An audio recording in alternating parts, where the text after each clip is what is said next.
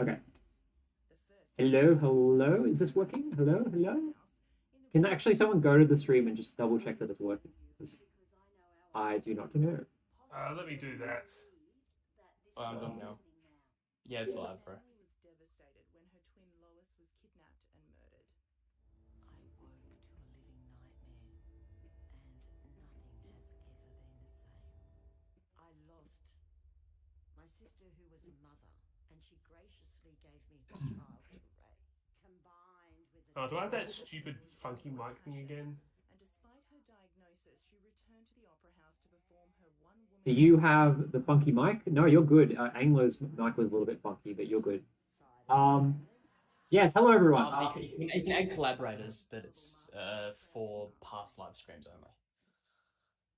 Hello everyone, welcome to the stream. We have a couple of minutes before we're due to start, or the ABC is due to start. So we're just sort of getting set up a little bit here before. All right, the video should be up on. I posted the video to my channel, so that hopefully should mean we should get some people coming in from there, and then I should just post it to a few other places. So I probably should make like a poll to get us started. Let's see. Okay, so Liam Davis says LP. Oh, right. LP 37. OMP4, Lib 1, Independent 5. Let me make a poll here. Can you make a poll anymore? Is that a thing? Did they get rid of that? Oh, no, here you go. Poll. Okay. All right. So, how many seats will?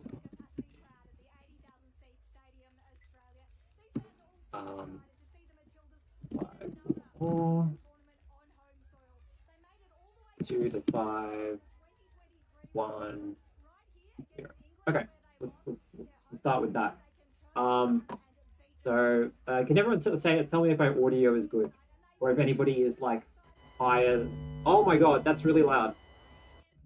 Yeah, I don't know what happened there. Whoops. That was Max. That was Max. That was Anglo. All right. I'm just going to turn the ABC down a little bit because I'm still getting set up and it's like disrupting me. So it's actually really low now. Okay, we got here 2 to 5, 6 to 76%, 5 or more, 18%. Yeah, seems like we're all pretty much in agreement, at least like that's kind of how I feel about the situation. One Nation's gonna become the official opposition. Corey Bernardi. 4 out of 10 audio. Okay, well that's not amazing.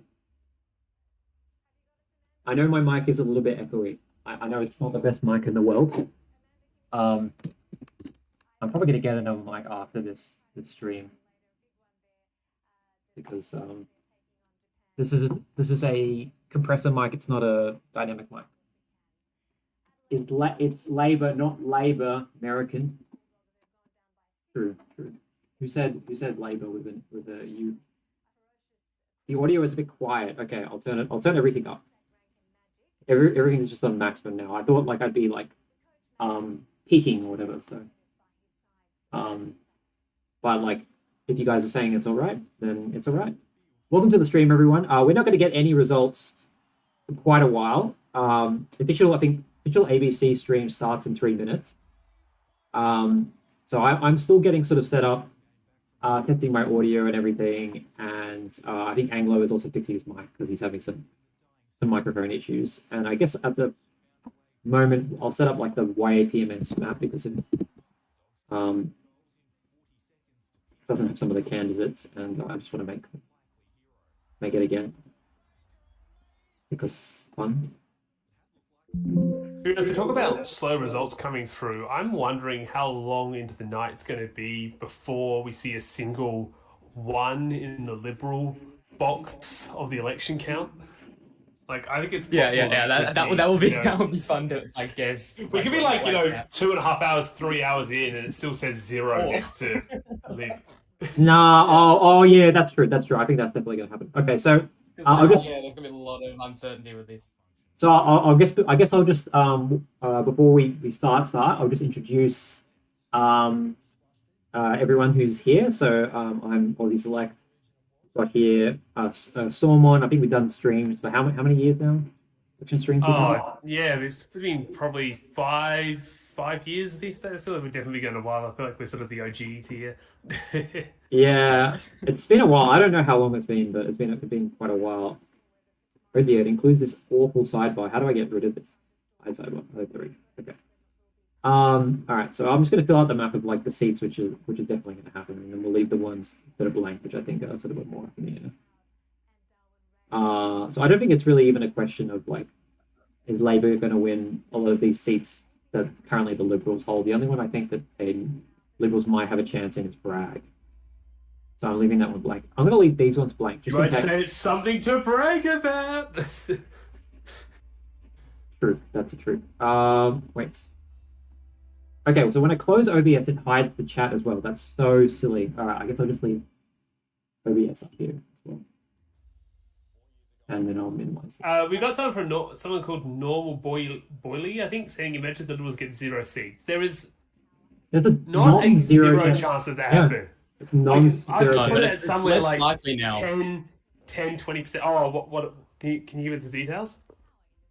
From the preference deals with the Liberals, preferencing One Nation. If they I didn't thought do One that, Nation then- didn't. Oh, okay. No. I thought One Liberals Nation wasn't going preferencing the One Nation Liberals. to help them get seats. But because they're doing that, a lot of more people are just going to flock away from Liberals just because they did that, and it's also going to guarantee probably an official opposition of some sorts, whether that's One Nation or One. Yeah. One Nation aren't preferencing anyone, so Yeah, that would no. that's No, hurting the Libs. Yeah, The Libs. but by the Liberals doing that, they've basically guaranteed that there will be some form of opposition instead of a complete wipeout for everyone.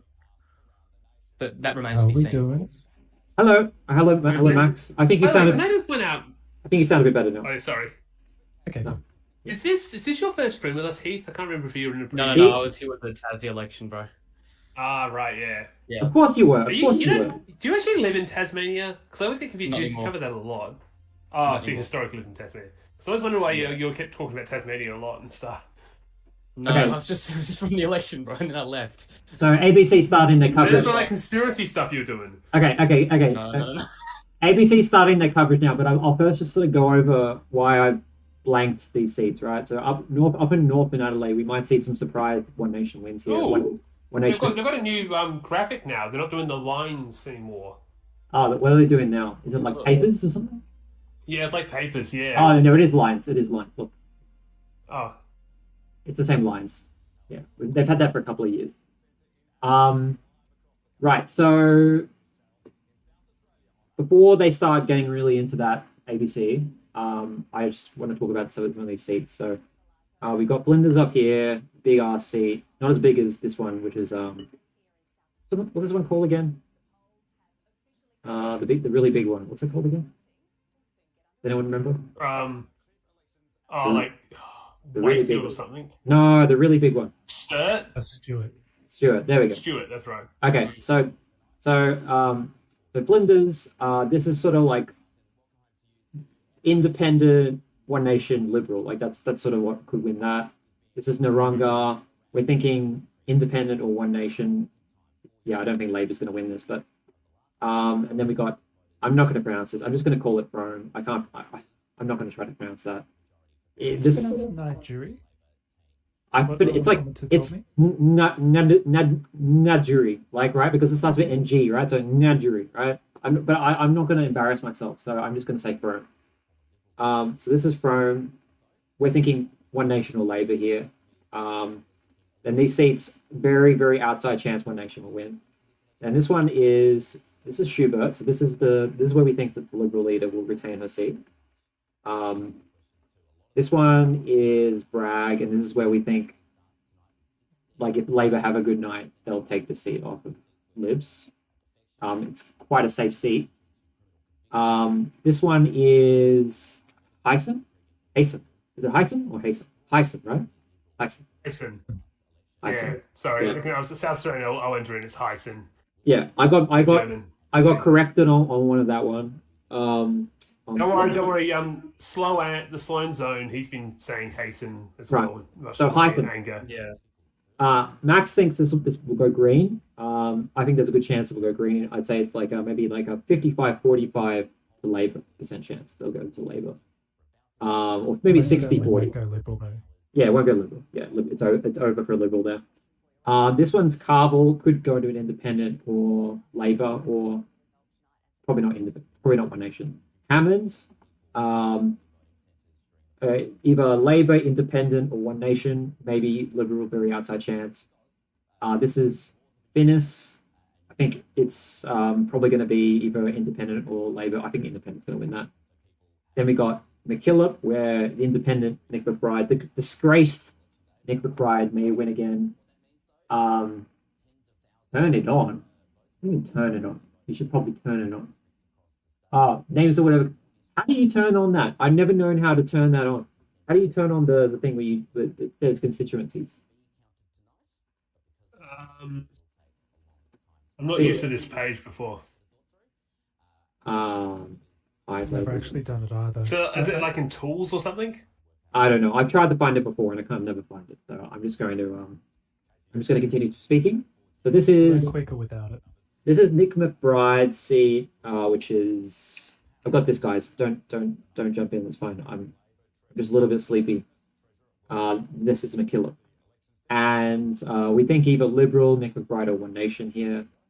Mount Gambier, probably either Independent or One Nation. I think Mount Gambier is the one that's more at Right, the bottom. Region tooltips.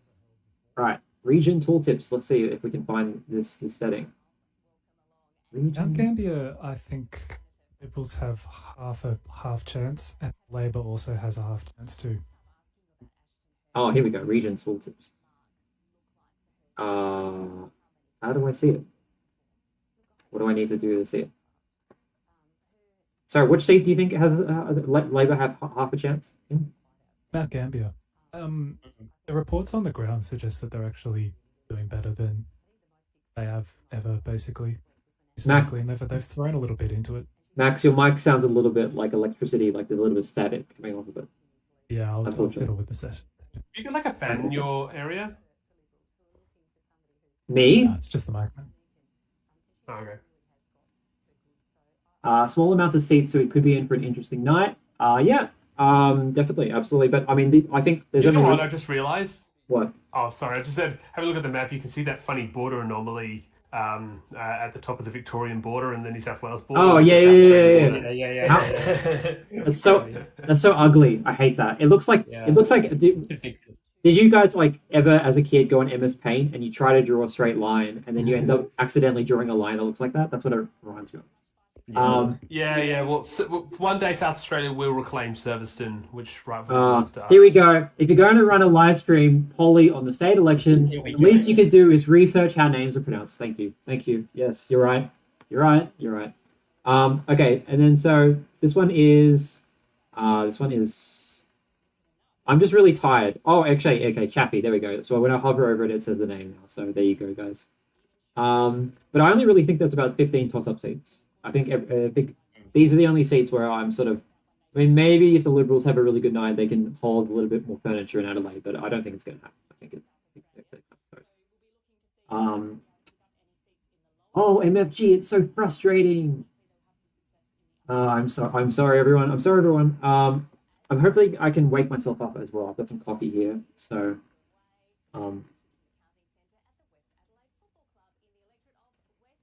but yes, welcome to the stream, everyone. I'm gonna put it back to Casey Cam. You can see the bingo card we have here.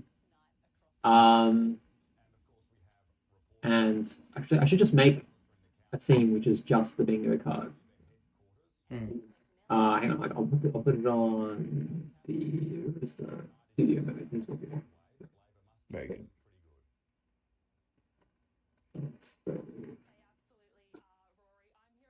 But yeah, so I made this the other day, so it's slightly outdated in that I think One Nation could do a lot better than I expected when I made this bingo card. At inappropriate handle as an SA person, we don't know the pronunciation either. So I think it's a really petty thing to get annoyed about when someone doesn't pronounce the names of the electorates. Yeah, I don't like Just sometimes that's the in story of my news life, videos my it electrics and happens. shorts.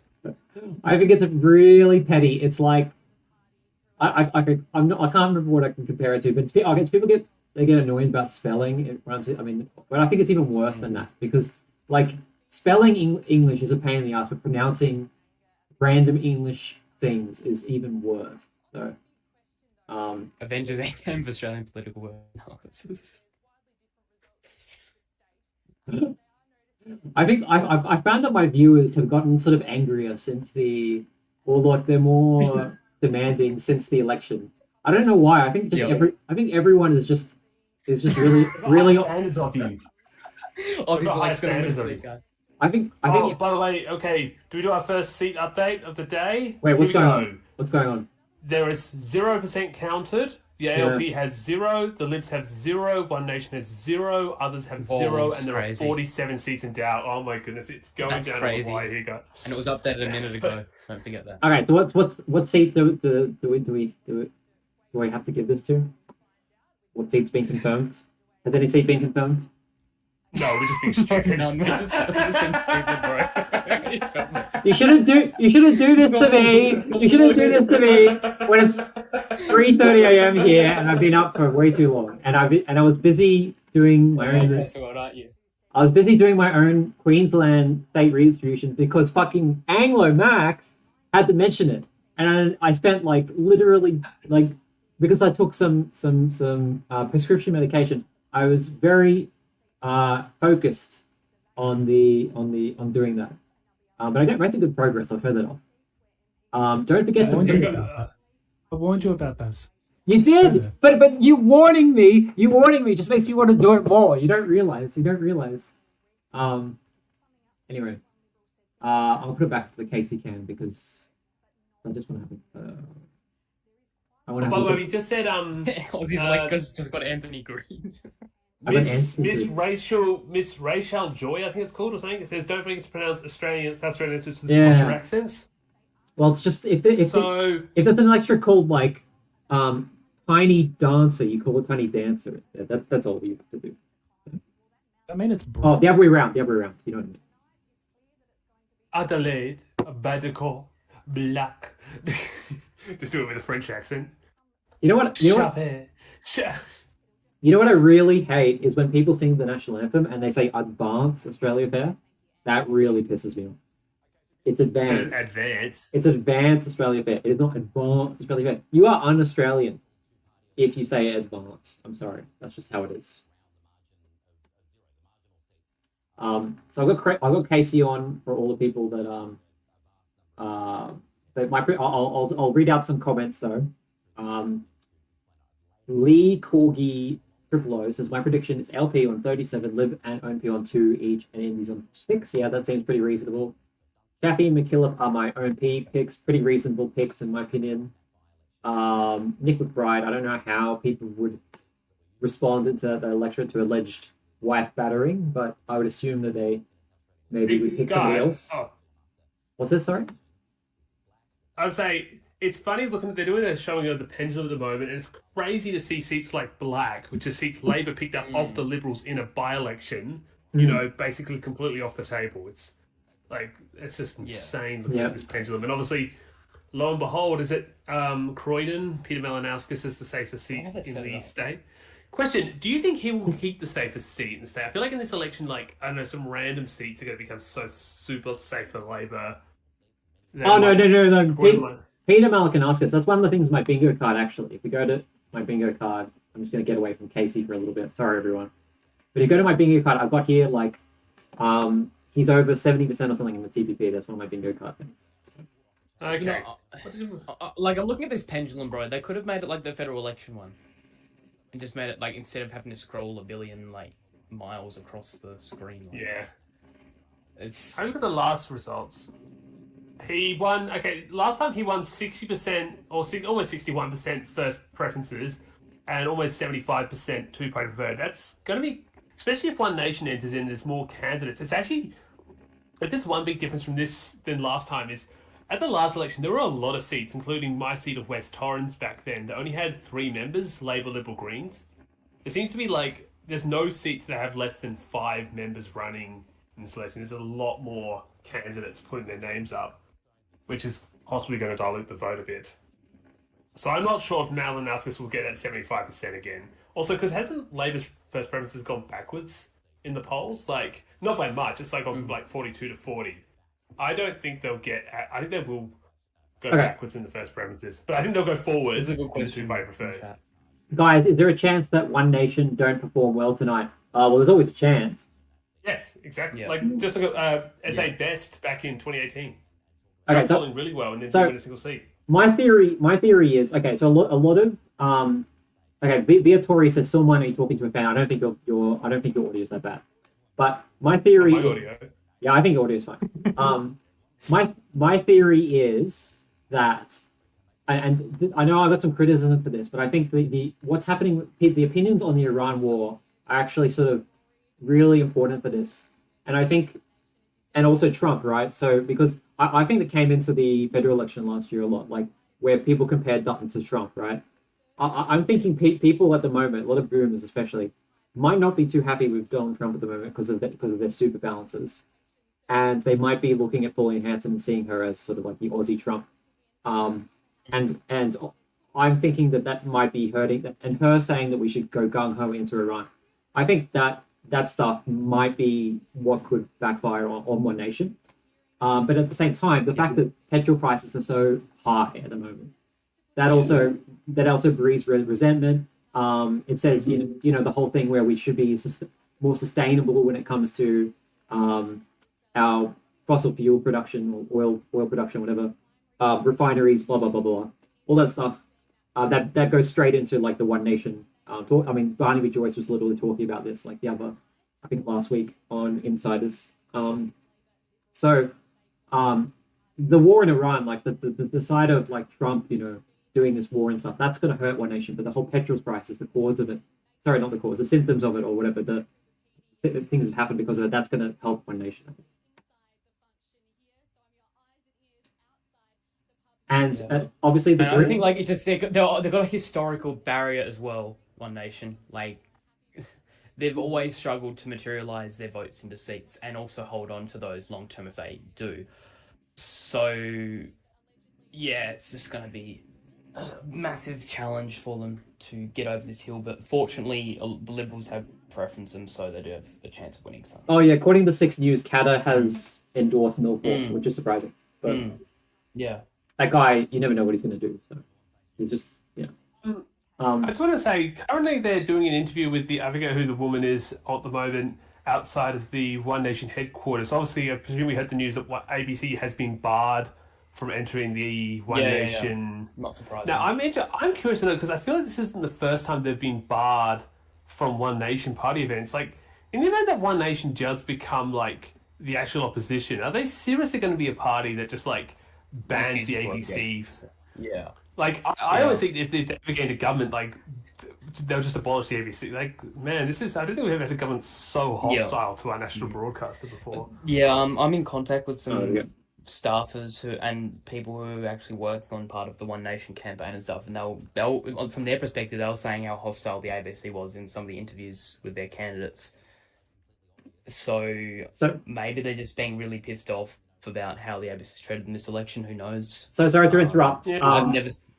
Sorry to interrupt. Before. Go on. But I've got a comment here. Some rural areas are expected to show a lower Labor primary vote, but not enough to see any seats change. These seats will see an increase in One Nation votes, especially North and South Adelaide areas. I mean, I think it's more of the case for Northern Adelaide. How do you think One Nation's going to go in like these northern suburbs, really facing a lot of rental stress? I know these northern suburbs of Adelaide. How do you think One Nation's going to go there? I think these people are really resentful. I think I'm sort of 80, maybe 70% confident that Labor will hold them, but they could be a Labor One Nation contest. I think, even though I think One Nation is more accepted, I think they're still considered quite hostilely by a lot of people, and that would prevent them winning. But there is, as I said, there is like a 20-30% chance that the numbers could be quite high, because these seats, like Labor keeps saying we don't take these seats for granted, but they kind of do. And so, yeah, if they really feel like they're being taken for granted, there is a good chance they could completely like there could be just enough of a first preference vote and enough of people trusting them that in a freak surprise they could lose. Labor could lose these seats. The thing is, in the federal election, I actually thought One Nation were going to do really well up here.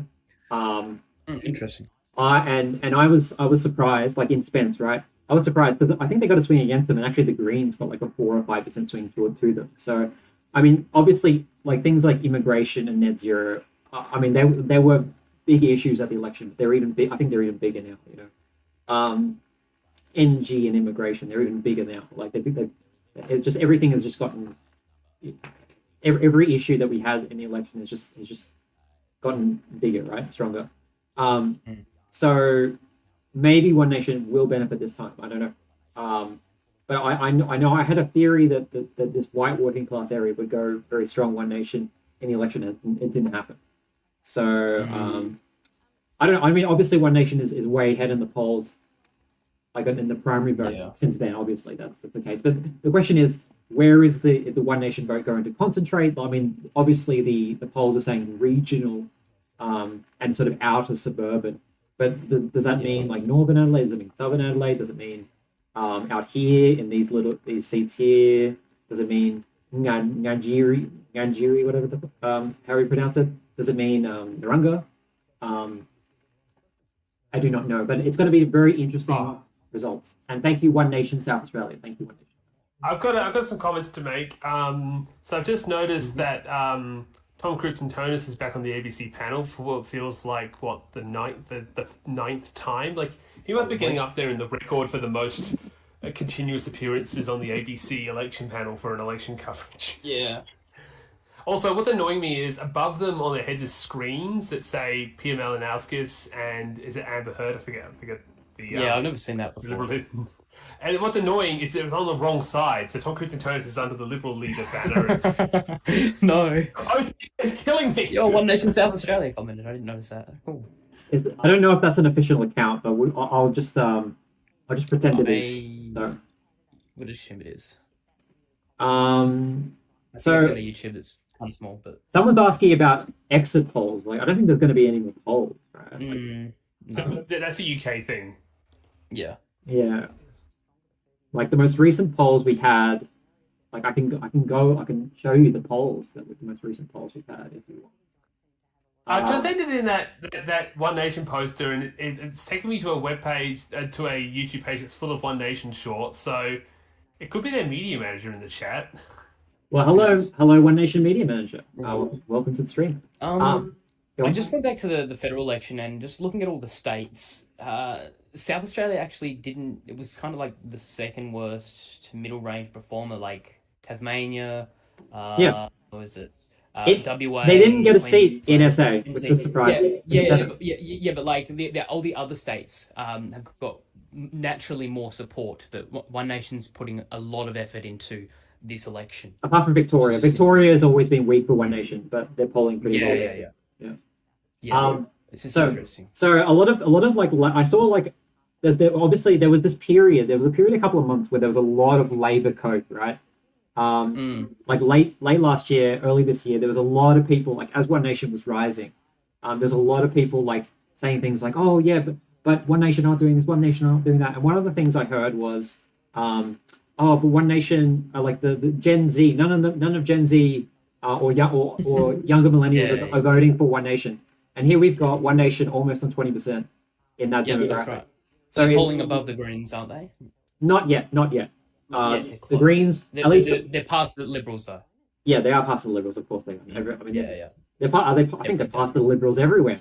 Everywhere, yeah. Yeah, they are, of course. Yeah, I mean, and they're past Labor in the boomer demographic. It's surprising when people talk about One Nation doing well in the young age group. Is that just okay? Maybe again I'm biased, but I've always found them as such a boomer sort of appealing party. I was gonna say boomer brain, but maybe that's a bit rude to say. It's just like they're not got policies aimed very much at young people out. You know, like have they got like much first time like housing policies? A lot of their policies are very much older generation focused, and some of the things that they're trying to put forward right now, especially like all of us, so young people, like we don't really see as appealing. So yeah, like Yeah. Like generally, maybe I'm wrong because I thought young people are pretty supportive of renewables because they can see the long term future that coal and gas don't have much future. And so, I mean, like I said, that's just maybe one way. But also, by the way, you're saying will I get bingo? Is that implying just getting 5 in a row in any way? Yeah, like in any, I'll go to the bingo card here. So, What are you feeling, Heath? Do you think you'll get bingo? Or you Alright. good? I haven't decided which I'm one to not vote sure. yet. so I'll just go through I'll them. say no because weird things happen. I'll Yeah. go through them. I'll just go back to the Casey Cam for all the people who are short attention spans.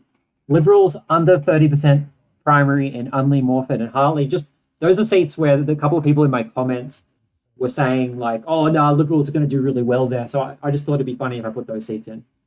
Anglo originally was giving Morfett still to the Libs earlier, so that's why I put Morfett in there. Hearn loses a seat. That's the obvious one. That's the opposition leader. If anyone doesn't realize, Sarah Game outpolls David Spears in Black. David Spears, obviously the disgraced opposition leader, back of as an independent, and Sarah Game is also running there in Black, which is really weird. Sarah Game is she's in the upper house, right? It's not Jennifer Game. Jennifer Game is like her mom, right? Oh yeah, I think I'm right. Yeah. Yeah, but she's running in Black, I think. Yeah, it's really weird. Bernardi becomes opposition leader. Obviously, that's basically One Nation wins more seats. That could happen. One Nation outpolls Labor in one Adelaide Metro seat. That's on primary votes. I should specify. Could happen. One Nation win Ngajiri. That's sort of like a lot of people feeling sort of like a 50-50 at the moment. Greens win Hyson. Hyson, right? Yeah. At the Greens That's Max is thinking that I think they probably won't do well enough. Combined SA Historically, they've never really. When have they won a lower seat house in SA? never, Have they ever? never. Never. Yeah. They've yeah, had they've had one through a defection. I'm not sure. I can't remember. Yeah, but that doesn't really count if you. Yeah. But they've thrown everything at Hyson because they've got no genuine prospects anywhere else. And apparently Labor didn't campaign that hard. What's One Nation WA in the chat now? Okay. I have a question. One Nation WA. Do you support secession of Western Australia for the rest of Australia? That's my question to you. WA. Be interesting. So going back to this, combined SA Best, Nationals, and Family Parties outpoll Liberals in one seat. Bro. Could happen. Yeah. ONP ahead of Liberal primary in more than 15 seats. I think that one's pretty likely at this point. That's pretty likely. Yeah, like I should probably put that on 30 seats or something. But like it was the other day, and I wasn't a Also, I have a feeling that if One Nation gets a seat declared relatively early in the night, they're probably going to be getting quite a few seats. Maybe not going to 7, maybe 8, but probably 6, 7 range. It'd be a while before any One Nation seats are declared, though. In that Yeah, sense, but if they because are declared early, they then won't that get the will vote. really set a trend. I'm going to make a bet. Peter Malinowskis' seat of Croydon will be the first called for the night. Okay, Well, yeah. So- pretty easy bid. okay. I'm just gonna speed run these. I'm gonna speed run Maybe these. California get into the Democrats before the count starts. I'm gonna speed run these. So Gibson has 60% TPP for Labor. That's the most marginal seat that Labor has, I think. Maybe Black. I'm not sure. Labor over 40% legalized not legalized legislative council vote. I probably think that's not going to happen at this point. Independents win more legislative assembly seats than One Nation. Liberals and Greens combine. Probably not going to happen, but maybe. Labor win all of Metro Adelaide. That's a big question mark. Family First and Australian Families more than 5% combined in legislative council.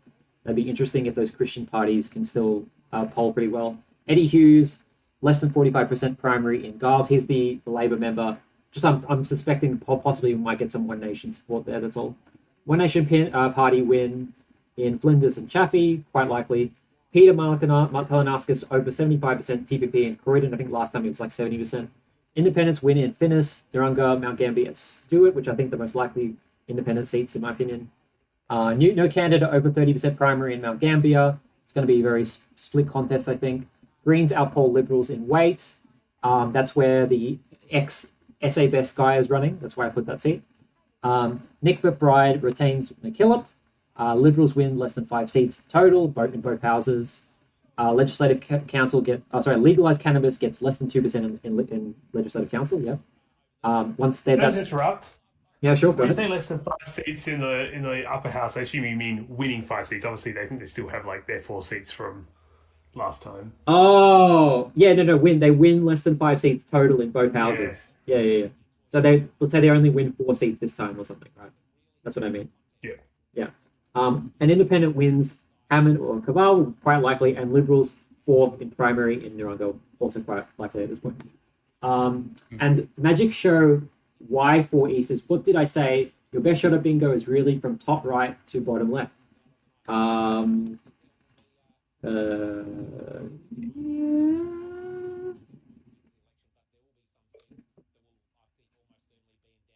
I don't know. I'm too tired to like actually try to find which one's the best. But Maybe you should play with multiple bingo cards if you keep losing. Have you got bingo before? I'm trying to remember. I did not. I don't think I got bingo on election night. I got very drunk because I was ticking one off. Whenever I was sorry, I was having a drink whenever I ticked one off, having a shot. Whenever I ticked one off. Well, actually, guys, I just opened up Facebook and apparently 7 News Adelaide is already like the polls have just closed and 7 News projects that Labor will win at least 8 safe seats. It's like, how do you make a call with 0 votes? Exactly, you can't do that. Like, it's just. That's just 7 being like, we need to beat the ABC. I must be faster than the ABC. Yeah, Actually, so- did we put on the poll that this is like the fastest election called? Nah, it wouldn't be because they could count votes faster back in the day. I think because of less like mail-ins and stuff. Because I think Queensland 2001 was Anthony Green's fastest call. Also, followed How by fast was that? WA 21. I think more Queensland more- 21 was where Labor had a landslide. more seats will go to Not 2001. more seats will go to preferences because of One Nation as well. Don't forget that. So that's Yeah, the other so issue. it probably won't be a super fast called election. And- Although I expect a call within 3 hours. And also, don't forget the WA election Yeah. where like the Liberals got completely wrecked, and there was no One Nation in the mix. Yeah, in and that was also Labor surging, so it was a bit easier to know that Labor's going to win as opposed to here. But there is Also- a possibility that One Nation actually wins enough seats to form a hung parliament. Probably Yeah. not, but could. I've got a feeling here, it's like not 100%, but it kind of feels like WA like 2.0, but like light mode, where like the Liberals haven't obviously conceded like officially, but like everyone knows they're basically getting up and are probably going to get wiped out. So it'd be interesting to see how much of like the vote just shifts. This election will be a very long election for its final results. Yeah, so what I've tried to do with this bingo card is I've tried to just put things that we could probably figure out on the night. Because on my other election, the federal election one, I had things that obviously wouldn't be worked out for like weeks or something like that. That's why I haven't put things like TCP and shit on it, because it's too hard. Just to interrupt, just to let you know, it's been half an hour since the polls have closed. Right. I think we get the first results in about 15 minutes as some of the smaller booths Yep. get their counts back. So I'm going to go around. I'm going to go around the table, and I'm going to ask you guys, how many seats do you think One Nation will win? And I'll start with you, Solomon. What do you think? I don't think they'll win more than 5. Fair, that's fair. I think I'll go the low ball number, and I'll say about 4. I think they are going to 4. win seats. I don't think like Okay. 96 News said they weren't going to win anything. I think they'll win about 4. Okay, so what I predicted was McKillop, Chaffee, Ngadjuri, but that one was like a 50-50. I'm not sure about that one.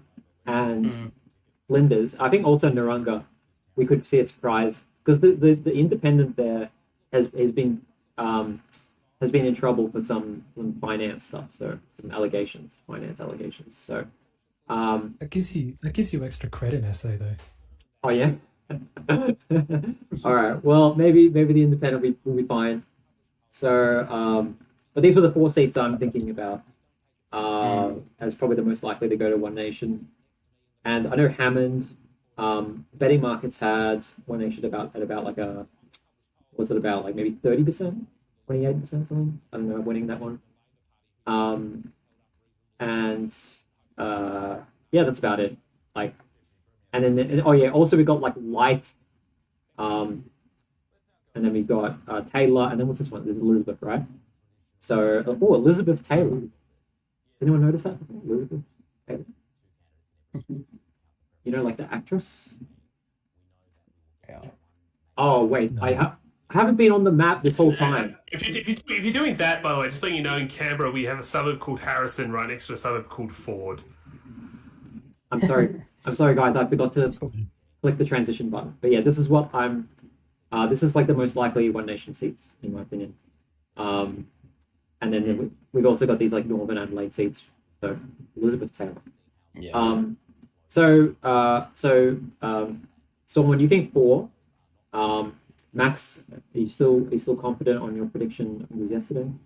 I really think that they've got a battle to win any seats. Like they could come Right. close Yeah. in 6 and not get over the line, or they could win 5 or 6. Yeah. But like each seat that they're a good chance in, there are significant like counter narratives and counter arguments and complications with independence or preferences or all sorts of things. They would have to have a really good night, and then they'll kind of sweep the board, or they're just not going to get there. Is my feeling. So Are you Nezkara, basing that feeling off how 2018 went for SA Best? No, not really, because SA Best had the opposite problem where they just sort of did kind of well everywhere, didn't they? Like they had very few districts where they were The truly reason I'm saying that is because that was the first thing, and we think One Nation's going to do a lot better in the rurals, which is where I'm expecting them to win those 4 seats, not in Adelaide. Yeah. It's that also, and I think the Liberals and Labor were much, especially the Liberals were a much stronger party then. It's just, I'm just giving you the reasons why I think that they could win seats, despite the fact that history said that third parties struggle, as we saw with, say, SA Best in 2018. well, also One Nation are like polling 25%. SA Best, in the end, were only polling like the mid-teens. So it's a big difference in preferential voting systems.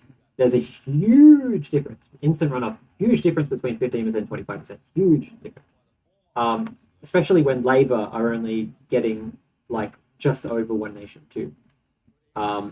So they aren't. Yeah, I think to answer your question, Solomon, what am I basing it on? But one thing that I've been thinking of throughout this campaign is that they do well with people who are upset at both major parties and are looking for an alternative.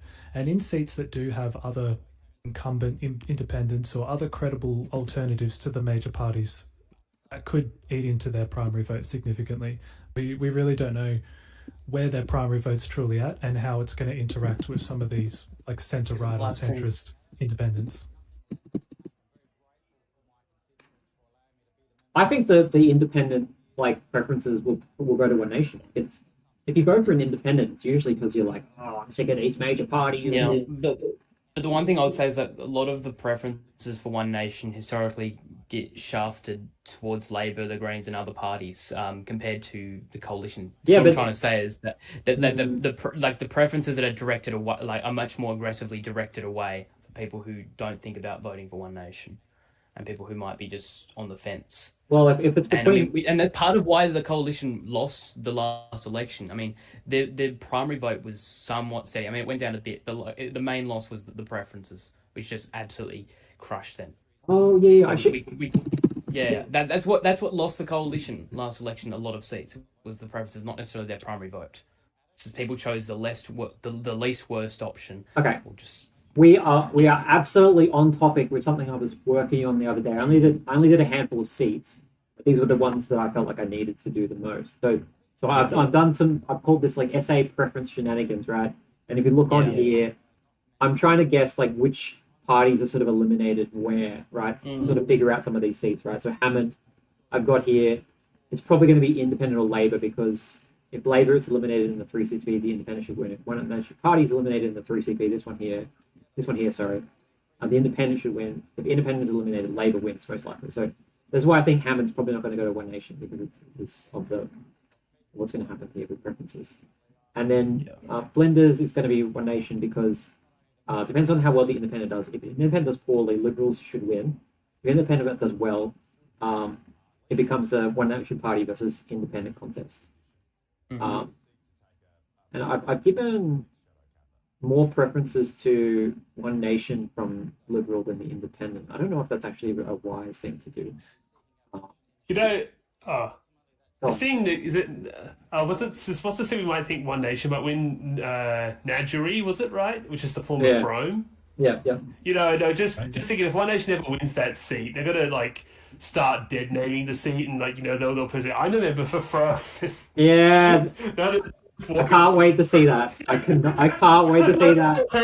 Actually, did that. I can't wait to see that. I cannot wait to say, no, I'm not calling this seat this name I can't pronounce. I'm calling it Frome. It's Frome. It's named after. I forgot what Frome's named after, but Frome was a great Australian individual that should have not had their name ripped off the. So, if you look at the candidate bio on the One Nation website, they call the name, like the seat name, Najuri once, and then they start referring to it as Frome. yeah, well, that's they're trying to show people they're They not. actually did. They're trying to show people that they're not woke. That's why they're doing that. I also think that there is the slight possibility that maybe Frome, for the people that live there, that's actually like they would understand that better. You know what I mean? Like they're used to it being Frome, so calling it Frome, Right. I don't know, Yeah. makes Yeah, more I sense. remember Frome because there was a by-election there a while ago, and the newspaper was it was right at the peak of Game of Thrones, and so it was all Game of Thrones. Okay. I remember that was quite That's funny. amazing. Funny. Okay. I feel like when they had that election with Batman a while ago, and like ABC did a whole Batman pun, Adam West. Yeah. Batman. Batman turned green, and it's a picture of Batman with who's painted green. Yeah. Okay. So, all right. So this Yeah. is Legislative Council, everyone. This is not Tetris. This is Legislative Council. The ones on the inside are the old seats. We've got Sarah Gain here, who's running for the seat of Black for some reason. So these ones aren't up for election. The ones outside are. I think most people are pretty sure that Labor's going to get 5, Greens will get 1, One Nation will get 2, Liberals will get 2. This last seat here is the big question.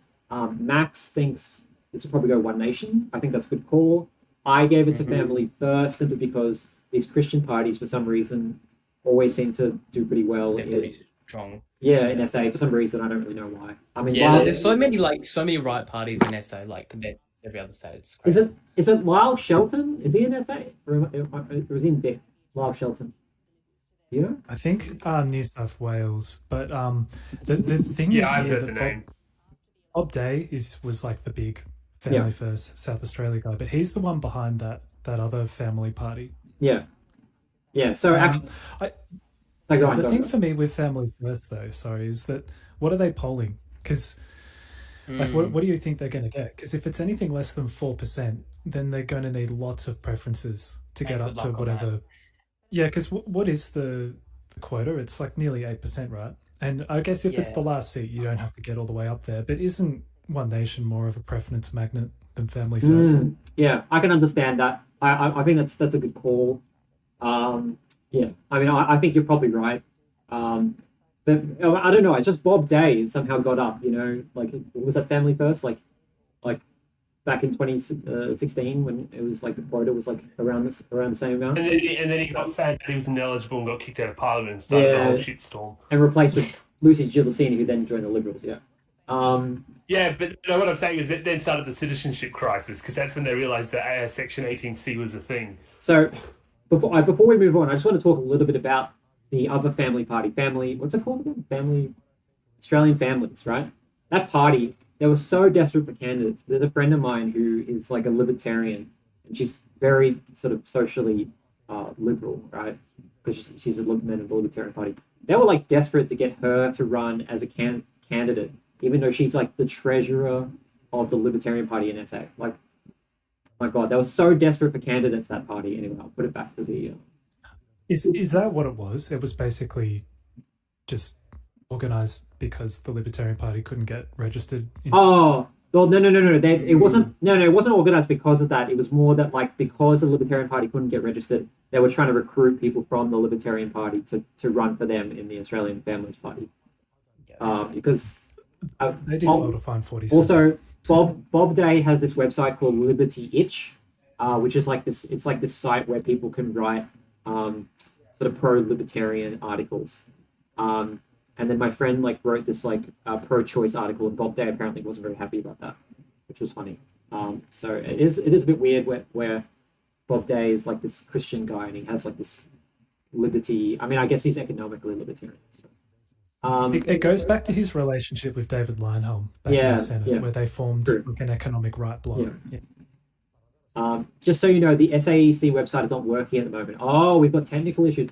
You know, this I heard people talk about this, where people were thinking that they're going to do a US 2020 where they're stealing the election, and it's all going to be, the results aren't going to be released. There was somebody on Twitter talking about that. Actually, let me see if I can Yeah, find the blue tweet. mirage. Yeah. Let me see if I can find the tweet about it. Hang on. Wow. They had issues at some polling booths today. I think in the district of Giles, they The election's decided gonna not get to open stolen.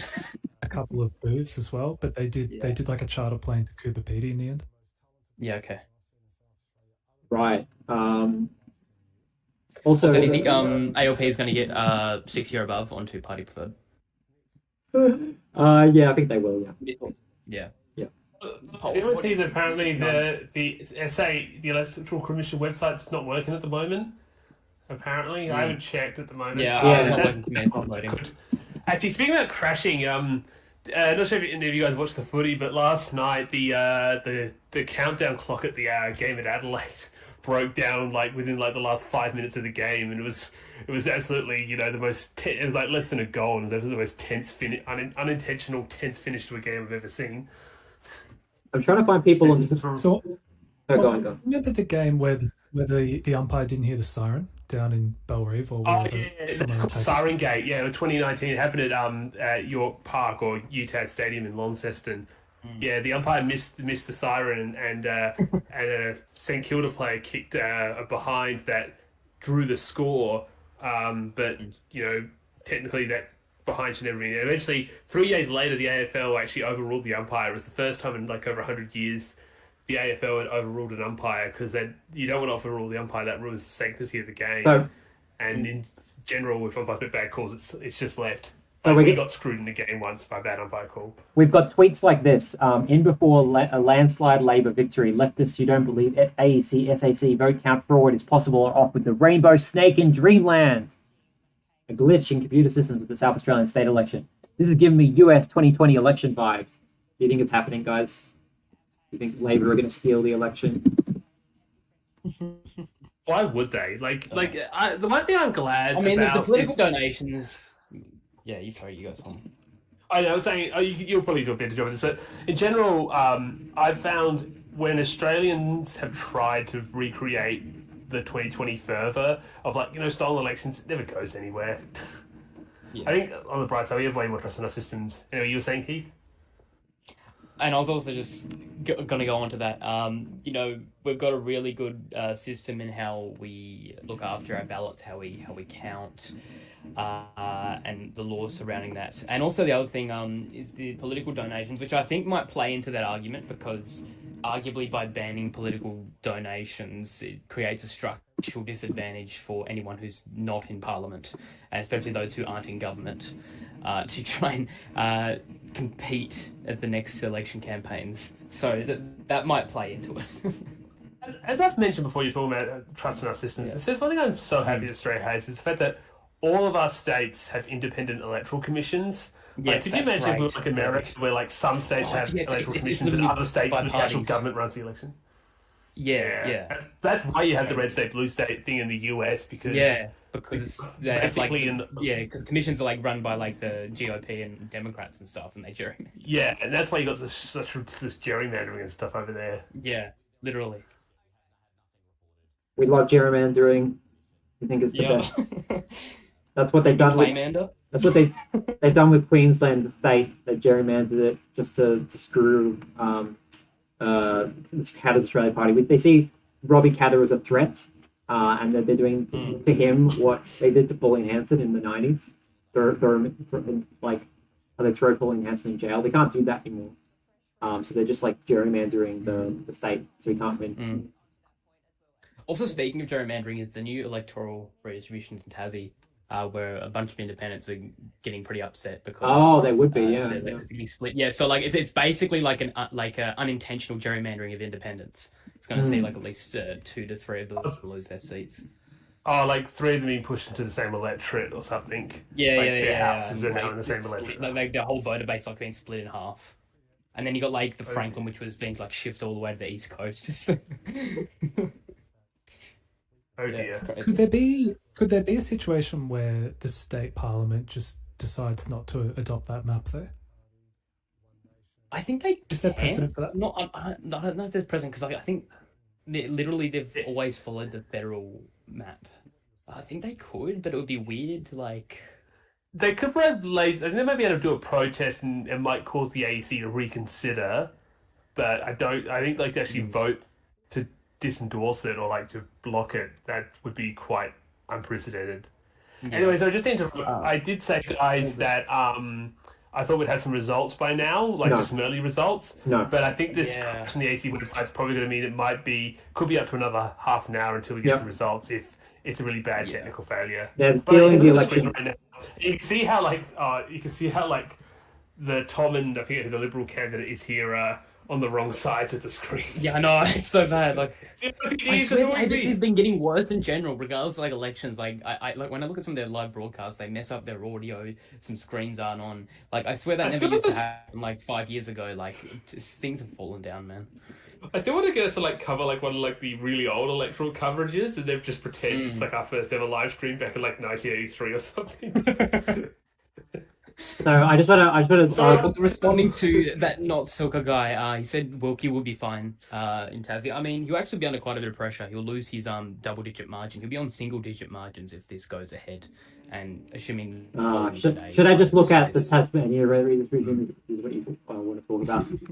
I'll look at that in a second. Yeah, well, actually. let's say Just one that extra We- ball we- waiting. We have time to kill because these results are taking forever. So I just want to Yeah, so I'll just yeah, talk about really whatever. So okay, so I just want to quickly talk about my Queensland federal. I'll do a video on this, but I spent like so much of my time working on this. I think it broke when when I imported the file, unfortunately. But as you can see, like Flynn, I think needs to like shift basically downwards, and then like Ipswich needs to be like made way smaller because this area has just grown so much. Well, did you just give like all of like North Queensland to Kennedy? Pretty much, yeah. Like, have a look. It says Leichhardt's just in like Cairns now, is it? Where Yeah. is Leichhardt? Look, there's Leichhardt. That's all it needs to be. It meets quota if it's that. Oh wait, I realize the stream's a bit late, so I can't see what you're showing me until you Oh, get to that point. oh, okay. Well, yeah, it's just literally just cans, basically. Like, you get into the stream now. It's up to the point of the stream where it's here Yeah. it is. Okay, that's what Leichhardt looks like. yeah, Wow, that's tiny. yeah. I mean, that's all it really needs to be because cans are just grown so much. So many boomers have moved there for like hot, warm weather, you know. So, Well, it's funny because for a long time, Townsville was the only like single city electorate. Like every other city along that coast was part of a regional electorate. there's Townsville. So, but the main thing I wanted to do with this was I wanted to cut the electoral boundaries roughly where I think like a North Queensland state would be, because everyone talks about that. So I cut it between Gladstone and Rockhampton, which is what they always talk about. There's like actually an LGA here, like Livingston LGA here, and then here it's the Gladstone LGA. So I just cut it like right on the LGA. Anyway, that's Queensland. So what website is this? This is AU Redistribution. It's a very, very cool website. I'll show you we can talk about the Tasmanian one because I actually made my own redistribution and it was terrible. It was actually really bad. That video I But isn't made. it funny if they end up doing that Leichhardt redistribution, we have to have like one additional cutout. You know how the map for Australia, it just shows all the regional electorates and they have little like cutouts for all the cities, and then that like one cutout for Darwin, that one cutout for Townsville, and there's gonna have to be another cutout for Leichhardt, which is gonna be quite funny. Yeah, AU redistribution tool. So this is Tasmania. My video I made was really bad. I suggested that they should make lines go from here to here, which just doesn't work at all. Like you really I actually think that the new clerk is really that's all they can really do, pretty much. I guess the main issue I have with this is the fact that you go into Brighton and then you go out of Brighton back into Lyons. That's very awkward, right? So I think that either Franklin needs to be sort of expanded up this way, So where is it? So this is so much easier than bloody Queensland one. There's so much less to work with. So Franklin needs to be sort of expanded this way and then reduced up here like this. Wait. Like that. Something like that. Yeah, I don't know. So the blue one's Lions, right? And the yellow one's Clark. Yep. The yellow one's Franklin. Yellow This is is Clark. Franklin's- Red's Clark. Clark's red, yeah. Sorry, Franklin's been moved away from the south, sorry. So That's a cool tool, man. yeah. So I think this makes more sense because then you're in Yeah. Franklin for a lot more before you leave again. You know. Yeah. Yeah, I still don't Yeah, like 'cause, how like, the North, because, like- North Hobart's in lines and then it sort of curves around all the way to the east coast. So Yeah, like I didn't like that at all. The board, It's as they what's say the in name they say in strategy role playing games, the border gore is disgusting. Yeah. So Is there any way Yep. to make a lines that kind of makes sense though? Otherwise, it is purely just leftovers if you get all of Hobart out of it, isn't it? It always has been, hasn't it? Yeah, Lions has always been like just a lecture with no city, but just always really close, so close to getting a city. And yeah, it's just weird how population just distributed the coast, and there's like no one in the middle. Everyone's at the edges of the electorate. Could we like switch And it then- and around the a bit north. so that like Clark has like most of Hobart and then Lions is like just the outskirts? I don't know. wait. Oh yeah, Julie Collins would run in Clark's. That's really bad for Wookie as well, because he'd already be on single digits, just from the vote split. I spent a long ass time. I always find that when independents pick up an established party seat, sometimes the independents brand can carry, because that's what happened to Jeff Brock in South Australia last year, where he got put into a liberal in the last election. He got put into a liberal electorate in Port Augusta, and it was like, oh, it's going to be his base in Port Pirie versus the Liberals guy in Port Augusta. The Port Augusta base, like that, just flipped over. It's like, oh, I like Jeff Brock. He's that cool independent guy. He's going to be ours now. Yeah, well, sweet. Yeah. Yeah. So looking at the Heath? Is that me or is that his microphone? No, I'm hearing Yeah, Heath, you've had a bit of a microphone issue. Yeah. For anyone who's in this, just arrived to the stream, by the way, where there's been a glitch on the South Australian Electoral Commission, and results are taking longer than expected. So I'm just kind of killing time here. Yeah. At the moment, I'm the just vote's getting stolen, guys. yeah. Is I'm- there I'm some back. official correspondence from the commission about that? Like, have they got a timeline or anything? You guys can look it up. I don't know what's going on. But going back, yeah, and assuming like the last federal election in Franklin, Peter George was actually pretty close. He got like 43. So with Wilkie contesting there, I guess some of his personal like vote incumbency would boost that up. But I think Actually, it was we've a just got- close race. I'm not sure if you guys saw this, but I saw an announcement from Leo Pugassi from 6 News who says the LNP will not win the SA election because the LNP only exists in Queensland. That's hilarious. That's so true though, He's so funny. He's so funny.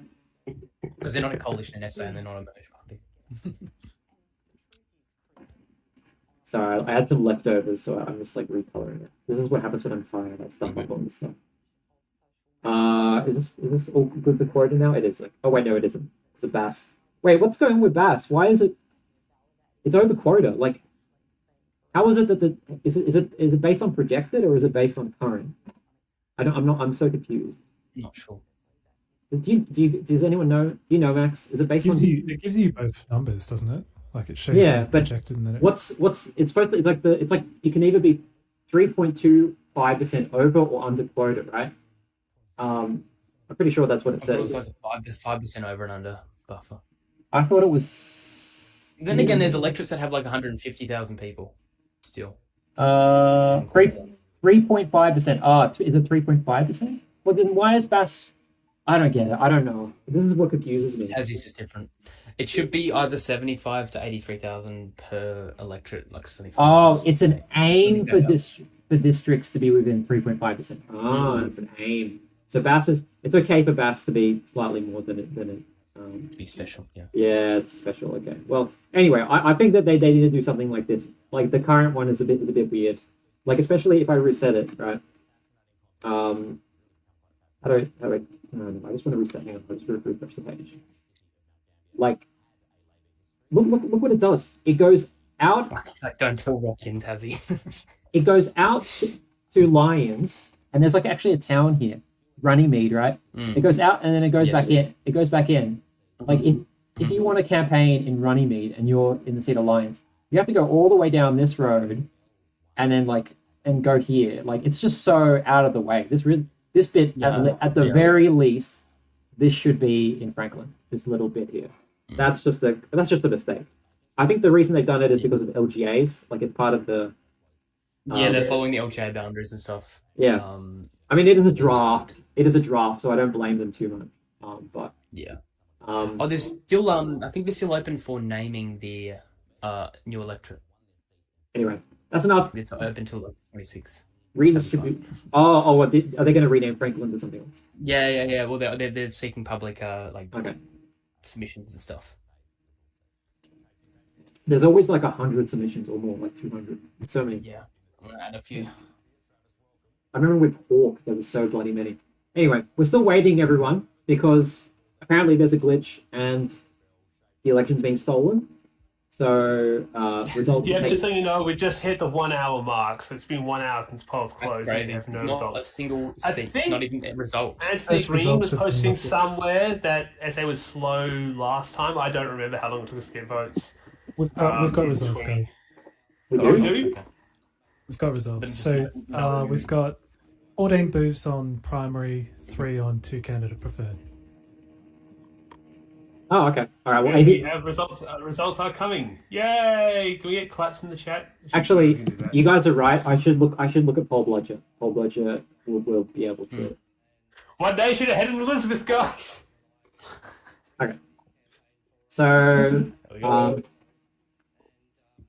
let me see. Are any of where is the number of votes kept? Like percentage? Oh, progress. Right. Okay. So the one that's highest is Chaffee at the moment, and Lee. Lee obviously Labor way ahead. This is interesting. So One Nation leading on primary, Liberals second, Fraser Ellis running third, or just ahead of Labor in Narunga. One booth. Yeah. Okay. Chaffee is the highest at the moment, so I'll look at Chaffee. Chaffee. Yeah, live ahead 2.5. Oh, Lib- Now, just a reminder, guys. Also, I want to interrupt to explain. If you guys are looking at the ABC website and wonder why a seat with a One Nation in like first place and it's saying it's a Labour versus Liberal contest, this is because this is how booths are told to count votes. What we are told, I've done this before. We're basically told to count the primary votes as a booth, and then told to calculate the two-party preferred, but with two candidates that were given beforehand, not based on the first preferences. So they'll normally just do a Labour Liberal count because they just assume that. Sometimes during the night, if they realise that, Labour and Liberal are not the two parties here, they then might redo it with One Nation and that'll give us the accurate result. But for the time being, they will just be doing Labour Liberal comparison. So don't go, why is there no One Nation there? So I just want to mention something. So look at these preference flows. 70% preferences are going to Liberal over One Nation. Now, I think this is because in a seat like Chaffee, it's going to be explicitly a One Nation versus Liberal contest, and so all of the other parties are going to be Labor and Greens. So this is why It's going to be exciting. This is why the preference flows are so high to the Liberals in a seat like this, as opposed to other seats where 10% One Nation. in independents are going to be are going to have a much different preference flow, I think, than 70% of Liberals. Yeah. Let me see. Okay, so the Greens are actually up for some reason. Labor's down. Maybe the Greens are going to do well tonight. I don't know. I mean, that's just like, Yeah, they might get a seat. Elizabeth is crazy, that one booth that has come Yeah. through. So One Nation leading on primaries with nearly 40%, Labor with 32%. It's probably on the ABC right now. Yeah. 23% swing against on primary. It's crazy. Yeah, 39, bro. Like the Green Labour, like that. Yeah, but then they're Family First and Lib, so that actually would be pretty close. Wow. I'm trying to call it Najiri because I kind of enjoy saying it, but I know I'm probably saying it wrong. So, okay, yeah. So Elizabeth, One Nation leading. Well, that's 72 votes. So, I'm curious to see where that booth is. Hillbank. Anyone know where Hillbank is? Oh, it should say. Hillbank, no. But the first booth in Bragg has come through as well. 10% swing on primaries against the Liberals. A lot of it's gone to the Greens. There's actually a swing against Interesting. Labor on primary. It's like first booth though, guys. One Nation on 10% too. I think in the upper house in Bragg last time they got about 1.4% of the vote. It was the lowest that they got out of any of the districts in the upper house. So even in the inner metros, bit of a swing to One Nation. Right. Do you want So to know? I just found Hillbank's like the eastern edge of Elizabeth, right on the yeah, hills. yeah. It looks to be sort of Hence the name of the Right side at the edge. Hillbank. right at the edge. Makes sense. Yeah. All right. So 10%. Yeah, 9% the Greens. Wow. That's I mean, it is just like it is just early days. Where is this though? That's what I want to know. It's in McGill South. I have been to McGill. Okay, that's right near the university, right? McGill South. At least the university's up. Oh no, yeah, okay, university's here, so it's down from the university. So it could just be university students. But it is a swing, so maybe university students are voting for the Greens. They're angry about Israel. I don't know. Yeah. Wait, does this actually? Oh, if I click on the Burnside, right. Where is that? I can't even find where. Statewide 25 on 0.2% count for One Nation. There's a big swing against Vincent Tasia in Hartley as well. Ooh, in the first wow. booth there. Wow, yeah. 21% swing against Vincent Wow. Tasia on That's primaries. Again, Ooh. though, Electric Tees again? Hartley. So, but Labor's actually down slightly, and the Greens are up, and then One Nation, 12% out of the gates. What is going on? What's going on with the Greens? What the fuck? I know, what is this? Not polling that well initially, were they? No, they're polling. It was a meme. They could never get past like 11%. Yeah, they were Yeah, just that they were was- just sitting there. Yeah, that's right. Nothing's happening. Yeah, look, this swing Like, Is is this? earlier this time? Labor's This- predicted to win that seat. You guys, okay? If the Greens do well, you people who commented and said like, oh, nobody cares about the war in Iran. Clearly, that's an issue, right? Like it has to be, right? Mhm. If the Greens do Yeah, really with the well whole here. fuel crisis. There's nothing It's else. surprising it would be better for a state election. Unless, like, Peter Malinowskis was a little bit too, pro-Israel in their minds, even though he's a premier, not really foreign policy in his purview. First booth in Hammond as well. Looks like a tight three-way tussle Hammond? between One Nation, Liberal, Ooh, and yeah. Labor. But there's a slight swing against, is it Airlie Keane, the Independent? Big swing to Labor on primary. The Liberals aren't doing too badly on the primary vote, actually. 25.5%. I don't know if that's Depends where you projected. look. I don't know if that's Hammond's on projected. 28 on Paul Bludger. Like, the swing is like 1%. It's not very. It's actually a swing to the Libs. What the hell? Really? What They for look Hammond okay. No, they look okay in statewide. Hammond too. Statewide. or statewide? Oh, Yeah. yeah. We need proper results though. There's all kinds of different Yeah. trends at the moment. It's too random. Yeah, Hmm. but it's just Look, annoying this that is it all the- came this is what through happened at with once. everyone Not just has. one or two seats to start with, and we've got like so many already. It's exciting to finally get results, even if they're like 2.5%. Yeah. Let me But have like a look. even then, like there was ridiculous swings on federal election night. The Independents. Yeah, and then they found them actually turned out to be real. Yeah. So I mean, what the somewhat. what is- for the Libs? It basically that trend maintained. One Nation, 40% in Narunga. What the heck? I thought it was the Independent at first, but no, it's One Nation. Also, I never made my actual prediction. But like I just don't You have a can't single make it one. now. Like, yeah. Well, I'm just gonna say that I was gonna underperform. I'm just waiting for the first figures. Okay. No. Okay. My first take is I know it's the first figures. My first take is that Labour is underperforming. That's my first take. For sure, most certainly. Uh, Greens are definitely eating I up a don't little know. bit. We have to wait for pre-poll. We have to wait for the pre-polls to come through. Oh, here we go. It's always the freaking pre-polls, man. Okay. This maybe Poll Bludge is a bit out of date, but the Independent is not. Yeah, I think it is. Yeah. Okay. I well- can't get on the SA website like the. So just again, I'm too lazy to go this on whole the thing, the working class suburbs striking again. 18% swing against Chris Picton in Ghana as well. So he was the minister responsible for the patient leaked email thing, and most of that's gone to One Nation, who've come out 24%. One booth. In Ghana. Is that a booth? What Ghana. So it's Southern Beaches, just north of. It's still the cave. Yeah, sorry, it's spelt like Kuana, but apparently it's pronounced Ghana. I think it's. Yeah. As someone from Adelaide, I hate. Wait, okay. Yeah, I hate. Who wrote it like this this? Oh, this one I see. Okay. It's the local Aboriginal name of the area, right? Yeah, but we used English characters to write it. Real.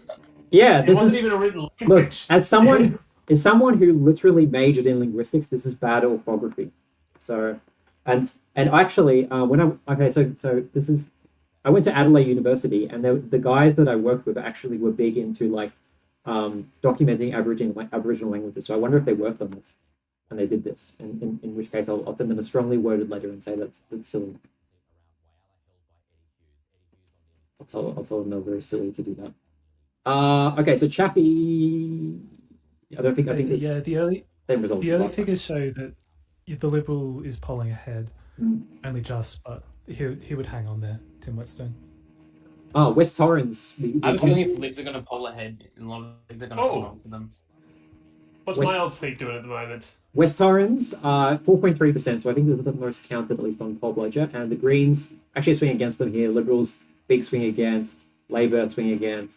One Nation getting 17%. And the two-party vote is 74 to 26 against the Greens. The Greens. Yeah, just heads up. I never remember this election last year only had a Labour Greens Liberal candidate at the election. So I don't know how that's going to affect the numbers. Well, Right. So when you clearly see so. if you see little primary swings, it might just be that. Like a little swing against Labor is just because Yeah. there's more.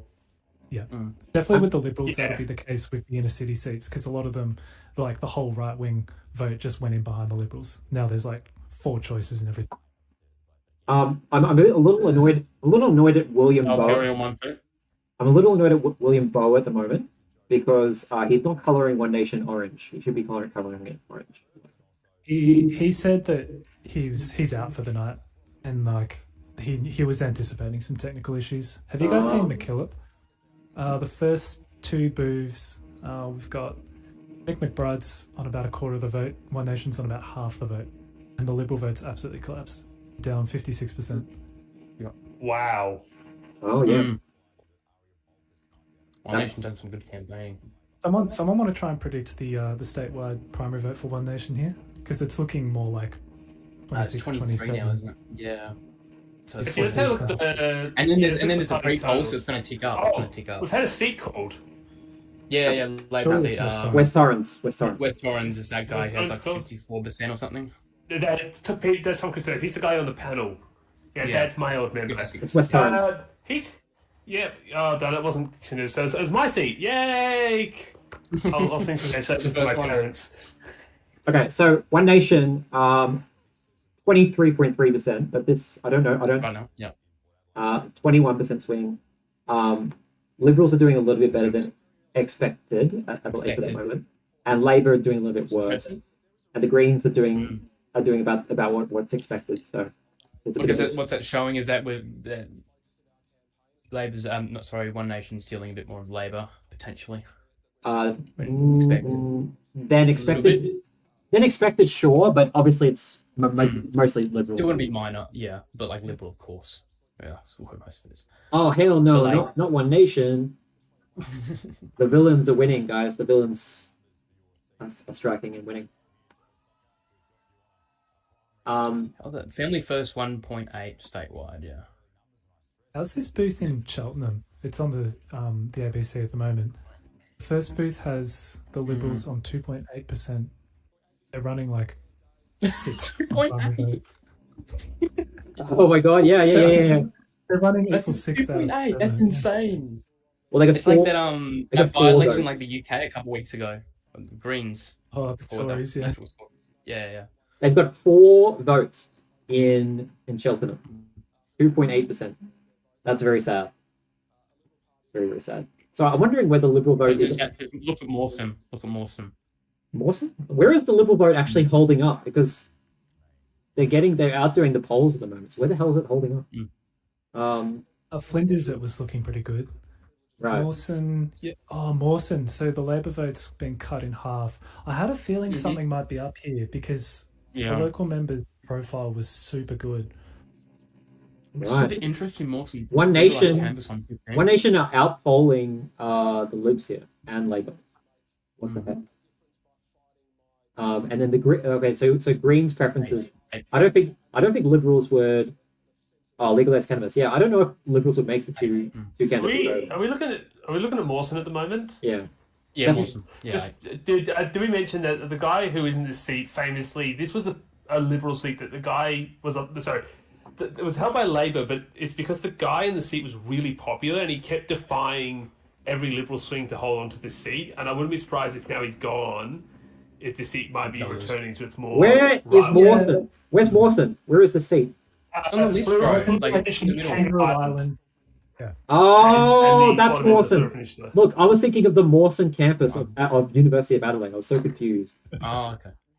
Why do they have to name everything the same thing, even though it's all over the place? You're definitely right. It's a person. This was gone.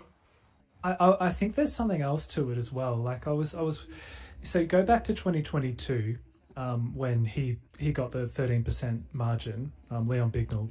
That was after the Kangaroo Island fires, and that was like the last kind of conservative stronghold in this seat, and then he flipped all those booths. Whereas now it's like, well, there's the algae bloom and there's all these other sort of little things, and then his personal vote's gone. I wonder if like there's a bit of a local specific thing going on there that's not just his personal vote. Okay, that'd be interesting. So I just want to say the poll bludger is I think it's done a little whoopsie here because I don't know why One Nation is not in the 3CP. Doesn't make any sense. If it's out polling, it's going to be a One Nation versus Labour contest, probably. I would assume. Yeah, overall.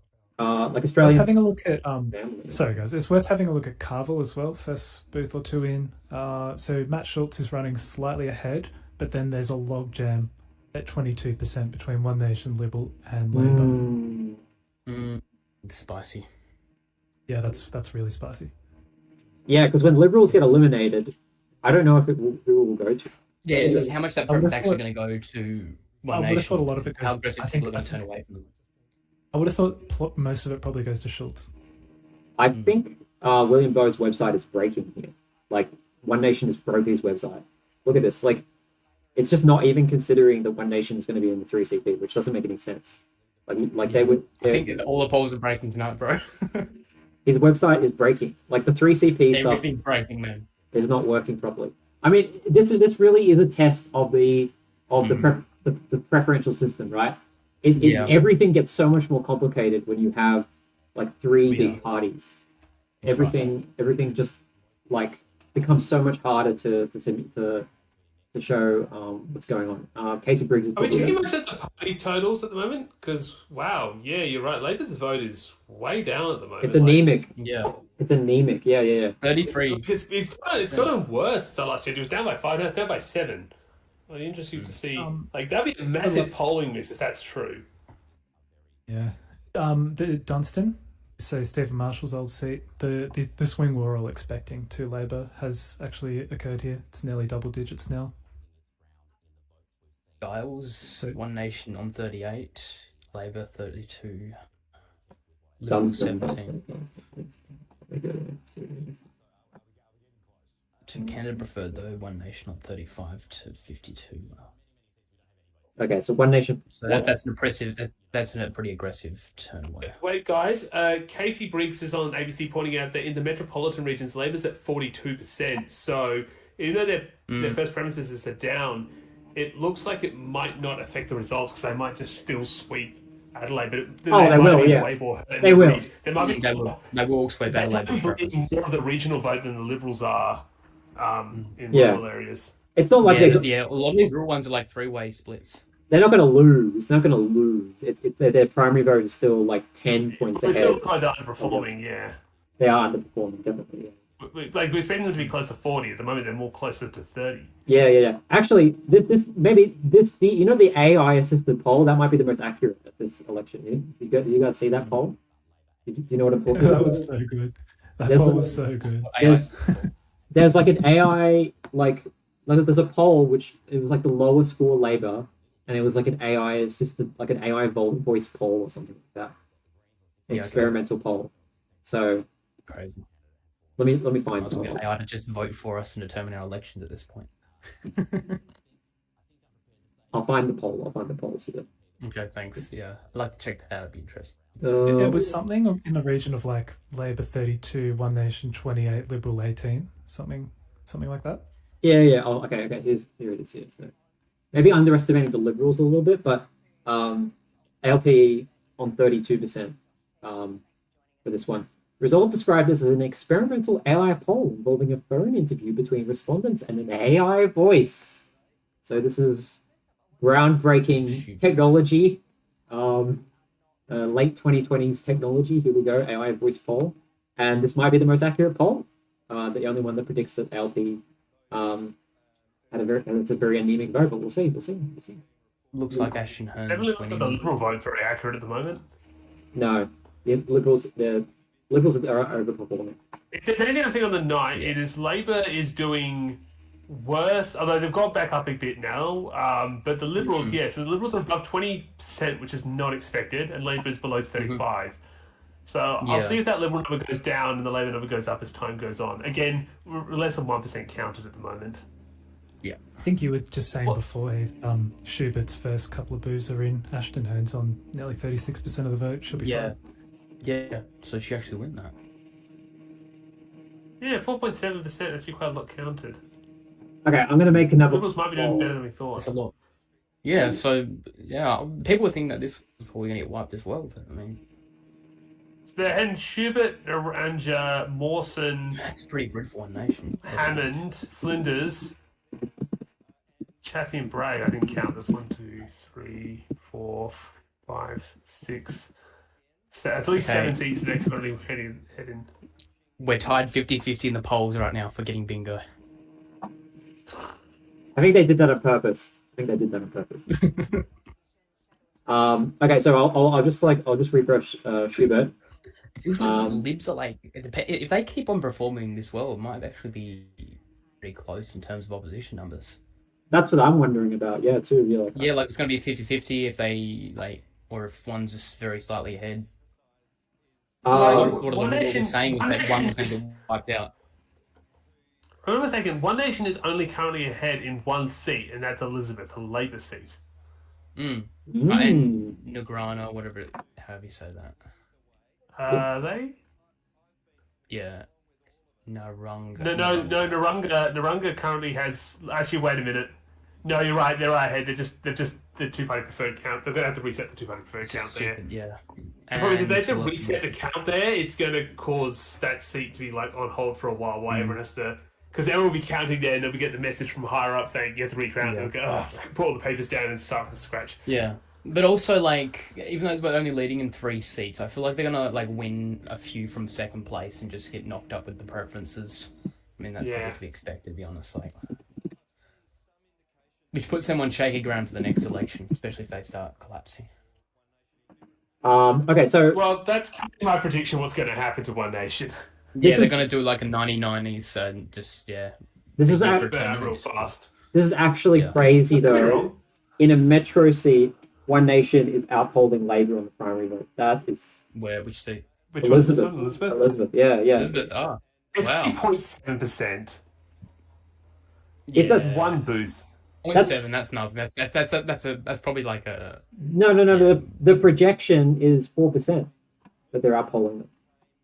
It was a big swing away from Labor compared to that booth. last Actually, Yeah, I yeah, that's So maybe the whole demographic shifting. Hammond. Yeah, well, I'll have a look at Hammond. 'Cause I thought that one might be interesting. Hammond, you idiot.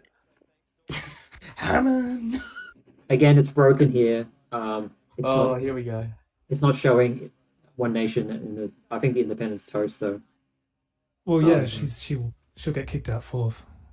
Yeah. To be honest, I'm starting to lean to the Liberals winning more seats if these numbers are holding. Yeah, that's what I'm thinking. Like, it's either going to be like slightly ahead of One Nation or quite a bit. Like, you might Maybe- see One Nation on 3. Some of the traditional marginals they're not doing well in. Like Bragg's going to be close, and that should be a safe seat. Dunstan, they're way behind. Yeah. Hartley, there's a big swing against, and I think there was another one. Yeah, Waite, which that's a traditional marginal, right? That's Wade was one of the worst results last time. Like, somehow Labour won that against all the odds. yeah. Well, then they've got a big swing to them and a big swing away from the Liberals there. So You know how you're saying you're annoyed about where electorates are? Wade is nowhere near Wade campus. Of course, yeah. So I interrupted you. Just Max, confuses me. It just confuses me so much. I don't know how to pronounce the electorates, and I don't know where they are because like the university campus is under that name, really far away. Yeah. we should have, while we were waiting for results, we should have gone through every electorate on the map and given it like a geographical name. That sounds like Yeah, take it back. that sounds like Take it back. It's actually, extremely autistic sorry, thing it to do. actually is. That's something I It would actually definitely is do. where Wade campus was. I was on the electorate of right by accident. I saw the wrong electorate. All right. So One Nation is doing quite well in a lot of metros or outer suburban seats. And in regional seats, maybe Liberals are doing a bit better than expected.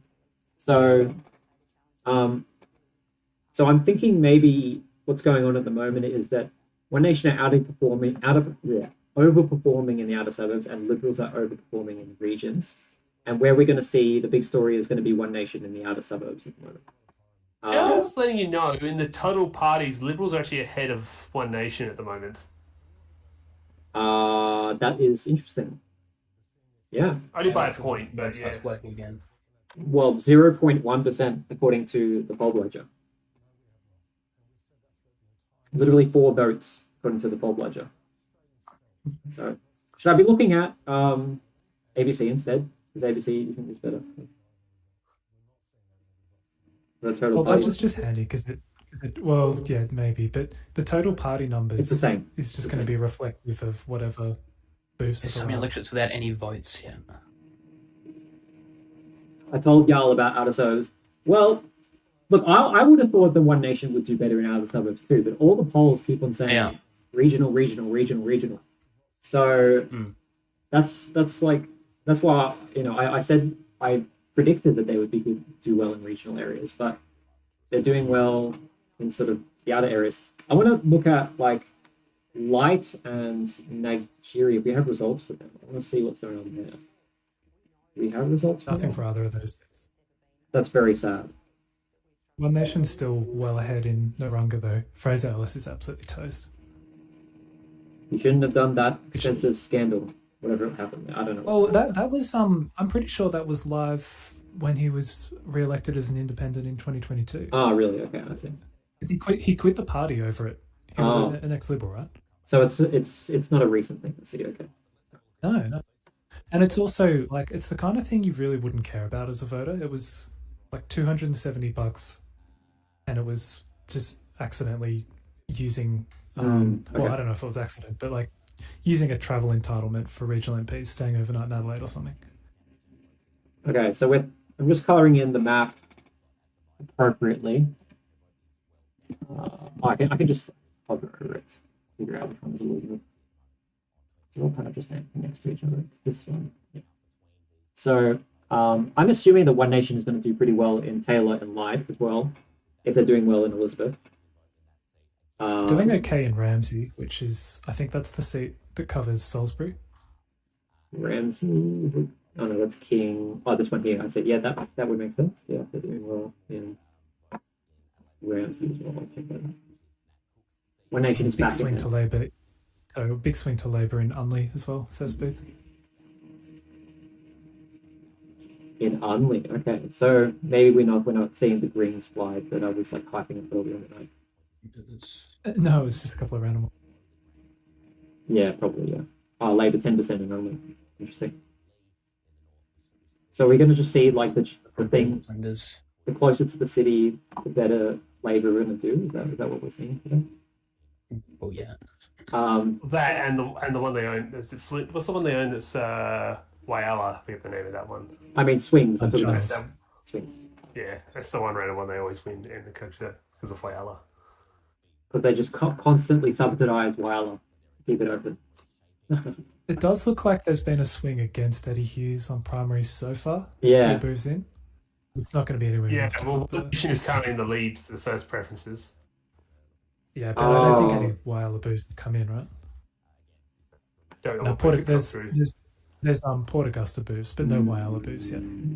Yeah, Okay. and Port Augusta used to be in Stewart, or half of it used to. So they're saying it's looking tight. Yeah. Well, the Independent, I would say that it's not going to be able to get Liberal over One Nation. So I think it's going to be One Nation versus Labour contest, and I think One Nation will win on that. So yeah, I think Hammond's going to go One Nation. So I'll go back to. Oh no, guys! What's going on? ABC has already called at least one seat for the Liberals, so my idea that they weren't gonna have enough, I think they've already picked that. I think they've called Schubert. I think. Yeah. Yeah, they should. And Yeah, that makes honestly, sense. I think already Chafee and Flinders are heading in that direction. Yeah. Kill up. Schubert. Yeah, so it's not on here. It's not called yet, but yeah, if they're that well ahead of One Nation, they should be all right. I guess they're just wondering what the contest is going to come down between, and if it is between Labour and Liberal, it's going to be just One Nation again. It's going to be be One Nation. Yeah, and Labour ain't preference in One Nation. Sorry, if it's between Labour and Liberal, it's going to be Liberalism. Have a look at the primary votes for King, first 2 booths. Okay. It's another one where the Liberals have just tanked to crazy lows.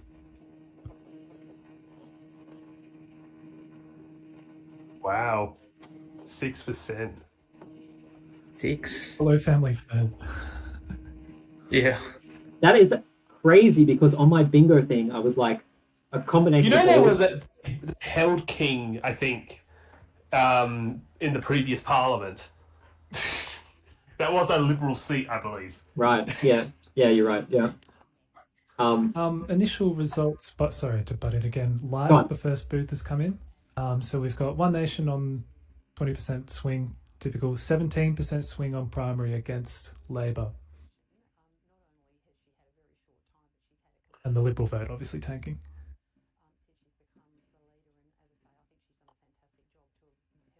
Hmm.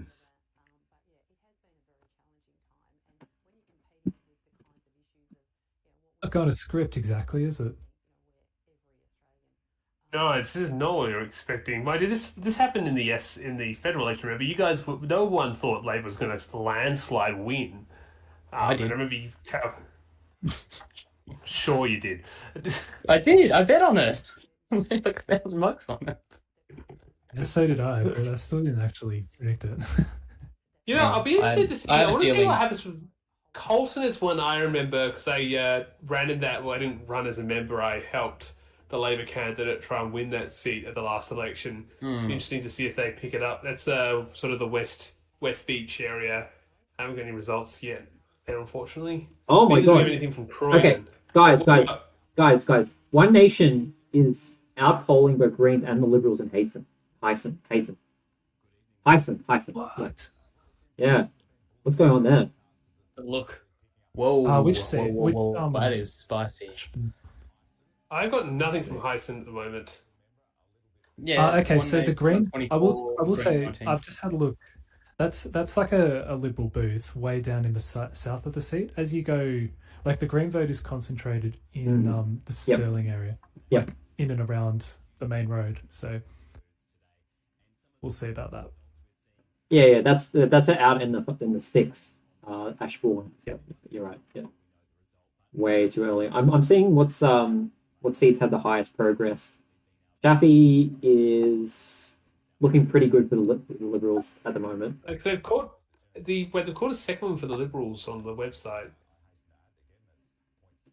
Oh, they have. Oh, let me have a look. Yeah, they've called. I don't know which one they've called. Is it Chaffee? Up the count. That Yeah, it must happens. be. That happens a Yeah, it lot must of. be Chaffee.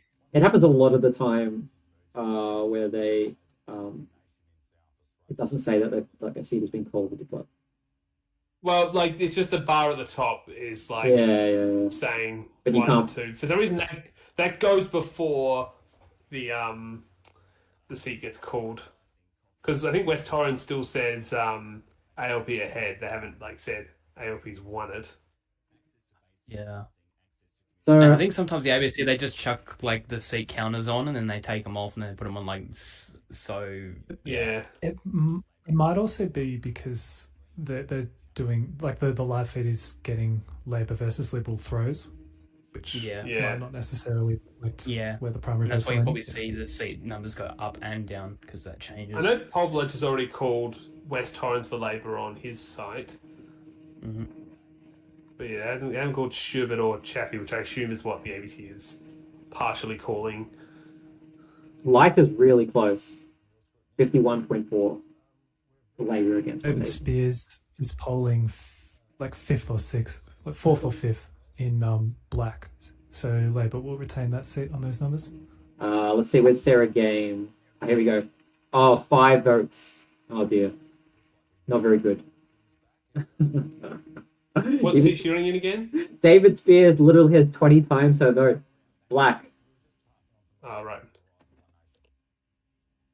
I think. Do you think people who vote for David Spears like approve of what he's done, or do they think like? They just thought they were voting for the guy from Insiders. That was the other David Spears.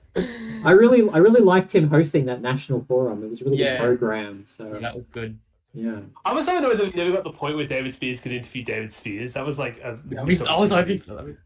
We should have done that. Spears versus Spears. Who will even enter the TCP here?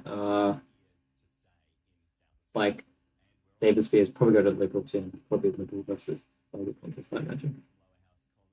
Yeah, I don't think it's going to be. Our first figures from Mount Gambier as well, which are interesting. Travis Fatchen's just ahead on 28% primary, and One Nation on 26 in the first booth that's reported, which looks like a central Mount Gambier booth. So it's going to be a straight shootout between them two if that holds. I think the Independent will be fine. There. I would have thought so. Yeah. He should get more preferences from Labour and the Greens, especially. So he'll be alright. See what the ABC is saying. Labour's vote's starting to click up, by the way, I've noticed. They're getting back to close to 40. They're almost at 35 again. Yeah, some of the metropolitan, like the inner metropolitan seats, are reporting, and they're getting big swings to them. Okay, so I'm looking at the vote totals now. So One Nation have 2.3% ahead of Liberal. Liberal are still outperforming the polls a little bit. Greens are doing about what the polls expected. Labour are not quite doing as well. Curious to see if we have any upper house stuff yet, or am I being too greedy? Yeah, I was going to ask about that. How's that going? Barely. Like 70. Yeah. One Nation are leading at the moment on upper house votes, 75. Yeah, okay. It's probably all like random booths from all over the place. I'd say. It'll be the small rural booths, won't it? Yeah. So, Let's see how volatile like the One Nation's performing in some of these outer suburban regional areas. Like it's like each electorate's like completely like wacky and different, man.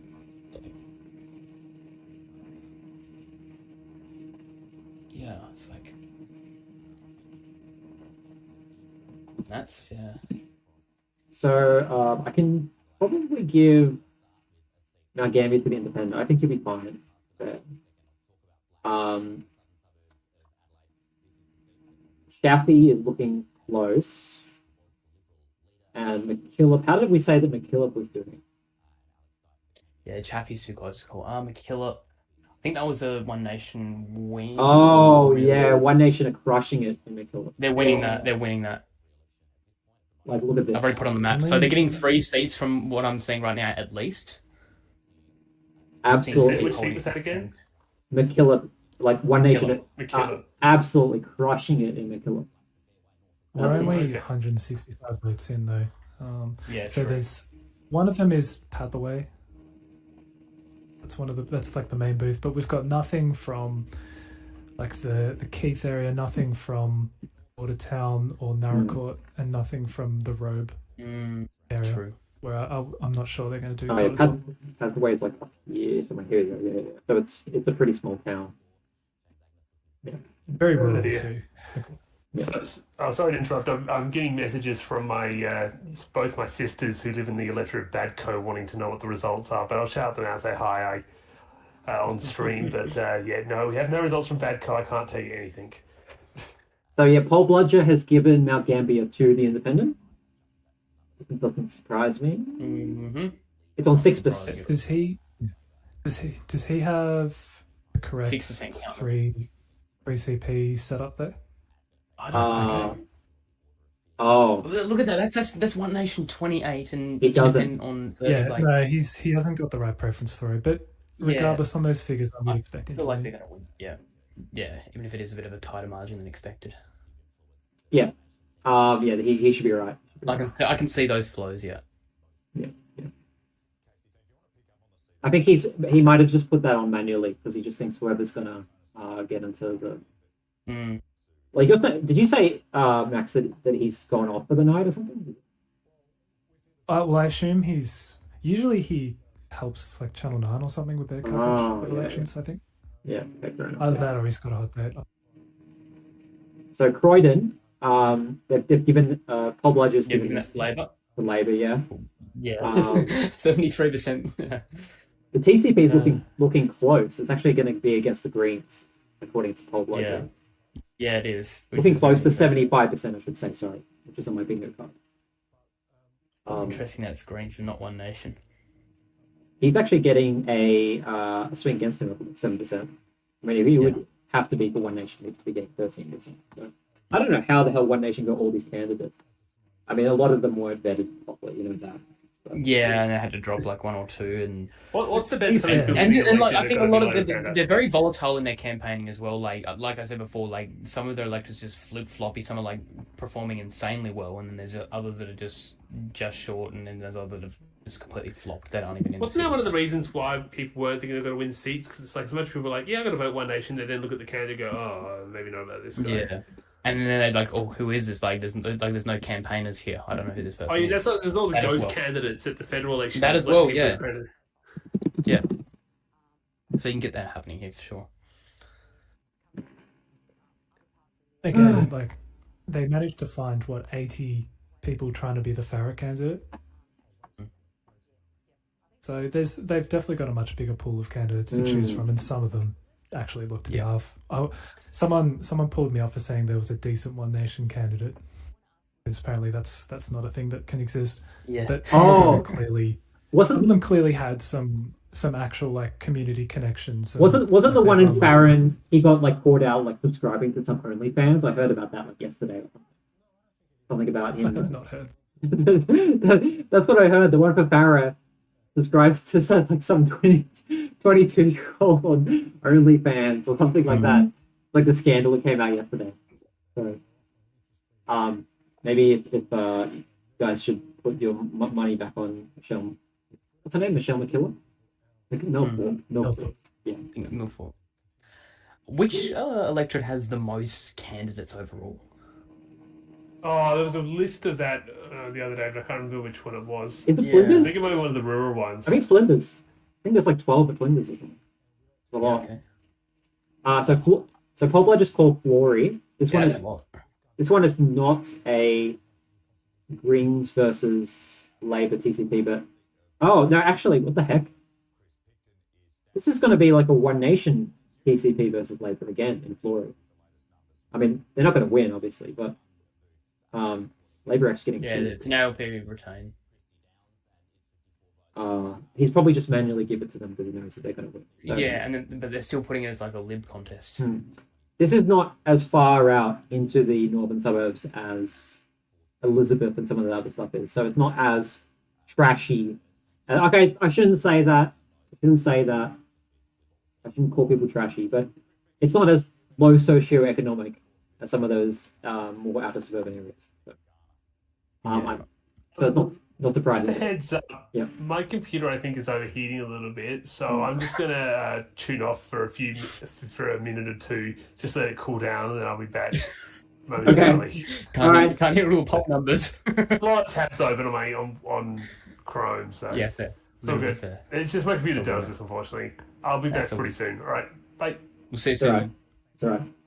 So I know how we said like the bigger ballots were going to draw some primary away, but Malinauskas has a swing of 7% against him Yeah. in Interesting. but he's still polling over 50%. Yeah, of course. So something is always interesting. There are some seats with a swing to Labour. Like Elder, for example. This one's got a swing of where is it? 11%. All of the Labour. traditional inner metropolitan marginals are swinging quite heavily towards Labour. Yeah. This is now this is pretty solid Labour area. This is like the southern suburbs. So it's not like I'm curious about like the rich areas though, how they're going to go. Elder was a classic sort of marginal. Didn't the Liberals win that in 2018, or is that fake news? You're right. It's not a typical Labour seat, but it's more Labour than say Bragg, for example. So, Yeah. yeah. Green's doing pretty well. Light is- Right. What were you saying, sir? Light looks really close still. Yeah. What Hammond? I'll check that one out. Are we looking at the Labour seat count overall? What do you think? Okay, I don't know. I mean, I'll have to go back to my map, right? Like, Yeah. so at the moment, I'm How's the map? thinking like One Nation, if they win Elizabeth, that is, they're on 5. Yeah. So Yeah. That's what I'm thinking. they're still. They've fallen behind Elizabeth. Oh, they have. Okay. All right. Well, then I'll put that back in the toss-up column. But like, we were thinking. Did we think that like Liberals will be all right in Chappie? Is that the expectation at the moment? Or Yeah, I not? think so, because they were Yeah. polling sort of neck and neck with One Nation on primary. But One Nation definitely doing well in Hammond, doing well in Nakilla, doing well in Narunga. I don't think we've got anything from this Rome. Nothing from Najuri yet. Well, I assume they're going to do well. My guess is they're going to do well because they're doing well in Narunga and they were doing pretty damn good in these outer suburbs. So I think they'll do well here. And they're almost neck and neck with Labour in Light. So yeah, that would suggest they should do pretty well. Yeah. So I'm The get. trade. Oh, hi Tasmanians. Oh, here we go. Welcome to the chat. We do have the first figures in for Najuri. Yo, that's me. Oh, we do. And we've got a Liberal polling first. So it's a big swing against the Liberal and a healthy swing to Labour, but also a big swing to One Nation. He's projecting that Labour are going to be ahead. I don't know if this is a glitch or not, but yeah, he's projecting a 17% swing against the Liberals here. Yeah. Yeah. On primary, yeah. I think there's a possibility that Libs are still going to be the official opposition from these numbers, but it's still early. I don't think so. There could be a chance. There could be a chance. I disagree with that. I think Okay, we'll see what happens. it's still more in One Things are Nation. ticking back for One Nation a little bit. I think Casey Brooks is just about to call the election. I think I might have missed Well, yeah. that. Damn it. Wait, has he already called it? I mean, it's Labour's going to win. He's calling it right now. I think he's about to, but he looks like he's doing the it's the two-party preferred. He's getting ready. Yeah. Just say it already, damn it. Well, some people are arguing about climate change. Metropolitan vote, One Nation 19.5, Liberal 15.6. ALP is like crushing it. I think it was actually doing better than that, but Yeah, that's just Metro, but yeah. So I think But obviously, Labour's crushing. on these numbers, they're really early numbers, but I think Labour will squeak ahead in Nigeria, but it's looking very close, very close. So where are these moves? Let me check. I think the one booth they have, One Nation Paul Butcher, yeah. the one booth is in Auburn, which is a pretty rural place. So if Labour are two-party preferred to head there, you think that probably they'll survive, but we'll see. I don't know. Yeah, Fraser Ellis is done. Yep. So Paul Bludger has given. I'll just get on Casey Briggs. He's no Anthony Green, so I'm just going to go back onto Paul Bludger and show you that Naranga, Paul Bludger is calling it for a nation. So I don't get it. Why does ABC still stream the broadcast at 720p? Like it's 2026. They've got the infrastructure. Just they can do it at 180p at least. Because they're trying to save taxpayer money. That's why. It's YouTube though, like, but then, like, You know, I could just throw the TV. but like on TV, it makes sense, like to have like a lower. Because we need that the ABTS make their HD channel also a channel on YouTube. Do you want me to do that? So I'm going to look at Chaffey Tasmanians, because there is a little bit more counted, and it's very close between One Nation and Liberal here. Very, very close. With probability, they're putting it at 61 to 39. Sure, but the TCP is very close. That's what I But I mean. know but the 2CP is very, very close. Yeah, yes. and the primary votes are also really close. But you would think if the primary votes are equal, probably Liberals will win because Labor and Green preferences would go. And that's what I'm saying. Like the preference is going to be what they're just going to shift into Liberals because this is what a lot of left-wing voters are going to do. They're going to choose the lesser of two evils. So I think Shafi is it's very close. I'm not gonna, but it's definitely not. That One Nation. It's not as much of a blowout as Naranga and McKillop is. At the moment, at least. Paul Blood just got One Nation ahead. I don't know how they're going to lose at this point. They're on 48% primary. I mean, I guess it is very early count, but. Labour has pulled back ahead in Mawson as well. A couple of other booths have come in. Okay. Right. Yep. 32, 20, yeah. 40. 30. I don't know. I'm trying to make heads or tails of this. What I think is going to Yeah, happen. it'll be a Labour. I think it's going to be a Labour seat. Legalized cannabis It's 3.4. It's only 3.4 though. So. Legalized cannabis 6.5. So yeah, they'll probably True. they'll probably go to Labor. I'd say. Yeah. Donkey And spot. Green's Labour. Yeah. Got a feeling that's donkey vote though. Some of it, legalized cannabis in Mawson. That. Yeah. They're at the top. Yeah. Okay. What is this? That's part of it. Who is this guy? Button Phonics. I think he's just trolling in the chat. I love trolls, so thank you. Well, thanks for the Yeah. comment. I love trolls. Actually. Well, the worst person you know is always one of our personal favourites from multiple elections. He I said- see he- him in the chat. He has been in the chat. He said, still predicting Croydon as a Gamers for Croydon pickup. Or Poppy Place, I should say. But that. Is there actually a party called that? What? Hang on, let me go back up again. Joe Green in the chat did shut Gamers- the endorsement page. Gamers for Croydon. I shouldn't make that political party. That sounds like a base political party. I'd vote for it too. You could run in Eastern Melbourne as well. Just running all the Croydon. Okay, so it looks like Paul Bludger is giving Devonport now to Labor and Cheltenham now to Labor. Here there's At one seat, they've declared that. Yeah, he's called it for One Nation. Yeah. Yep. But would have went Of to 14 ABC. booths have come in. Lower. Yeah, they've crushed it. Yeah, that was really well performed.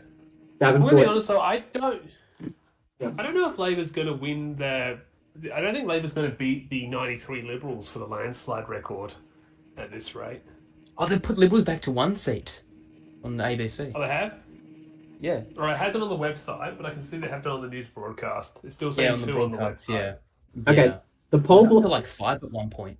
Guys, wait, what the heck? What's going on? Why is the Paul Bludger giving Morialta to the Libs when One Nation are polling 58%? What's going I don't know Yeah, what. well, Pollinger for me said Labor's ahead. When we check. I think it's Oh no, it complete, says Liberal retain. it's broken. It's broken. This Yeah. this is broken. This whole it's not working properly. Like Man, you get way too emotional about this sometimes.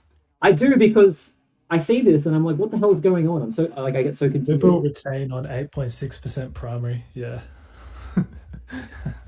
I'm so confused. I'm so Yeah, confused. ABC's. Is it the ABC or is it Paul Blazer that's stuffing up there? I think it's Pollinger because ABC. Yeah. No, Morialta is a glitch. There's no way that's the actual results. Yeah, it can't be right. And including the Lib retain core. Well, I guess the good thing about this SA election is going to be a training ground for multi-party contests and getting their systems right. Well, it looks like It that. seems like Yeah. a bunch Yeah, of that's things true. broken. The servers These crashed can with have the a counters, up. and That's true. That's true. Yes. and same with Paul Bludger and ABC out there counting things. So the seats where Liberals are doing all right are Schubert, Flinders, Shafi, and Bragg. It looks like. Which is probably the 4 seats that they were most likely to retain. Yeah. Do we think? Yeah. So they've saved some of the furniture, some of it, maybe. Bragg is looking very close though. Wait, 46. Wait, 46. No. They should be fine. I think they'll be Bragg. It's still just the one booth in from Bragg though, isn't it? Sure. Yeah. Yeah. Well, it's still a toss up on my way of viewing this. So I'm going to just do a little update, everyone. This is what the map is looking at the moment. Yeah, let's do that map. Shafi is very close. It could go either way. It looks like One Nation has picked up McKillop. Probably going to win Hammond, Naranga. Was looking pretty good at some of these northern suburbs. But it's like sort of the vote has sort of gone down a bit. Najuri is looking very close. I will go back to Hammond. See what's going on there. One Nation. It's like it's so weird. The independent. I don't know where those preferences are going to go. I don't know if Liberals are going to be able to overtake One Nation here. And who the heck are the others even? The others are like. Oh Yeah, Green, they have Green gone is down. up. They've got to swing against them though, so they're not as substantial. So I think it's probably going to be. I don't know what's going on. I don't know what's going on in this city. My brain is not working properly. I'm trying to work this out.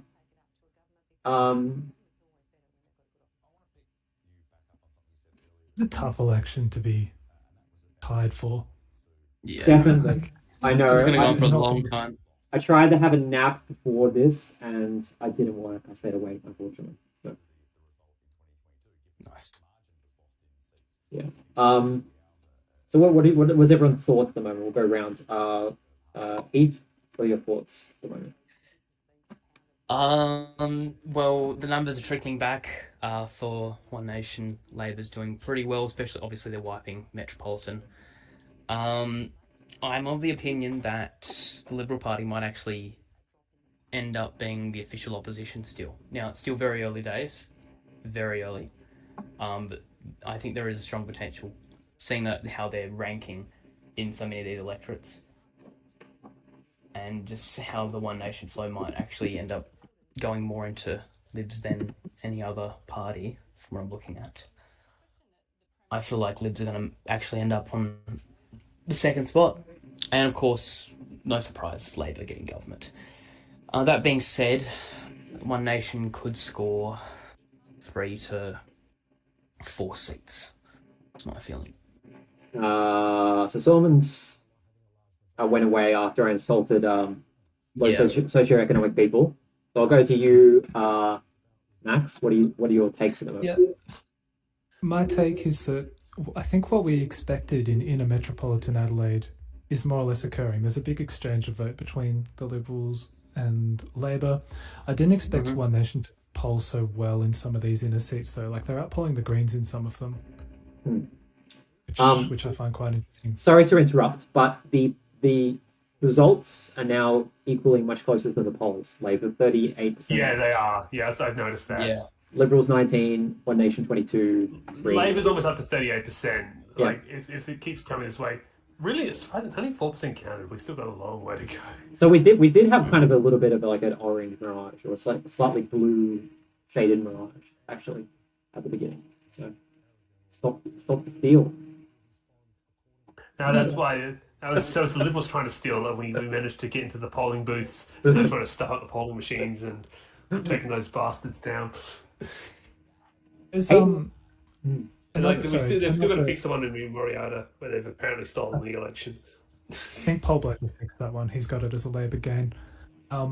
There's a huge swing against Labor in Port Adelaide as well on primary. Another 20% one. No, One not Nation. Port Adelaide. Don't worry, they'll still. Just have the power to win. It looks like it's going to be really close between Greens and Labour in Heisen for who's going to make the. Oh, and Liberals as well. But no, Liberals will make the TCP because of One Nation preferences. But between Labour and the Greens, it's going to be really close, which is what we kind of. Oh, by the way, did we mention that Labour's taken lead in Elizabeth? That like freak One Nation booth is. Yeah. Well, One Nation's still polling pretty damn well. But yeah, that was just. I love how it's A wild a card Labour there. versus Liberal contest, and Liberals like 4.2%. It's like, Port Adelaide. In Elizabeth, they're at 7. yeah. Yeah, pretty, really low. Yeah, That's definitely not what the two-party preferred is going to finally be at the end. Yeah. One Nation should be all right. Sorry, Labour will be all right in Port Adelaide. Once again, apologies to my sisters watching. We still have no results from Badco. It's Rip. Badco, Enfield, Finnis, Playford, Stewart, Taylor, and Torrens, and Wright all don't have any results. What are we thinking about right? Don't know much about Wright. Yeah, I mean, There's- stuck out. There's a No right. results. What are we feeling? There's a right and It's a pretty south. safe Labour seat, yeah. Mm, Yeah, I don't true. know. I don't know if it's the same. Mm. It's Edmund Wright. It's not named after Judith Wright, so it's a different Wright to the one federally. Mhm. Yeah, okay. I don't Wright think. was the seat. Sorry, Wright was the seat where the Liberal candidate got disendorsed, right? Yes, that's right. Carsten Woodhouse, yeah. Maybe he won and they're too embarrassed to admit it. I think Labour is okay. Sort of before we get to up to like Elizabeth stuff. That's when it becomes a bit dicey. Huge swing away from the Liberals in Colton, by the way. Huge. 30%. Oh, I think the first Labour's finally. Labour's Labour going finally to romp exalted. home.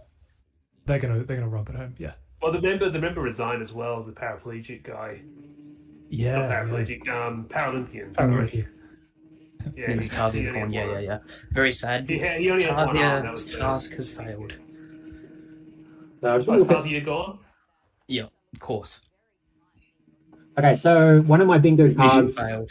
One of my bingo cards was Liberals under 30% in Unley, Morford, and Hartley.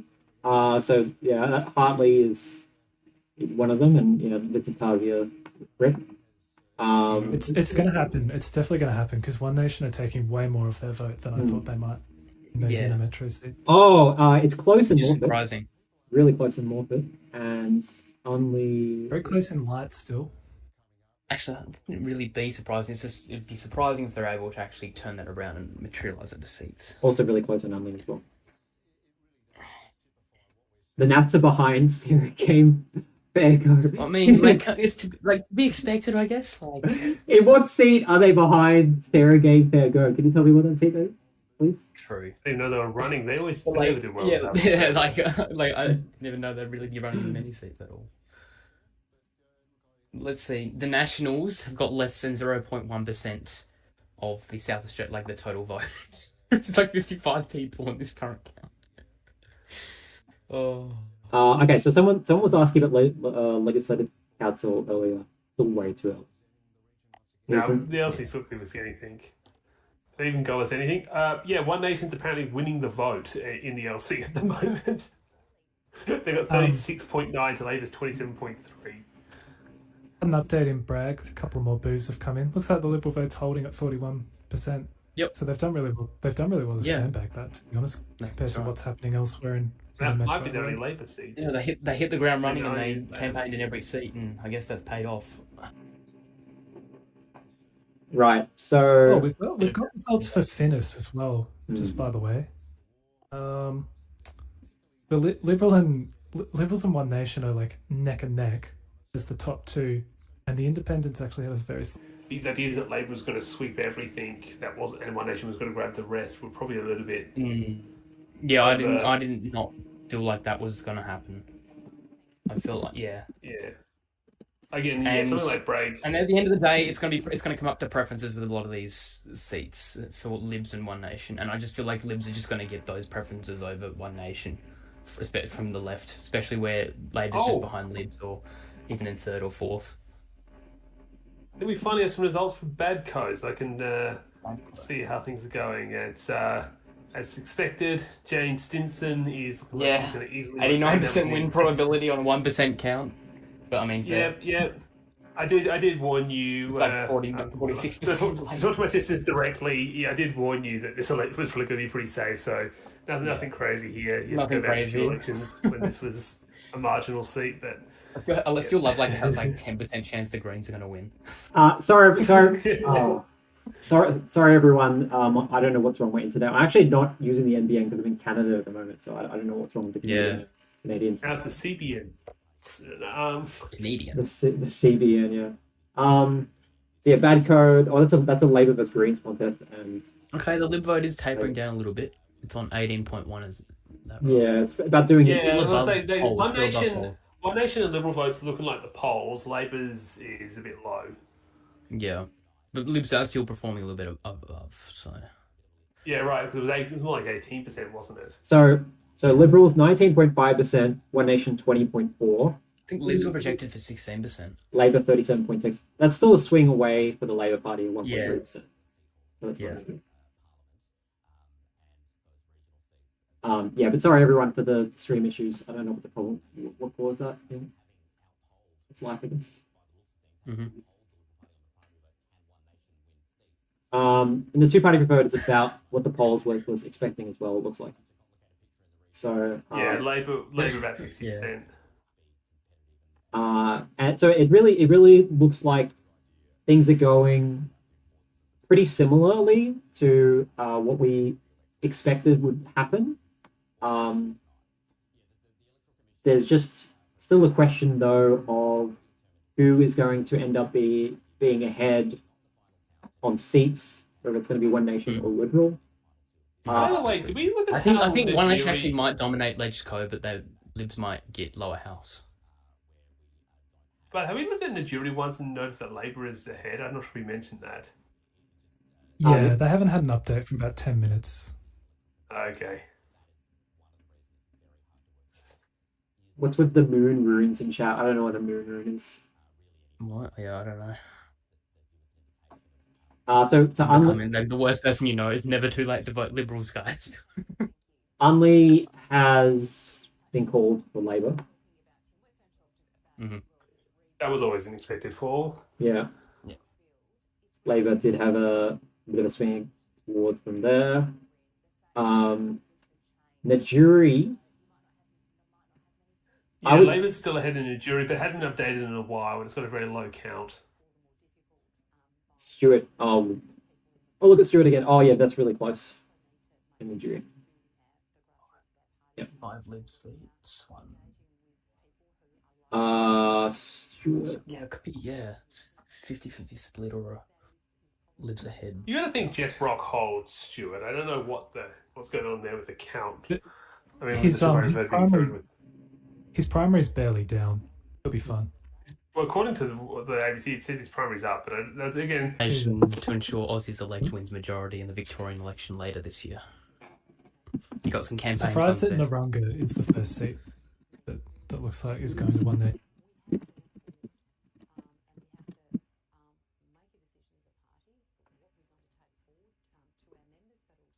Sorry about my internet again. I don't know what the problem is. Again, I'm To be not. honest, this could be a good sign for the federal Liberals and the Victorian Yeah, it Liberals is. that that One Nation, like people say they're going to vote One Nation, but might not necessarily Yeah. vote One Nation. Are you saying that they might they might underperform the polls? Is that what you're suggesting? Well, they're doing it Yeah, now. well, I guess they're not underperforming the It's polls. If we look at the actual just party totals, they're at that 20.8% that they said. Yeah, but again, I just thought it was going to be. I think the big difference, and I think you're right, as I mentioned earlier, that One Nation's vote is it's a lot higher in the cities than we thought. And it's a lot lower in the regions than we thought. It's a bit more. It's a lot more even than we initially thought. I thought it was going to be like 10% or region. less in the cities, and then 30 to potentially even 50% in the regions. But that's that was just literally not what I happening. thought as well. I And think I mean, this is we're looking at kind Libs on 5 already. Like, room does that leave for like One Nation, bro? To actually become feels official ominous. Morialtis, I guess, is on the edge of the city. The poll ledger has claimed that Narunga has been won by One Nation, although the ABC hasn't called that one yet.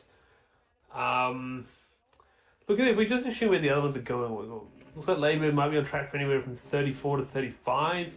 I don't think they're going to be getting close to 40 seats like some predictions may have had. So, landscape, that's point. Yeah. And a lot of the news broadcast I saw was basically it's hitting the countryside first. Like that's where most of the petrol stations out there are like independent mobs who don't have like the big supply chains like the major stations do. It doesn't, and like a lot of them already ran out of diesel and petrol, forcing drivers to like go to Adelaide for fuel, which is the fuel's more expensive, and B, you have to drive further to get fuel, which just burns more fuel. I wouldn't be surprised if a lot of those people are like angry and.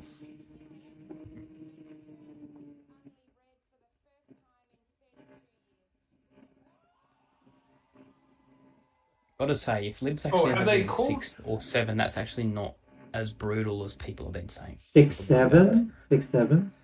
That's the range I'm talking about, though. I'm not trying to, bring back that meme. Doesn't matter. Doesn't matter. They'll get you anyway. Okay, I think I figured out the problem, everyone. My VPN, when I rebooted my computer, my VPN just automatically started without me doing anything, and so it's been on connected to a VPN this whole time. And I did not mean to do that. I apologize, everyone. So that's what's caused Disgraceful. the buffering issues. So, okay, so welcome back, everyone who experienced some issues. I just want to give a little bit of an update. The Liberals are ahead on 4 seats, One Nation ahead on 3. Results are sort of slowing down. I'm actually a little bit annoyed at that results are Count is so slow, it's insane. that results are like slowing down a fair bit. We've still got only stream is saved. Oh yeah, for me realizing that I'm logged into a bloody bloody VPN. Rats. We still only got 121,000 votes counted, which is pretty small actually. Like how much is that? Yeah. 9.7%. You would You're usually right, we haven't even got past 10% of the vote count. you would usually get a lot more by now. So we're still sort of Like waiting. 15. You know, didn't they say that we're going to count the mail ballots this time around? Maybe that's what's causing No, it. it's Tomorrow. pre-polls. Yeah. Pre-poll. That's right, pre-poll. They're going to count the pre-poll ones because maybe there's a lot more booth votes being counted. You're right. Yeah. So it's kind of crazy to think. So I didn't realize we've only seen less than 10% of the entire vote, which is insane. Also, how did the pre-polls go with the vote distribution, like, per party? Is it... Because I swear there was, like, a thing on... Yeah, it was, like, an exit poll of, like, who did you vote for pre-poll week or whatever. I don't know where it was from, though. But it saw some pretty wild deviations.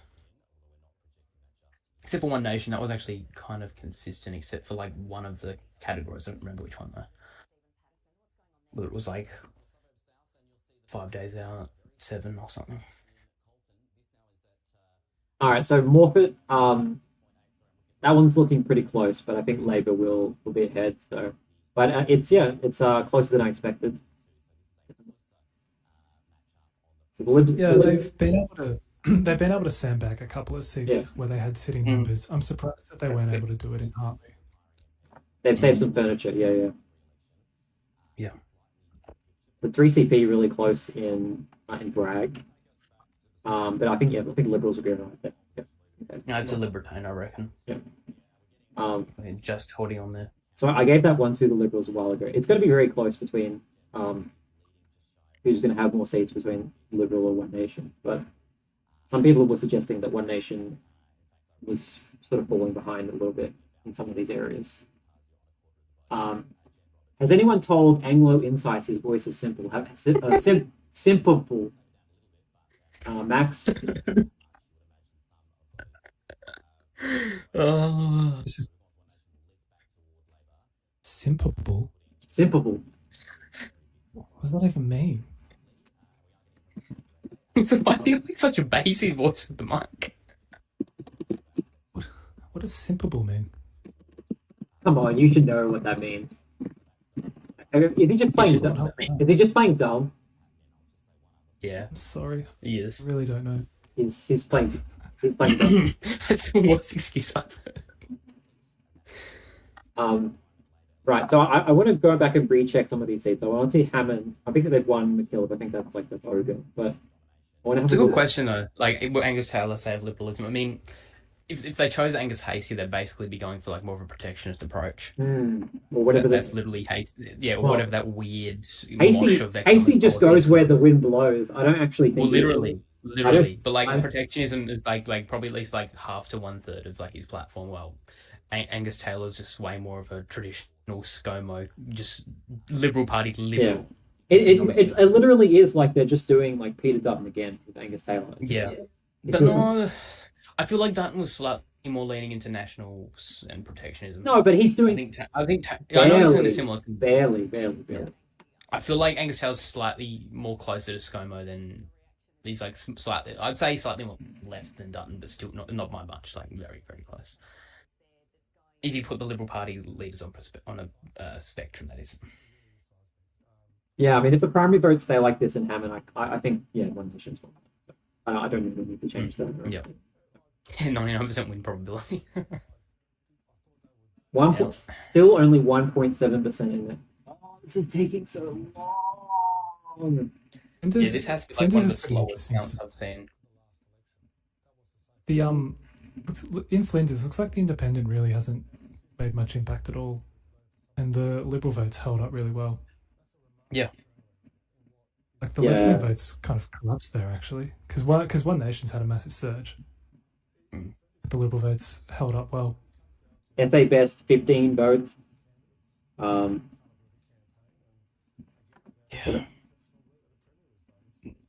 Nigeria or how? Nagajari. Greens 31, Labour 55 Labour, 44 One Nation. 8.7. Yeah. Okay, so Yeah, this is the thing though. Like they've done good to like replace the Libs, but they just haven't gone that. They're missing that 10% extra mile to convert some of those seats. So Activate Windows Gaming says, guys, I just tuned in. What's the result looking like compared to predictions? Well, it looks like the Liberals are saving some furniture. Yep. Quite Quite a bit. Yeah, so I thought that One Nation would sweep Chaffey, but that doesn't look like it's happening. But for how badly the Liberals are doing elsewhere, they are going to walk away with remarkably good amounts of furniture here. Yeah. i.e. 4 seats, 4 or 5 seats. Yeah, That's a very good result. It could be 6. That's better than what I expected. We'd Yeah. have to see. They've done very well in terms of how their vote's been distributed, because it's totally collapsed in other parts. Yeah, like especially the Labour, like in metropolitan, it's just like, you might as well but ban even in- political parties for testing there. Yeah, but even in some of the outer metro seats where they were getting 20%, now they're getting like 5%. It's just mad. Fijidis, whatever his username. Can't wait to see Sloanzone's video on the utter bloodbath. I mean, he was already projecting like this, but like to be even worse. So it'd be actually, I think it'd actually be interesting to hear his response to this election. I'm sure. Ever since you pointed out to me that he's become a lot more partisan, I haven't unseen for it sure. now. Like, Oh, for sure, he it's is. He is really hard to- he's quite a left wing advocate. He's just another Labour hack, unfortunately. Look, I'm not. of well, Labour I think hack. I've got nothing against him, but he's a Labour hack. Yeah, he's like he actually Yeah. he has interesting insights, but like there are things that like. I I think. really I, liked his I video. can't on the see him as an European unbiased. did anybody watch his video about Pokemon Leaf Green or something. I didn't watch that video. Yeah, that was funny. Yeah, he did his like regular video, but then like made it all about Pokemon Red. So it's like, oh, everyone seems to think Pokemon Fire is the better version because it's got the Flame Dragon on the front, but here's why Leaf Green is actually the better one. Porygon is like 20 coins cheaper at the casino. That was a good video. Morphet is getting closer and closer. Yeah, no, green. It's over for greens and hasten. They're not gonna be able to get there. So Will Hasty axe Taylor within a year?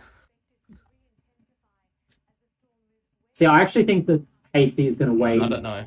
Wait very close to the election before he axes. I don't see him being leader. He doesn't Sorry. want too much scrutiny on him. He just wants to win based on Well, bias. he's already too late. He's got enough scrutiny on him. No. But if he's leader, then he gets a lot of scrutiny, right? But he doesn't want to get too much scrutiny. He wants to win. The worst person you know comments Vibes. is Sloan is at least more bearable than friendly Geordies. I don't know about that actually. I think I prefer Geordies nowadays more than Sloan. But of course, They're not everything both like from cut from the same cloth. yeah, They're both yeah, cut from the true. same- But Not really, because Friendly Geordies is a born and bred Labour, whereas Sloan Well, for is sure. a ex-Liberal that's kind of become pro-Labour. He's ex-Liberal? yeah, sure. He's Yeah, yeah, ex-Liberal? he's He's a young moderately- Liberal. But what I'm saying is that like Geordie's actually did some investigative journalism stuff, and Sloan is just more of just your bread and butter commentator, and that's why I'd say he's more appealing. But obviously there are many things that Geordie's posted that I certainly don't agree with. I don't know. Yeah, well, Sorry, I don't know how Hoblager could say that this is a independent retained call. Look at this. Look at this primaries. They're all like within like a couple of percent of each other. Like, oh, I guess it could. I don't know. I don't know what's going on here. I don't know what is going to happen here. You're looking at Carvel. Yeah. Well, he's going to stay in the count. He'll beat any of his opponents, right? Jesus, so many 99. Like, who can beat him if he polls first? Okay, well, not Labour. Probably not the Liberals and. The Liberals are going to get knocked out. Hmm. But it'll be Labour versus Schultz, and Schultz will get all the right wing preferences. Yeah, okay. And there's like 40% for him out there. He'll win. This is just what. do you want to? Okay, so I'm going to do my impersonation of a Aussies elect reaction and go, "What? The Liberals Oh, have come getting on. stirred off like." Come on. she's rocking down and stirred. So apparently this is Liberal gain, despite the fact that that is totally not happening. Look, someone was saying earlier, all Australian YouTube politics people are obnoxious, and I plan to be. I want to be the most obnoxious out of all. Yeah, That's he's my gonna goal. beat that record just for you guys. I mean, I would like. But how can we when the worst person you know is in the chat? I would. Not on the live stream. I hope to be the most hated YouTuber by the end of the year. Australian YouTuber, I should say, by the end of the year. Politics. Prime Minister ones is a bit weird that Sloan's getting bragged on being a bit unbiased. No. Just I think we're all here like saying that he's actually got a lot of good content insights. It's just that obviously we don't necessarily agree with everything he says. We're just like literally just So like we're not really like bagging him at all. we're literally just like gossiping at the moment about Yeah. about people. I love this. Yeah, I love but it's this. chill. Like I What don't else? mind What else to most do while we basic wait for things. results? Mm. So, Yeah. Quiplash. Whiplash. Were you guys saying, Eli, were you saying that it's over for the Greens in Hyson? Look to be over. Why you It don't doesn't- agree? Not really. I'm not How- sure I do agree. How are So the because they Greens- need to make up. They need to make up like a 7% primary gap. 4%? Them and Labour. I just saw that they've done quite well in the first like Stirling area booth. They've improved 6.3% swing to them on primary, and Labour has gone nowhere. So I don't know. I'm keeping my eye on that one. There could be some pretty uneven swings across that. It seems like it. Do we think One Nation will give the Greens preferences or something to push them ahead of Labour? I just think on primary they might end up because most of One Nation's preferences would go to the Liberals, right? I feel like the Greens need Yes. a better swing in these booths than just 6%. I think they need like a 10% swing. Yeah. Yeah, I'm just saying, like, it's in the booths that where I think they would get the swing. We haven't seen enough results for me to make a judgment just yet. Get Sloan on the next stream. I actually haven't talked to him. That would, I haven't talked to him. that'd be fun. Who Does anyone has else? contact Does with anyone here Sloan? actually know him like directly? Yes, I have a friend who is in contact with him, Yeah. Okay. so I could No, possibly he'd be cool. Okay, you well, could vent all your issues with him on the chat, Max. you can approach him first, Max. Oh my- You can- Yeah. Me, I don't Actually, have I should issues approach with him because I'm like probably next door to him, literally. You're supposed to have issues with all the drama. drama. I'm too simpable. That's the problem. Yeah. Okay. So someone's pinged me and said Chaffee. I'm gonna look at Chaffee. So, it's very close. It's very, very close. Bro, it's neck and neck 50-50 pretty much. Yeah. Lib's been knocked down to 4 seats now on ABC. Can we And the get? votes still, they still haven't counted more than 12%, bro. And it's like, it's 9 p.m. Yeah, geez, what is going on here? Like, There's- I mean, they there's did gonna have be a technical wrecking. issues for like Yeah. 30 to 45 minutes, but like, it should have just started ticking off straight away. The count in McKillop is ridiculous. Yeah. Like there'd be so many little booths. They should be 30% into that count, but unless there's an issue with Oh, they Result 1.2% still. There Yeah, must so be. how are An they issue. going to get that? Like, how are they going to get that seat then if it's only like, and they're on a 55% win probably with just one booth or 2 booths, whatever. Drew Pablo. Yeah. Taylor's worth a look too. The first couple of booths are in, and One Nation's 30% big swing against Labour as well. Liberals on 5%. Well, Anish Pinecone says, like, get Drew Pavlo on instead of Sloan. Kind of base though. Drew also used to be like he used to be a lefty communist kind of guy, and then he pivoted pretty quickly to the centre. He's just. Some people say now he's arguably quite a bit more right now. Center. Yeah, well, I just think he's just a provocateur because, like, the other day I remember when he literally posted on Twitter, "In a world full of Zoran Momdanis, be a Dick Cheney," and I'm like, "Who the I heck saw that. seriously post that?" I saw that. That was And then it pretty into like That's he went to true, New York, pretended to be a New Yorker during the election, and then when Mamdani won, he's like, "Oh, I can't live here anymore," and he videoed himself packing his bags. And like everyone in the comments like, "Aren't you from Brisbane?" It's like, what? yeah, Drew is like this King 94. Yeah, he changes quite a lot. He's more of a pluralist, big tent. He's all over the place. He'll be a libertarian Stalinist by Christmas. The North. Real.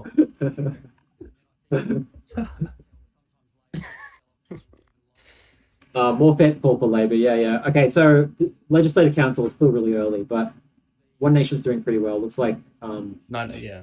I I didn't mean, say it was Senate. I said that he pivoted Senate pretty quickly, and now he's shifted right. I think these are probably still pretty rural boobs though. So, but if this remains, it looks like that Max was right. That 3 seats looks pretty good for One Nation. So what are they? It would be Narunga, McKillop, and What are we talking about now? what 3 seats do you think like One Nation? would Upper be? House. Upper House. Oh, sorry, lol. All good. Stewart's kind of interesting. So there is a small swing against Jeff Brock. One Nation getting nearly 30% so far. The Liberal votes actually held up kind of surprisingly well. It's because it was rock bottom already there, sort of. Do you think that? But instead of going from 25 to 10, it's gone from like 30 to 18. According to on the So exit far. votes, it's saying minus 14% for the Liberals, but I might be reading it wrong. Like that's right. But like I would have thought with Brock and One Nation on the ballot, like it would have just completely tanked. Yeah. I agree. Yeah, Labour. Minus 14% is an overperformance. That's the kind of night we're looking at. but I don't think that. Yeah, well, I don't think One Nation can make up like 8% from Liberal preference. Oh, especially with No, Labour. I don't think so either. But No. it's my whole theory about how independents were going to disrupt the One Nation vote is bunk. On the evidence of tonight, I would say. Yeah, you've got the prediction right about One Nation not doing as well, and like they was doing Yeah. well, but like for the wrong reason. It's like You succeed. What's the meme? It's like, I meant to do that. Yeah. Just what I said. 3 seats. Or where you like, throw the ball at the target, miss the target, and like bounces off 3 walls and then still hits the target. I remember at an archery range once, I hit like the bullseye of the one next to the target I was actually aiming at. And as well, actually. And everyone was like, someone like clapped. It was hilarious. Mm-hmm. I think this is really interesting. The independent looks like it probably, like, yeah, it's has a chance of third.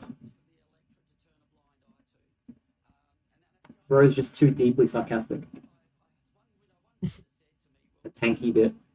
Love Oh, by the way, they didn't mention it, but Labor has crossed the 24 to win Of threshold course, on, yeah, they've already won. on the ABC predictor, which is Yeah, it's okay. wasn't Yeah. gonna happen, but Just took a missed while. that part. Yeah, because this 27 vote's on still coming in 13.5. as a snap pay. 12%. Yeah, wow. Yeah, on 27 seats cold with that. Wow. Just a heads up, I'm gonna go quiet for a bit again. Sorry. Oh, gee. Oh, I'm good. gonna grab a drink as well. We'll be back.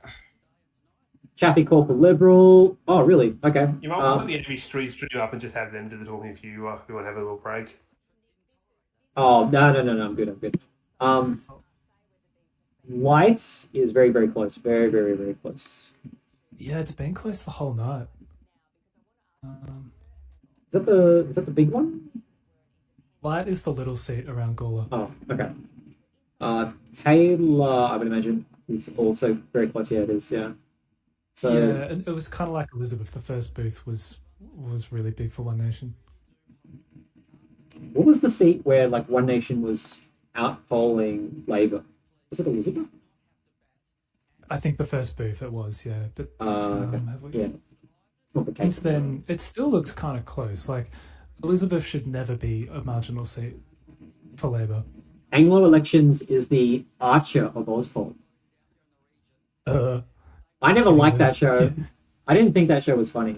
I thought Archer was lame. I Do never you ever- watched it. I don't like the humor. It's very dry. Very dry. Yeah, okay. I watch Drew Pablo clips as a gym motivation. He's helped me go 4 times a week. How? Like, does he do like self-help stuff like Friendly We're Jordan? back, lads. Not that I've seen. His big thing lately, like the last week or so, has been the NDIS thing. They made that. Yeah, that's Oh, what yeah, everyone's yeah. support now publicly. The Liberals. It was like it was like 50k followers to like 100,000 in like 3 days or 4 days. The Liberals were like highlighting him or something. What he was doing, or was it Sky yeah, News? He was on Sky News quite a few Yeah, times. Sky News. That's right. Yeah.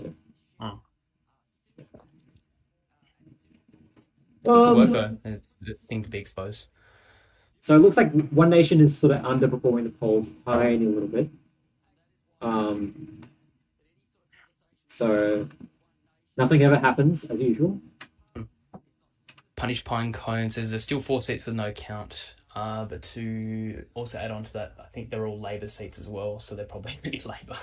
Yeah, that's Enfield. Yeah, so they say they're Labour, then they're going to be One Nation Lib. So everything Like- we're just going to look at everything else to see what's going to happen. Playford, Torrens, and Wright. Torrens, where's this again? Nick McBride on the ABC just slammed the Liberals. Well, he's gone, isn't he?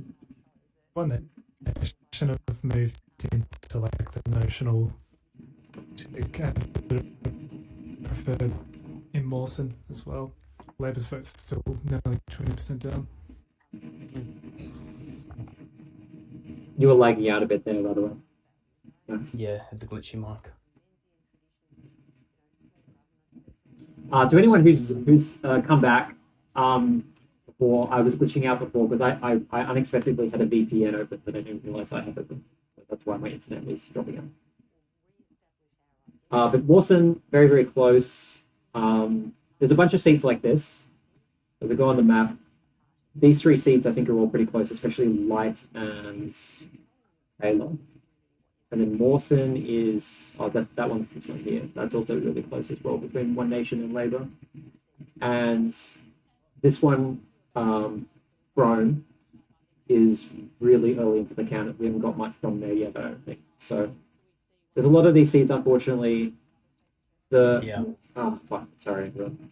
The results are taking a lot longer than we would like. Like we're still 15% through. And what time is it there? 9:10. That's So ridiculous. it'd be 8:40 in Adelaide. Yeah. Oh, it's usually so much more is counted by now. Do you think in 2031 we'll get buyer's remorse? If Orion performs well federally in 2028, do you reckon their support will last more than 1 term? My theory is still that this is going to be sort of a blip, that One Nation are going to I think do it's a well. blip. And maybe a couple of elections, maybe in Victoria they'll do all right as well. And then Andrew Hastie will take over and basically just cannibalize the One Nation vote. That's my theory still. Sure. But looking here, like, definitely a blip, because look how many seats have already been declared and One Nation still got nothing. They got one in Narunga, but that hasn't been declared by ABC. But like, they're really struggling to convert those seats. Well, you would think that if any election One Nation would do amazingly, it would be an election where we're in this like massive fuel crisis. Massive. Yeah, exactly. Because that's what they've been just talking about like most of the last 2 to 3 weeks. I'm just gonna do like a random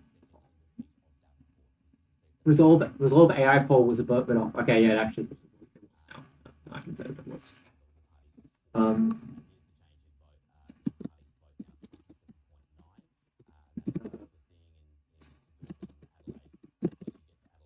Yeah, Reform UK also underperformed in the last few by-elections. Someone's going to chat. But I think One Nation's faces a much more like a greater structural barrier than what Reform does in the UK. Okay, Especially in those more conservative seats, just first past the post. don't give me too much crap for that poll. I know it's a really stupid poll, but I'm just curious about what you guys want to say. I'm 1 seat away from becoming inflation.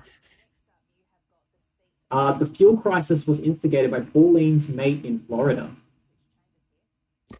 Who could that be? Is it that guy that they thought was Epstein? Pete from Florida, whatever. Denton and Gorton. I'm just gonna put Casey Briggs on. Sounds about right. So Victorian Dome says, but how exactly will Hasty differentiate the Libs from One Nation? Vibes. Not much. Not Vibes. much. Because he's economically leaning a lot more towards One Nation's mixed approach to issues. Yeah. And even on social issues, pretty strong. So how he would differentiate, I really don't know. It would probably be even more okay, One Nation like so than what he's- people saying Liberal are right now. He's already come out and criticized Donald Trump, right? Which is a pretty ballsy thing to do, right, for someone in because But like it's also kind of a good thing for Centre voters. So yeah, exactly. But he's trying to act like a sort of a tough guy who can actually say things, you know, unlike Albo, who's constantly always got his fucking his tongue in his mouth, you know? His foot in his mouth. Yeah, I know. We're only 15% in. It's very sad. I think the thing though with One Nation is that they have a unique appeal that the Liberals don't have. Like, there's no way the Liberals could do this well in Northern Adelaide. The Liberals are still kind of blamed, I guess, for like the like Holden packing up and leaving. There's just structural issues that won't allow that kind of crowd to vote Liberal, but they will vote One Nation. Well, they have a But then the preferences end up flowing back to Liberal. they have a reputation. They have a He's not bringing those votes. They have a reputation of being for the elites, right, or the rich, right? One Nation doesn't have that same baggage. Yeah, but So- that's starting to catch up on them, and a lot of the left media, I'd say, is really trying to push that down now. I mean, there's already things popping up with the private flights, political donations, and the Gina Rinehart connections. So, yeah, I wouldn't. I mean, even though they're kind of starting without that baggage, they're going to probably import it from the Liberal Party, from defectors, and from the big money that's shifting towards One Nation now. I think people are just doing it with the poll again, where they're just making it 50-50. Stop doing that. It ruins the point of the poll. If you just press a yes Yeah. on Come yes on, or no. you got such an indecisive audience. Bro. No, they're doing it on purpose. Like they don't want to actually answer the question how they think. Yeah. Ugh. Classic. Has One Nation outpolled Labour in any Adelaide Metro seat yet? Probably not. Knowing how the chart only shows, oh, by the way, I'm back. Yeah, it's knowing how the chart only shows like projected two-party preferred rather than those preferences in all the seats. Okay, I think I can cross off combine SA Best Nationals and Family Parties, outpoll Liberals in one seat because I saw one seat where Liberals were like really doing really badly, and like the Family Party was beating them. Yeah. So correct me if I'm wrong, but Labor absolutely destroying the Metropolitan. They're dominating, but the Liberals are getting wiped there, and One Nation's basically replacing them as the second party. But in the regional and outer suburban areas, it's not happening as much. We're seeing a lot more Liberals ticking up, and obviously a couple of Labor wins, which is interesting. The Liberal wipeout in the centre, like Metro. Because I'm looking at some of these Metro seats and just seeing One Nation ranking second, or just behind the Greens as it's called.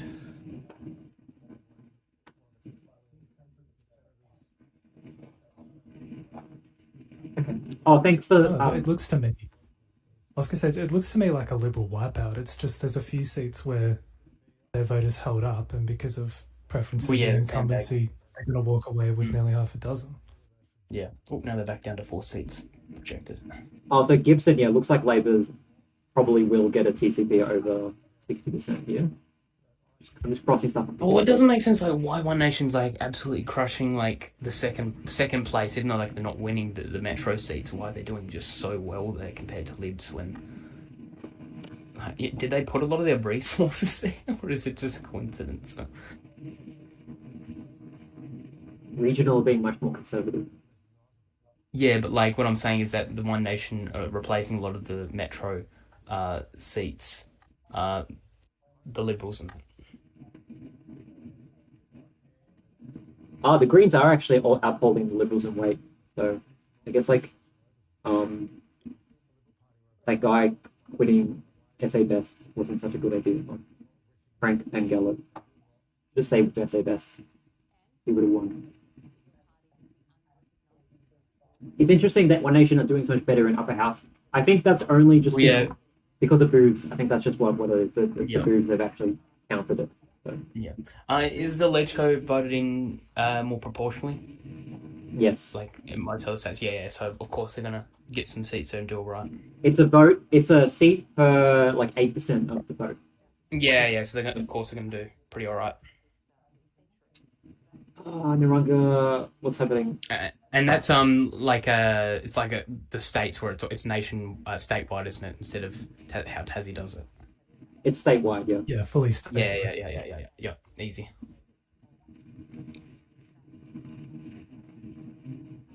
Oh my God, Carvel. Yeah, you think Independent's probably going to win there? Yeah, I mean, I'm inclined to agree after you explain it to me.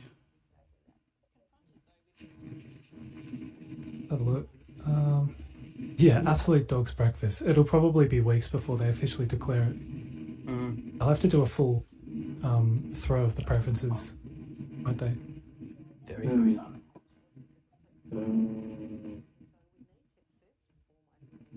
On my reading, though, it's actually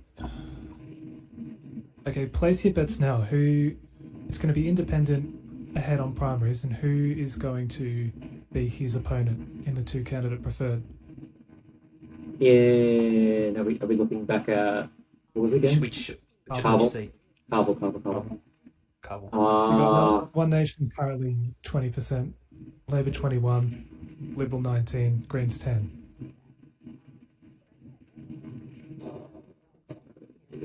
I'm going to say, okay, so who are these others?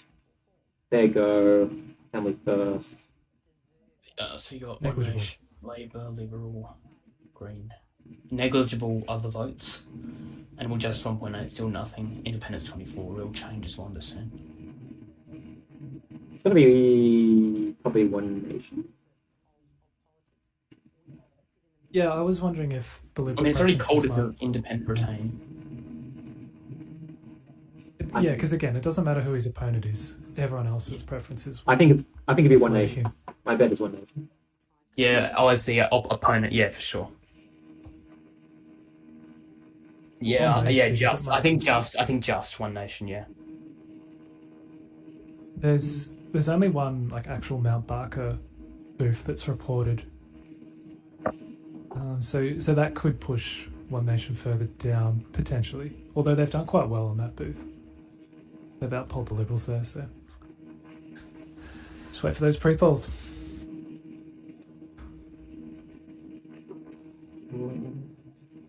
Mawson Coldblood was saying One Nation is now ahead. Sky News is melting down. We want to go on the Well, what Sky. did they Can we expect? be at the Sky News stream? Who wants to get it up? Were they expecting? Well, Sky News has kind of gone pro One Nation these days. Yeah, they I was are. gonna say, what did they expect? Like, I think they wanted One Nation to do better or something to show that woke is dead. But unfortunately, woke is very much alive. I don't know. Like, Go on, go on, the go on. SA Labour's not really woke, are they?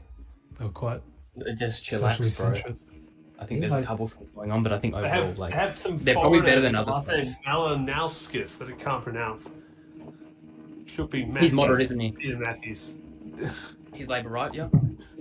And then Malinowskis, yeah. Well, Labour right is SA. Let's put it this way: as someone who was in Yeah. Young Labour in Yeah. SA, whatever the right faction, what the right faction got. Yeah. That makes sense.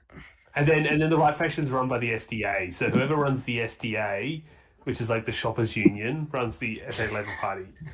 In fact, Oh, my that was first, where- yeah. Because I first Malinowskis met is Peter from. Malinowskis. Yeah, I first met Peter Malinowskis at my first job, which was the dairy boy at a Coles. And day one, we were brought before the union, and they were like, "Can you give us 10% of your cut of your pay and get union benefits?" And I didn't know what that was at the time, so I said no. But yeah, I don't know what I would have said these days. Probably still no. Give me my money. Well, Andrew Hayes, but I'll, I love I'll that throw poll. my socialist principles. Worth having Andrew another Hayes, look you at love the tariffs. jury, It's like, guys. Which Okay. one was that? We'll The do jury, well worth another look. So now we're up to 7.4% of the count, and the One Nation candidate's zoomed ahead. He's on. we're finally getting up Yeah, almost so- to 20% overall. Yeah. On those numbers, it would be, and I'm assuming there's not much of Gawler that's being counted there, but that would be a almost a Liberal versus One Nation throw, wouldn't it? I guess there must be some No. more Labour friendly vote to come. It's not being projected by Bob Ledger. No, Well, but on the I- current I- primary, it would be. All right, yes. So we're getting the Jira and the Runga mixed up. Yeah. Well, we have 8% counter, so it's not like a huge amount, but I'm going to put it in the No, One and Nation column. it's probably not where Tony Piccolo's best vote is. Right. All right, Yeah. I'll try and keep an eye on the TV. The Liberals might be doing their consolation speech soon. Yeah, it's Ashton Hearn. Yeah, a lot of those it's speeches are probably like conceded. 10:30, 10. Ashton Hearn, no point even like going to the hotel. Just rock up at the party convention at 6 o'clock, I reckon. Yeah. This guy, okay, so someone keeps on talking about Narunga, saying like, oh, it's really close and stuff like that. I don't think, No. I think it's over. Dodge MF1 says Tassie teachers are very grateful for their union currently. I gotta say, the Tassie unions are like absolutely slamming it in Tassie. Like literally every week there's a different union like demanding a pay increase and just protesting against the government. They're actually doing quite a lot. So yeah. Ashton Hearn's vote has held up very well in Schubert. Well, Schubert was always the one we were expecting the Liberals to hold on to, even if the gates of hell opened. Yeah, But I guess you're right. It's done even better than that. You're right.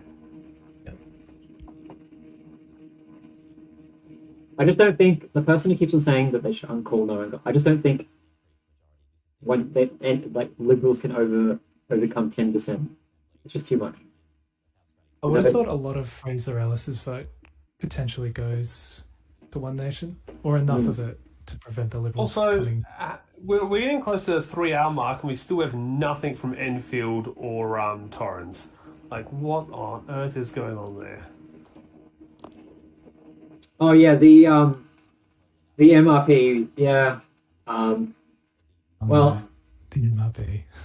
well, like I'll talk about it next week. shut up. Well, like I want to say though that like it's good that we get that kind of stuff, but it is also in a very turbulent time and a very turbulent sort of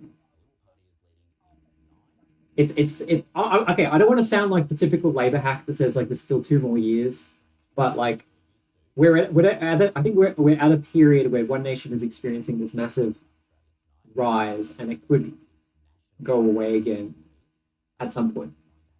If Entirely possible. if Pauline Hanson says the wrong thing, or if Andrew Hasty comes in and the vibes are right, or something. It's really all media. As soon as they start losing their appeal on the media and how they're and losing their ability to interact with the media, then they're cooked. Because what determines most of these party successes is visibility and exposure, not necessarily policies that are right or wrong. But I think that, like, not so much One Nation, but Peter Dutton, I think that was one of the big reasons he lost 2025. Yeah. Is just a big. Well, just a this is the big thing. loss. He lost attacked the his finger media on the so many pulse. times, and yeah, was really bad with the media in general. Like, but like he didn't attack the media, and like he just whinged and said, "Oh, you're just so left wing, you're woke or whatever." And it's like that's such an ABC line. But like literally every other conservative leader that attacked the media actually was able to convert that to something of substance, and they ended up either doing pretty well or in those elections, or only that kept things all right. I also wonder if One Nation is in a catch-22 where they can either stay a fringe right-wing party, and then just be ostracized by the centre and left of the electorate, or try and pivot to a moderate, and then people go, well, what's the difference between you and a liberal? Because I think that's some of the points. That's a problem I think like Nigel Farage is dealing with. Like Donald Trump didn't have to deal with it because he took control of the major right-wing party, but for people trying to make a party on the fringe and bring that in, it's again the Greens have been stuck in this no man's land for 2 decades now. Yeah, I think you guys are overrating like the ideological appeal and like how many of it is genuine sort of centre right or even far right. I think a lot of their voters don't really have a strong political ideology. That's what I think. That's what I think. A lot of the support is people who just don't align with any particular party. A lot of people who are conservative, but also economically left or moderate. But just to But put on Hastings that, not policy and totes. I don't care. Max, your yeah, but Max, your trying to microphone. look at away from trying to look at away from it just as an electoral thing. I'm also looking at it as Pauline Hanson's stunts. People, I think some people like Pauline Hanson for walking into Parliament in a burqa or doing some silly political stunt. And like if she stops doing those, would she lose the it's like I vote Pauline Hanson because she's the woman brave enough to walk into Parliament with a burqa on to show how stupid it is. No other parliamentarian would I'm trying to make that less of an ideological look at the thing and more just a stunts and things. I'm of the opinion that the right of Australian politics, at least, could morph into a similar setup of how New Zealand's parliament is if they were doing the right things and well, it kind of already did with the we're more targeted. We're more targeted in their campaigning because we're not like that right now. Oh, by the way, finally got results from Enfield. We also have results from. And we have results from Torrens. All right, every seat has results now. Yay! Okay. So I was just looking at Hartley. If you guys were wondering what I was doing, I was just seeing if there was anywhere like that where Greens were getting much of a swing, and it's like in the places where they would need to get a good swing, it's like 5%. I just don't think they can overcome Labor there. So I just don't buy it. I just don't buy it. I think Labor's going to win that. Was Kabul was the one that was Kabul the one where you were certain that it was going to go independent? Max? Yeah, I was pretty sure. comfortable with One Nation at this time of the night, still not having like really any seat declared officially. Got one, but like that's not much. Yeah, like Because their speeches are like 10:30 normally, like for most parties. It's like, what are they going to could be say? good. Like, Venice is super close. I don't know what's like. I thought that was going to be one of the easiest independent game. Yeah, that's what what's the tally room people were saying, and they said like Labour was running dead here or something like that, and Labour almost getting the same as the Independent as well.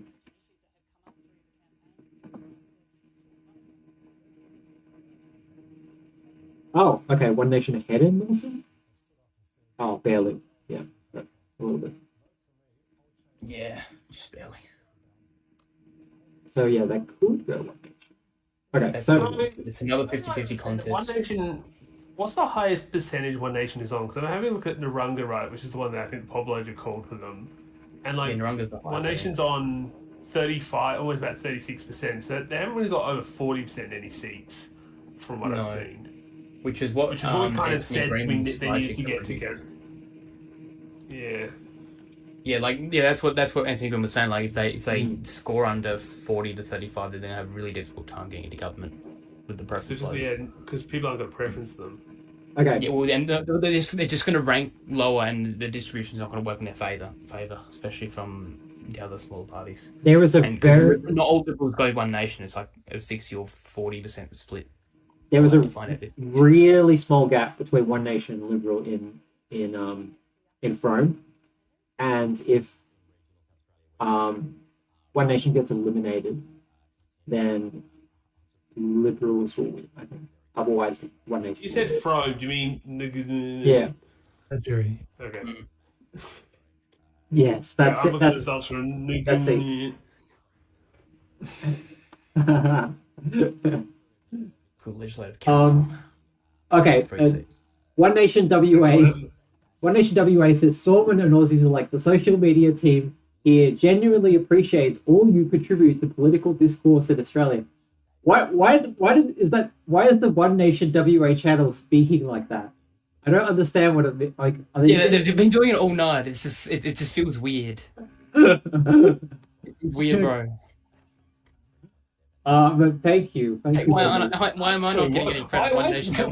Come on, where's my credit? Where's my credit? Yeah, why not Anglo? What's wrong with Anglo? What has he done wrong? Yeah, Yeah, he's the one What that's does most that mean? ideologically aligned with you guys. yeah. No credit. You're like giving like everything to the lefty guys. Is he trying to? Are they just trying to trigger us? I think that's what's going on. Yeah, they're just trolling. I just like Sormon. Okay, all right. Whoever's running this again, you got a super fan. You got to sit there. I did not The think I wrong had a person. super fan in the One Nation WA media team.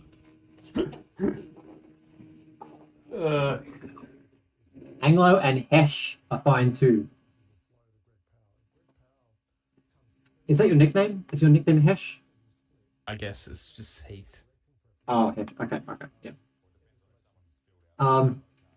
Okay. So I haven't. Tasmania's in the chat. Legend. I don't think the bingo card is happening. I mean, One Nation could still win Nigeria, and then Greens probably won't win Iceland. So I don't think the bingo card is happening, guys. It's over. Yeah. No bingo. No bingo. I've got a who's photo doing this from now? One Nation HQ, and that Pauline Hanson does not look super happy. There's no way What? Andrew Hasty I've will got a do. photo. There's no way Andrew Hasty will do tariffs. The Liberal Party would lynch him. No way. This is from It's absolutely no way.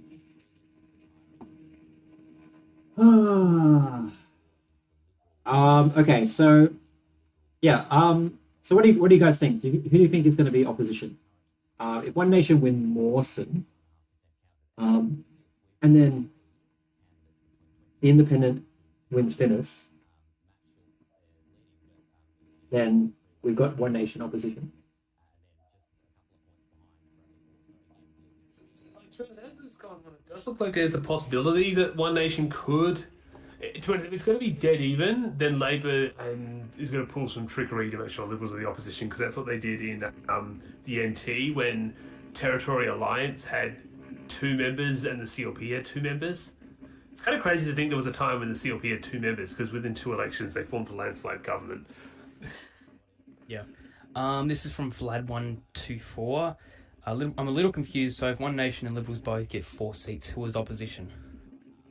The Liberals will be because Labor will basically they'll just pull some trickery. I don't know the specifics, but it's they'll just say we acknowledge the Liberals as the opposition and One Nation. Will And I'm sure Labor will pick Liberals over One Nation as opposition. It feels like they'll want the Liberals over One Nation. Yeah. They'll Because the best way to stop a party getting traction is to just not take them seriously. Well, and deny them of materials, because getting official opposition status is pretty massive for a party. It could mean you get the opposition caucus room and other sorts of things. Yeah, that's going to do wonders for Cory Bernardi's whole uni-party thing, though, isn't it? Yeah. How's that going to look? Yeah, it'll play into their motion. I don't know, but if you the longer One Nation, what's going to give One Nation longevity is actual power and incumbency. Yeah, incumbency. That will give them, because that's think of Central Alliance, right? Rebecca. The only reason there's still something today is because Rebecca Sharkey has Mayo.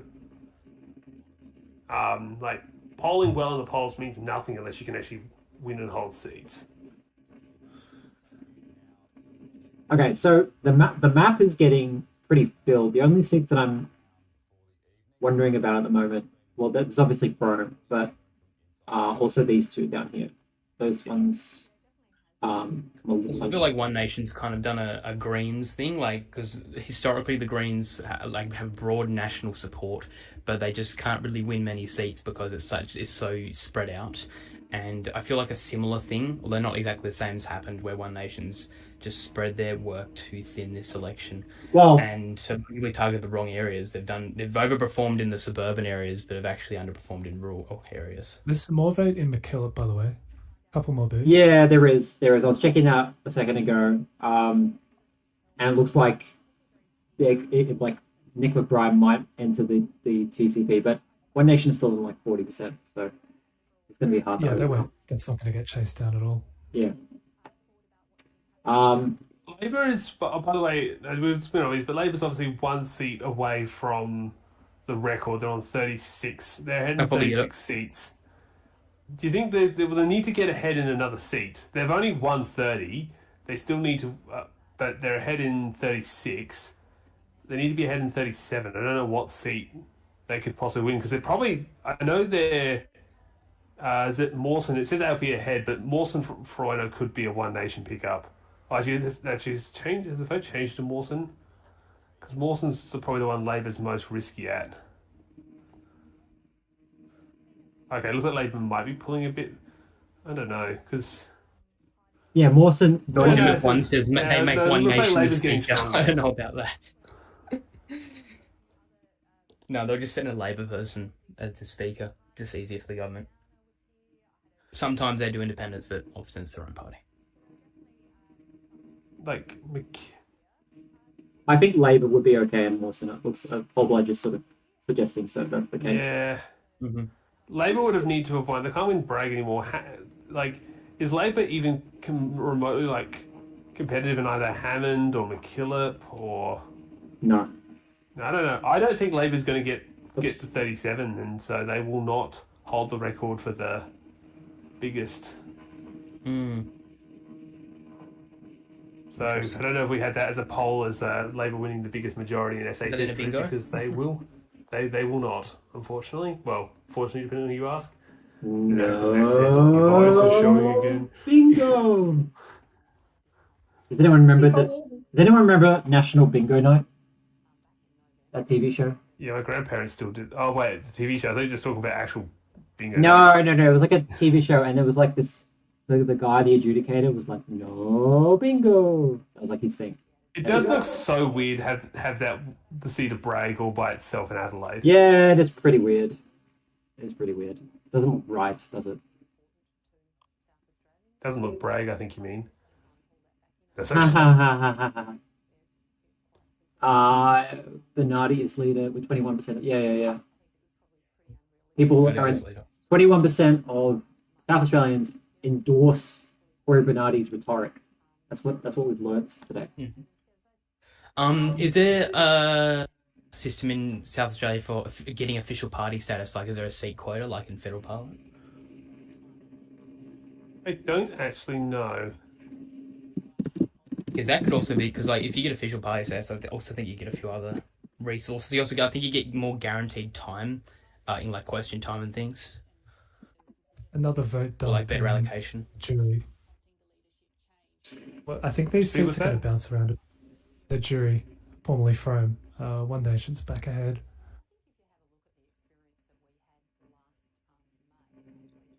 I'll look at that.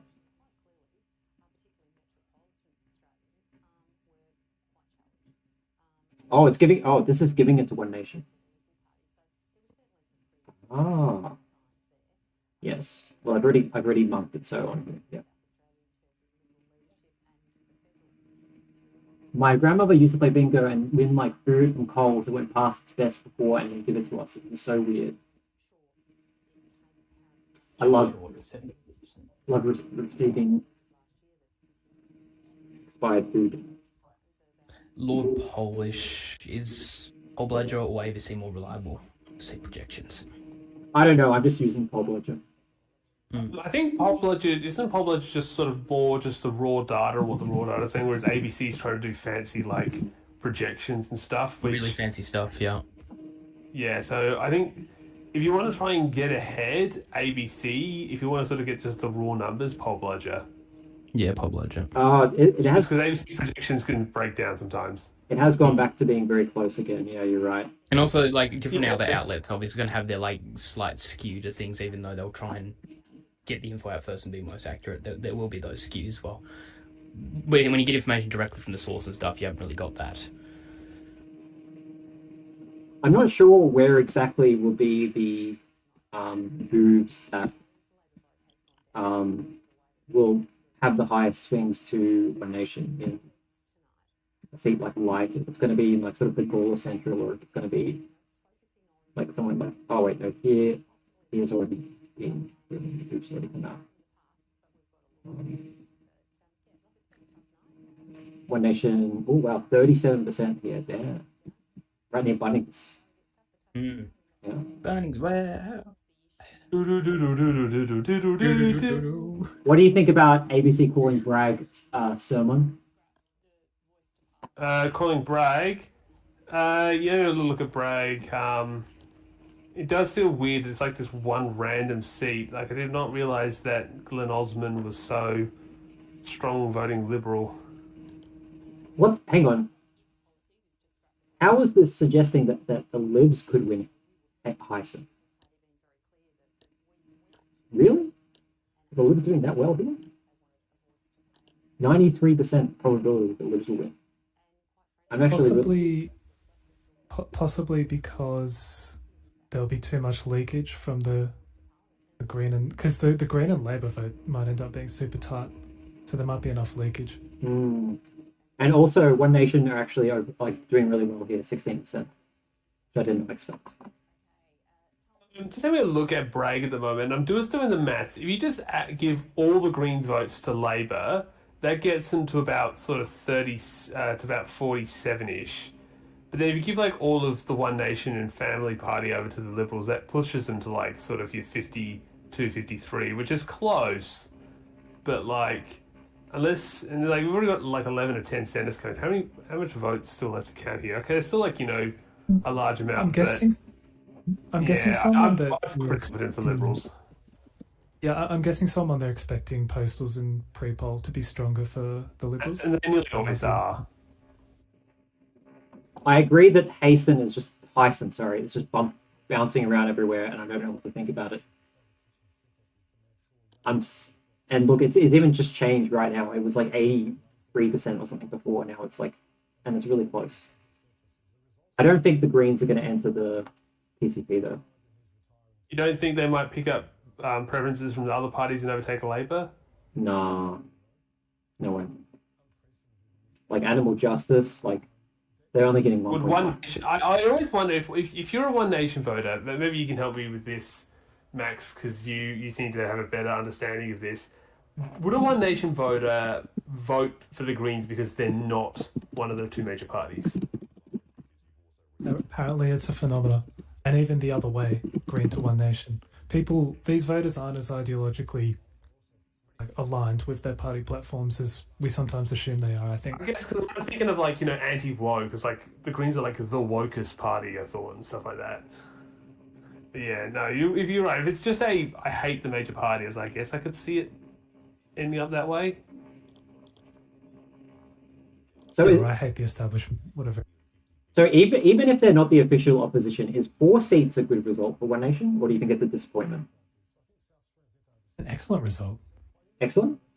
From nowhere to 4 seats and a couple in the upper house. I would. Yeah, but it's proof of concept. If nothing is. else, it's definitely proof of concept. it's definitely an underperformance in a ways, and it definitely. In some respects, yes. It Some beat- respects, it no. yeah, but it beat expectations. Everyone was thinking that it was going to be an absolute Liberal wipeout, or that One Nation was going to form official opposition or something. But that's clearly not what's going to happen here. Again, this is the big difference between polling and winning seats. Yeah, they've actually won some Yeah. seats, but Yeah. not a ton. They haven't really replaced the Libs. They've got a handful. They've got 3 seats, I think it is now. I don't know if big socialists is really woke or they're just extreme. I guess they are sort of woke, but they're kind of odd in some of their beliefs. I just know there was the party that never pocket wins party. anything. Because big socialists, they're basically the wing of SALT, right? Socialist Alternative. You say that, Solomon, Mm. but don't they have some local councillors? Oh, okay. They do have some council stuff, but they just don't really. They have 1 legislative council seat. No, But apart nothing from in the that- state parliament, but some No. local government. I think maybe even a mayor Yeah, or 2. I think so. Yeah. Yeah, so Rome has been called for One Nation. Yeah, that's too early. I wouldn't be calling that yet, personally. What's been called? I don't think the ABC will call anything from One Nation because it's all going to have to go down to counts because they haven't got Yeah. high enough then. How can you call anything for them? There's no proper. That's what I said. Yeah, and I agree. They need Well, to be above 40% in a seat and they're not. especially only at 26% of the primaries as well. I don't know. How you could call that. ABC still has ALP ahead in a bunch of these seats. I don't know if there's information they have that we don't. Yeah, that They've feels actually way dropped low. down a bit on the poll bludger from ahead in 36 to ahead in 34. I don't know which ones they're no longer ahead in. Actually, Tyson, I think, is the one. Let me reload this. Oh, now they're only ahead in 32. Oh, really? Apparently, they're behind in Taylor, but I think that's a pretty early count. One Nation are ahead in 6, Liberal ahead in 6 as well. Actually, 16% of the count in Taylor. Although they've got a 12%. Yeah, I don't know what's going on there because the combined Green Labour vote's over 50%. If the combined Green Labour vote's over 50%, there's no, and then you got legalised cannabis. See, I don't know what they're doing there. Labour's going to easily win maybe- Taylor. Poll bludgers. It might just be the nature of which booths have reported. They might be expecting a conservative So vote also. ignore Taylor. That makes no sense. Yeah. Look. I can understand this because Family First is also getting 6.4% here as well. I think it's to do with the booths. Green I think MAGA. that Okay. the booth that reported must have been really strong for Labor last time because the Okay. what's Labor's primary vote there? It's 40, but it's 20% down. So they must have polled 60% in that booth last time. Okay. Alright, so there's we're still really low for Legislative Council. One Nation are just completely schooling Liberal here though.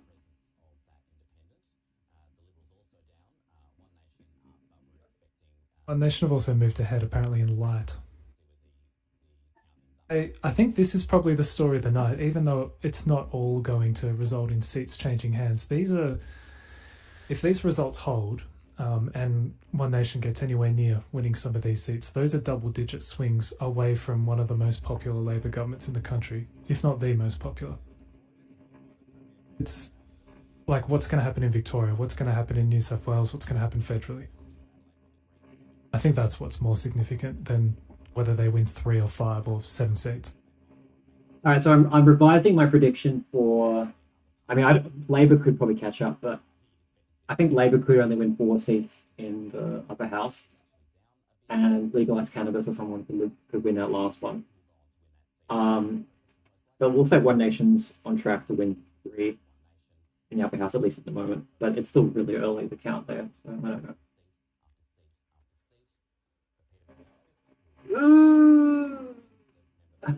Oh, I should transition to that. Sorry, everyone.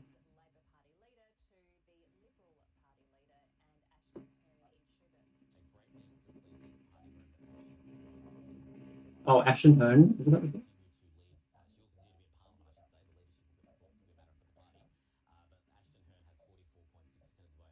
Oh no, she's not going to speak. Okay. Was that ABC are doing some Liberal versus One Nation throws there?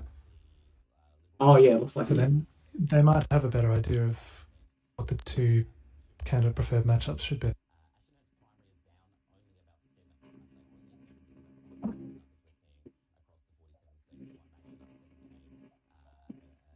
I'm really surprised that One Nation are like doing this well in like Northern Adelaide. I thought they would have done. I thought after that federal result where they were they underperformed there.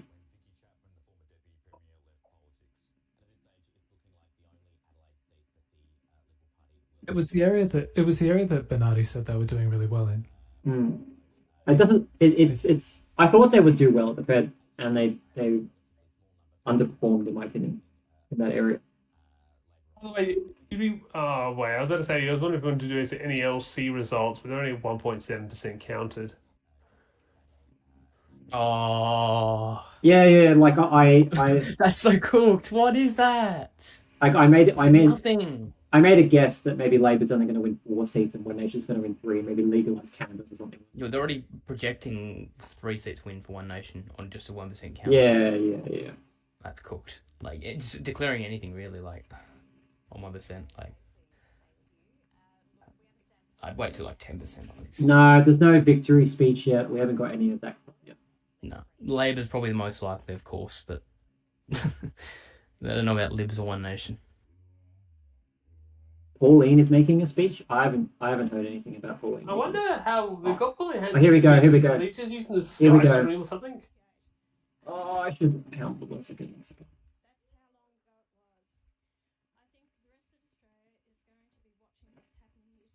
Let me fix this.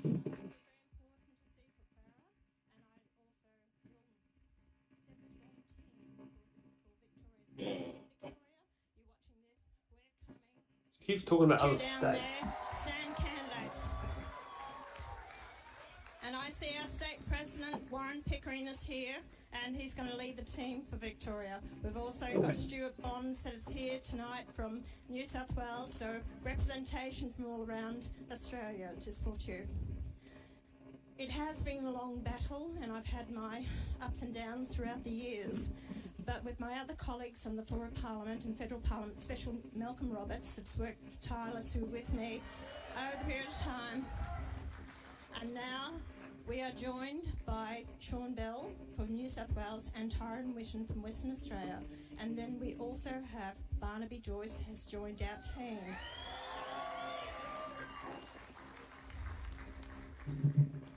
Today, it's not about Pauline Hanson, it's not about the members getting elected. It's the start of a new beginning for the people of South Australia and the people of Australia. It's for you the people, and to each and every one of you that has done countless hours or a couple of hours on a polling booth. Without you, we would never have got there, because without your support, your hard work and believing in us, that we have achieved what we have today. The vote... Thank you. To all the people that have voted for One Nation, please believe me when I say you have got a strong leader in Cory Bernardi here in South Australia. You have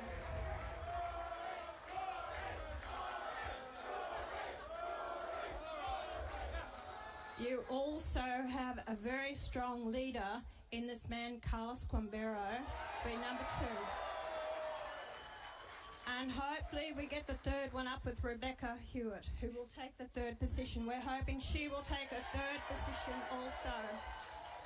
It is unsure where we will stand with the lower house seats. We don't know if we're going to have 1, 2, 3 seats. We're not sure of that.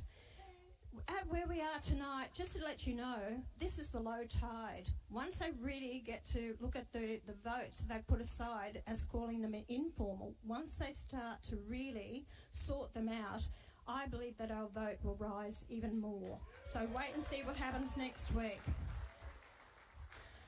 I will finish on this note. Peter Malinauskas, congratulations on your win. No, he did win his second term. But I will say to Peter Malinauskas, saying third position is pretty in risky. South Australia now, I am leaving tomorrow to go to Canberra to continue my duties. But guess what, mate? I'm leaving you some landmines. They're called One Nation Members of Parliament.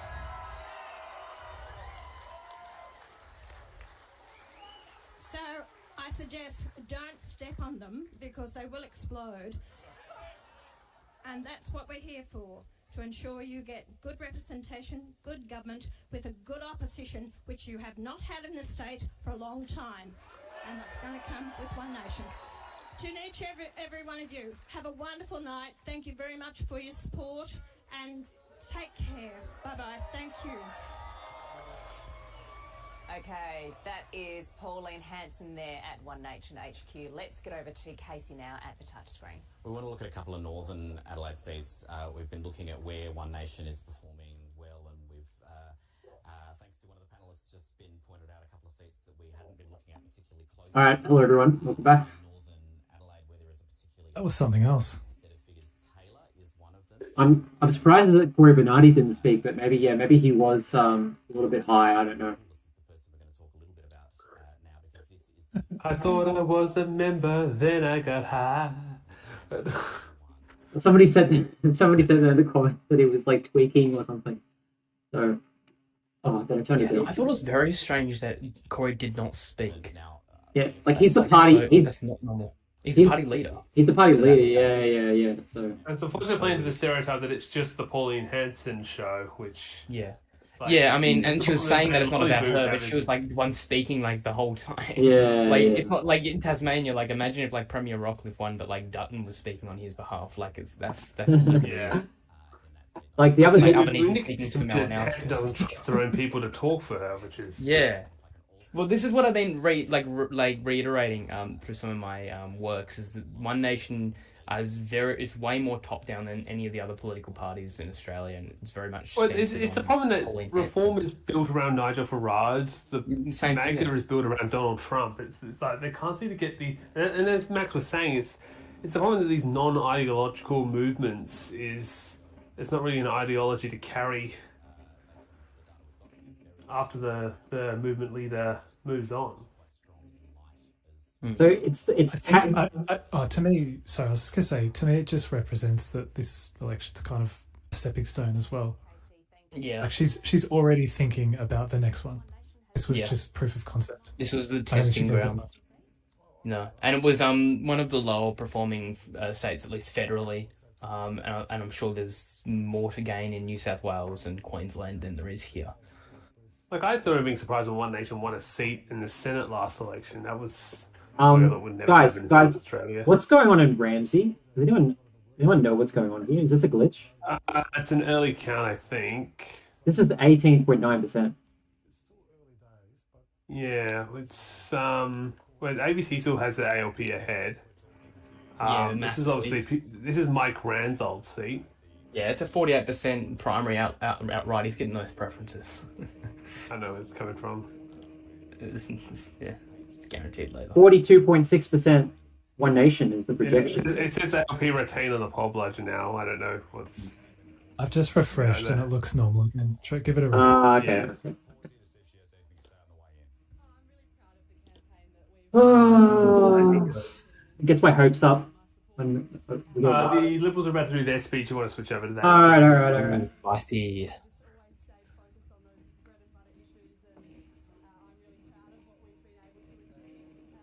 I might mute my Look at microphone the again. press spinning like bloody seagulls right in front. I'll just keep working and we'll keep working hard for all of our local communities. We just got Greens ahead It was a in challenge, but Harson. I've been really proud of what we've been able to achieve, and I've spoken with the Premier of South Australia.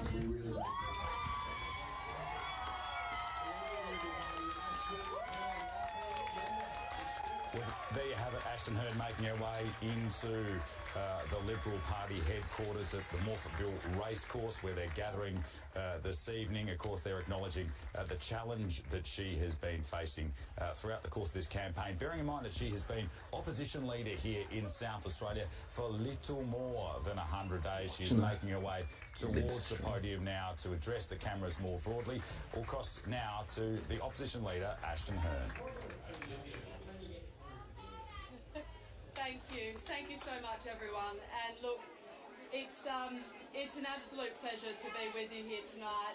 And I wanted to let you know that I have phoned Premier Peter Malinauskas and congratulated him on his re-election. He has run a campaign that has been a good one. We've had some amicable times together, and I just congratulate him and his team for their re-election and what they're putting forward to achieve for the people of South Australia.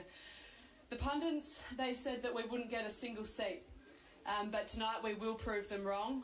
We have done a fantastic job across South Australia. There are thousands of Liberal supporters who have backed us in against the odds, but as counting continues, our position continues to improve as well. I'm really proud of the team. It's so fantastic to see so many volunteers here tonight, but look, it's a tough night for the Liberals. There's absolutely no doubt about it that things are tough and lessons must be learned. There are a lot of things that we need to reflect on, but now is not the time for that. Now is the time to celebrate the Liberal cause and to give hope for the future, because there is still hope for the Liberal future here in South Australia.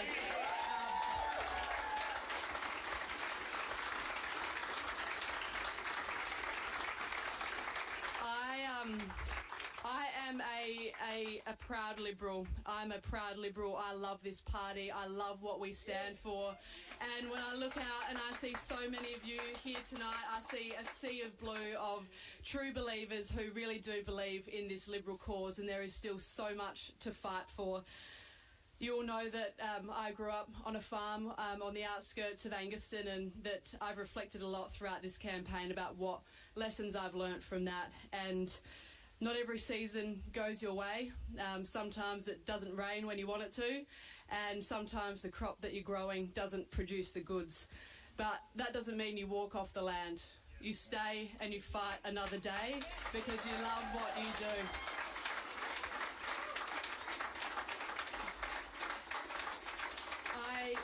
I would like to sincerely thank all of our volunteers.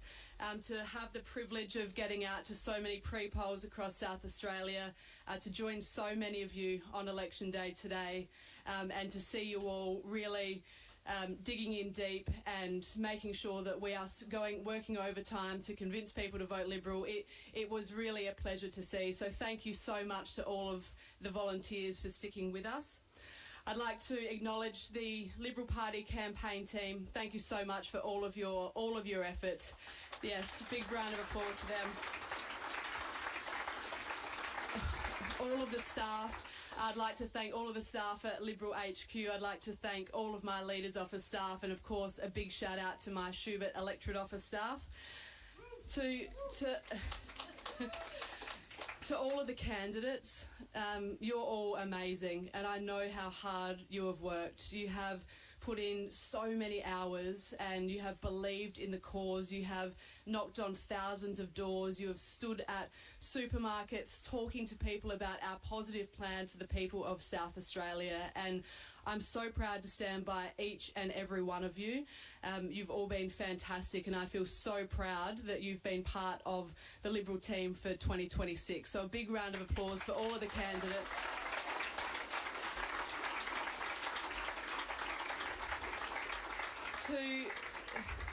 To the members of Parliament who have been in my team, thank you so much for all of your support.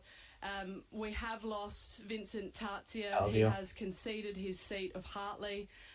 So I'd like to take the moment just to recognise him as a former leader. He has been incredible for our team. The work that he did in particular in defeating Nick Xenophon was exemplary, and he has gone down fighting, and he is an example for all of us well into the future. So I'd like to thank Vincent very much for his service.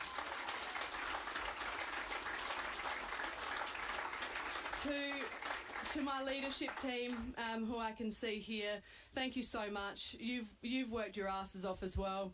And I've been really proud to be in the trenches with you. It's been an absolute honour and a privilege to be with you. To my community of Schubert, my local community, which you all know I love dearly, the Barossa Valley and the Northern Adelaide Hills have returned me as their local Member of Parliament, and I couldn't be prouder.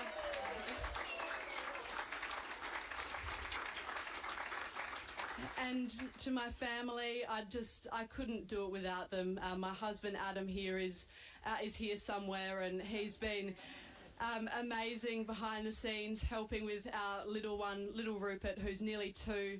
I looked at a photo of him actually only this week, and I thought, God, he's grown so much over this last little while. And it underscores the sacrifice that we all make to put ourselves forward for public office, and it can be a lot, but I'm so grateful for that family support. To my mum and my dad who are watching somewhere in Angaston, and my brother Shannon, my nan and my in-laws, thank you for all of your support. You've been incredible. But into the future, we've got, we have been sent a message tonight, and it's not just the Liberals who have been sent a message, it's the Labor Party as well, that there is a large cohort of South Australians who are sick to death of the status quo, and we have to acknowledge that, we have to learn from that, and if anything, we need to dig in on what we've been talking about for the last 100 days of my leadership, and that's all about getting back to basics, focusing on those bread and butter issues that South Australians are crying out for leadership on. And so whilst the Premier, he's lived to survive another day, and he'll have 4 more years in office, and I do sincerely congratulate him on that, we are going to come back stronger than ever. We're going to keep fighting for not just the Liberal cause, but for the people of South Australia, because at the end of the day, that's what we're in politics for. We're not in politics because of ourselves. We're in politics because we ultimately believe in our local communities, and we ultimately believe that we've got the best vision for the people of South Australia. And whilst the voters didn't give us the nod this time, we'll keep fighting to earn their respect into the future. The voters never get it wrong, and they've sent us a clear message, and it's up to us now to heed that advice and to look forward with a true sense of optimism, because like you, I do see an optimism in South Australia. We've got so many fantastic opportunities ahead of us, and we all just need to band together, keep working hard and backing one another in. Now is the time to come together really as a party and to be in lockstep together for the future. It's been a pleasure to be your leader for this campaign, and I'm looking forward to leading this party well into the future for the next 4 years and making sure that we continue to climb back bigger and better. So thank you, everyone. Thank you. Thank you. Okay, that is the That's a good opposition leader, speech. Ashton Hearn, who announced that she called the Premier, Peter Malinauskas, to concede Do you think the seat. he continues on as there? as I talk to you right now. I saw She said she was going to, and to be honest, like, what choice does she have? She's like one of the only Liberals in Parliament anymore. Yeah. All right. Okay, so the two seats that I think are the most up in the air at the moment are Finnis and Hayson. They seem to be the ones. Sorry, Hayson. They seem to be the ones that I'm most unsure about at the moment. Oh my gosh. It's a Greens versus Liberal contest. Interesting. Like the volume of the stream is. I'll just leave it at that. Okay. I've got to say that was a pretty good concession speech. Tyson keeps on sort of flipping between what the poll ledger. Oh my god. Okay, so yeah, now it's thinking that it's going to be like Liberals against the Greens. So it keeps on sort of flipping around. I still think the Liberals are probably going to end up with that seat. And Legislative Council is still way too early. Way too early. I mean, Liberals on 33, and you're going to see basically all that One Nation go to that, so it's a massive boost. What did the count? They're on 60% as well. I think okay, so I'm pretty happy with my prediction for the Legislative Council. I do think that if we go back to that, this will at the outside bit will be the result. That's still my guess, because Liberals look to be getting to One Nation 3, Labor 4, Greens 1, and then Labor aren't on 4 quotas. Greens are okay. So I don't think it'd be a second Green. I think no, legalized cannabis are ahead of the Greens. They got legalized cannabis. They've got 0.31. Greens have. Legalized cannabis, yeah, 0.5, 0.31. Greens have 0.27 extra surplus. Yeah, So- that's a lot of that. The cannabis and then some of these, I don't know who this Craig Pickering guy is, but he sounds like he might be a bit of a stoner. So maybe some of these I love it. You just like I'll turn just like the that. name. Like I don't Also know. Animal Justice. Yeah, Animal Justice. 7.17. Animal Justice, they'll go legalized cannabis, like a little bit at least, yeah. Yeah, And maybe a little bit of Labour, not much, but maybe a pinch. Actually, no, sorry, because they're on almost 4 quarters. yeah. We're starting We're starting to get some pre-poll dumps. I think it's in Heisen, for example. There's one, and the percentage in terms of the counts has really started to rocket up in some of these seats. So just keep a close eye out. I'll let you know, guys. know if this is- Thank God, 62%. So we're actually getting somewhere, yeah. Okay. Yeah. That's what I was saying with Heisen. Like, it's just a green Lib contest, and it looks like Libs are going to win. Who knows? Can't wait to hear Labor people complain about the Greens in that one. Yeah. It's probably their vote to the Liberals or something. I love it that Schubert has like 86% counted. It's like so much more than any other seat. Like, and it just so happens to be the opposition leader. Rossa Valley knows how to count their votes. I mean, I guess so. Maybe that's like it's work ethic. I don't know. They're on the wines, but they're just counting super fast. Which has the lowest count right now? After they can, Bad code. Stuart. McKillop's at 4.3. Yeah. Yeah. Wow. Yeah, I'll ask my sister why the count's so slow at her house. Are they counting votes in her house at the moment? And it's a One Nation one as well. Like, at least. I don't know. I just assumed that because. It's so weird. I don't know why Badco is not being called for anything. Like, what's going on? Well, because the vote's too low. Yeah, they still have 12 polling centres. 12 out of the 14 polling centres have not reported yet. How is Labor going to lose from 47%? Look, they want to have enough votes that they can make they don't want to make any sort of call even at 5%. Like the There second must it be gets some- on 10 or 20%. Saying there must be technical Metropolitan issues. votes pulled back a bit for One Nation. Paul, don't you have anything sort of? I will make another poll.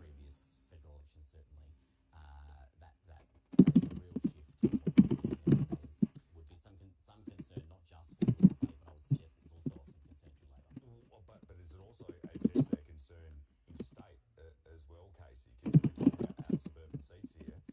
No shortage of those in the bigger cities, Melbourne, Sydney. Villatory. Solomon's sister's house was a polling booth. Yeah. I like both my sisters now. My other sister just moved into the same electorate as my older sister, so they both now live in Badco.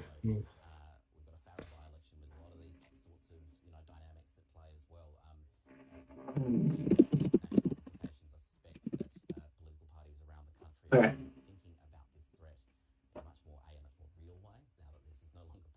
New poll, everyone.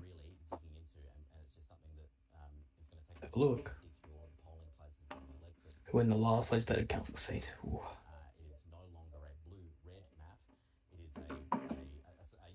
I just feel like legalized cannabis is just too far out there.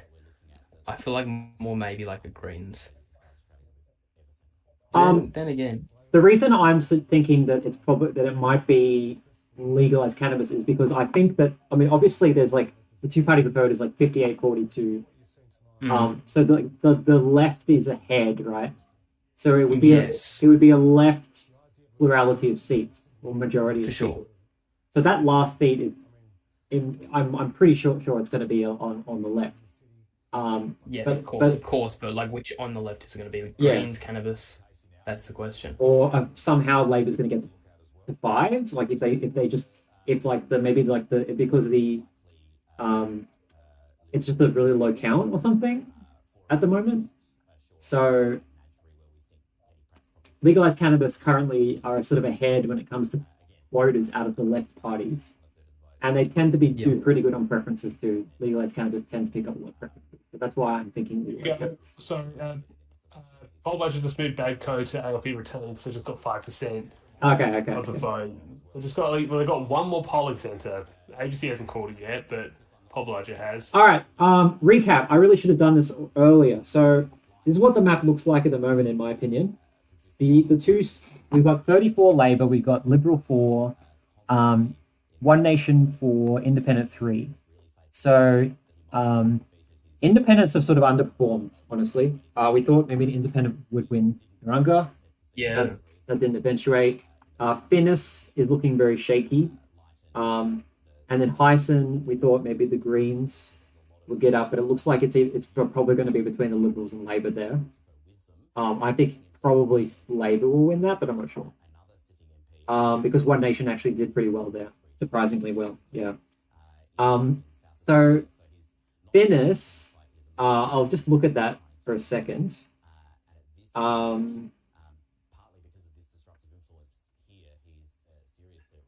The Independent says it's ahead, but I don't know if the Independent is going to make it to the final count. Like it could be like Labor overtakes the Independent on Greens preferences, and then I don't know if Labor can catch One Nation though. If they can, it'd be One Nation versus Labor versus Liberal, and Liberal will win. If it's One Nation versus Liberal, I think Liberal will win. So I think a Liberal is going to win Finnis. That's my guess at this point. But we're only 30% counted. So Yeah. let's go with my predictions. Oops. What was that? That was the opposition leader. Interesting how like Paul Bludgeon, like Hammond's like the classing One Nation is ahead, and then Hammond on the ABC. It's a Liberal versus Labor contest instead. Like Hammond, I sort of gave to One Nation a Yes. while ago. But like no, but the ABC thinks it's a Liberal versus One Nation contest. Liberal versus Labor contest. I don't think the Independent or the Greens are going to go to the Liberal Party. I don't think those votes would more likely go to Labor. I don't think that the Liberal can catch One Nation. Liberals, Yeah, they're like 6% No, I behind. said Liberal versus Labor contest. Wait, but hang on. Isn't the It's looking to be a Labor versus One Nation contest. it will probably be a Labor versus One Nation contest. That's what I think, but the ABC thinks it's a Liberal contest. Yeah, I don't. The ABC know will just why. because it defaults to that. That's obviously when they got the vote, when they was about to start counting the votes. That's what came out of the envelopes. They do a Labor Liberal TPP. But hang on. Maybe maybe people think that Liberals will catch One Nation because they're only a couple of % behind. Yeah, true. No, they're like 6% behind Labor and One Nation. Well, the projection is 3%. But Hammond is 26% One Nation, 23% Liberal. Maybe we should try communism. Projected 3-party preferred, 29 Liberal, 33 One Nation, 37 Labor. Yeah, I think they're too high to be captured by the Liberals in Hammond. So you think in the event that happens, do you think the Liberals would get One Nation across the line, or do you think the Liberals would break for Labor? Liberals will get One Nation. It's a 50-50 roughly. It might be slightly more or less. We'll have to find out after this election. But Do you think the Greens anytime I hear the word independent, I assume mostly Labor supporting. So like I would throw. Yeah. So essentially, let's go poll budget again. The poll budget would have Hammond as Labor would need 13% of the 29%. So I guess they'd really need the Liberal vote to go 50-50, wouldn't they? Yeah, if not slightly better to Labor, which is entirely possible. Who's the Liberal candidate for this seat, and is it historically more moderate or conservative? It's a rural area. It's Murray Bridges. Yeah, it's rural. So it's going to be way more conservative. Yeah, it could be a One Nation chance then for sure. I would give it. Yeah, I'd probably say One Nation is probably because you have to have 13% of the 29%. Yeah, so maybe like 51, 52. I have a feeling, not 53-4. It feels too much. Anyone who's been to the US, but like a 94% win probability, like I don't know. I didn't want to step foot in the US at all because at the moment, like aren't they like searching through your phone and they want your like social media history? Yeah, don't have any JD Vance memes on your phone. Yeah, what the heck? You get sent away, man. No, thank you. I'm not interested in going to the US. Even if it's a transfer, I refuse to go to the US. I do not want to step foot on that. I go to Canada instead, bro. That's where I'm at. I'm at Canada at the moment, and that's where it's at, bro. That's where I did not go through the US. That's where people keep it real. On the Independent and Hammond, look, I don't know about that one. That one's a weird one because like. And then McKillop's got basically no data to fully confirm. The Independent, are they like a teal? Maybe that they'll preference Libs, and then the Libs will get over One Nation, and the others, part of that is legalized cannabis. They'll probably go to Labor though, and then Family First. That would go. What sort of we're getting closer to Peter Malinowskis' speech. Yeah. What sort of speech do you think he's going to make? Do you think he's going to be sort of like we want a big majority? I think everyone who's put the trust, or is there going to be a lot of like we were supposed to get 40% and we're currently at like 37.3. We've underperformed the polls. No, it doesn't. It doesn't matter. He's just going to be like just going to pretend like it's a massive win. Yeah. What is it? What is it? Is it 7 seats? Did they win 7 seats? They're currently they've had a net gain of 7. Yes. I don't know the last time Labor won. I will check what they did in 2006. What did they get? Like that's a good result. Like winning 7 seats. Yeah. Well, 2006 was their last big landslide win, and they won 28. So he's done better than Mike Rann then. I also go back to like they haven't done as well as the Liberals did in 93. Yeah, so this is the best result for Labor, at least since the. This is actually This is the best result for Labor ever. Really? They've never won over. They've never won 1 or 2 36. seat shorts. Don 30 seats. Dunstan won 27. No, for Labor, not Labor Liberal. So Yeah. the Labor won 27 in 73. I think the parliament was a similar size. It was a 47-seat parliament, which was roughly the same size. So they won 27 and 27 again in 97. 27 again in 85. And then 28 in 06. So yeah, so 2006 was Labor's best result, and they've beaten it quite handily by 6 seats. What's this? What's this? Your grandma was the Liberal candidate? What's this? Solomon? My grandma was a Liberal candidate. What? That's what somebody thought you were saying. Apparently. No, I didn't say that. Okay.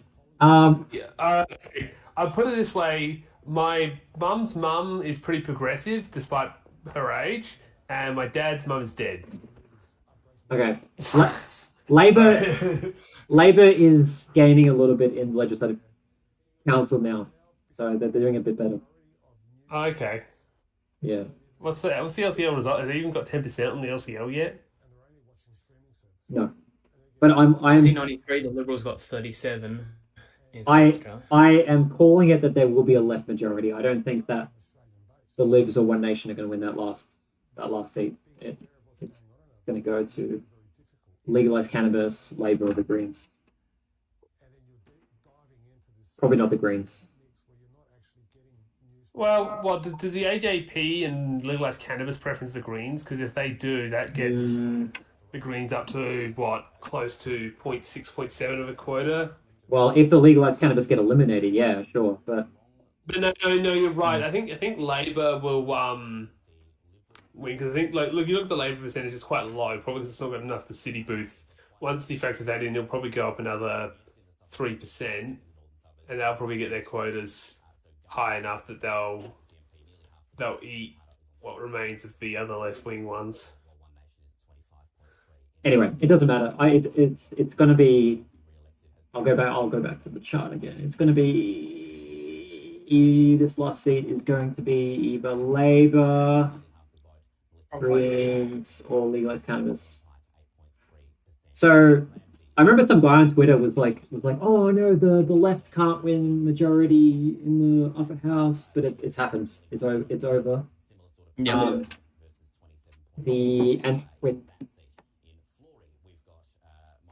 Hang on. Pretty bad day for the Conservatives. I'll be right back. I feel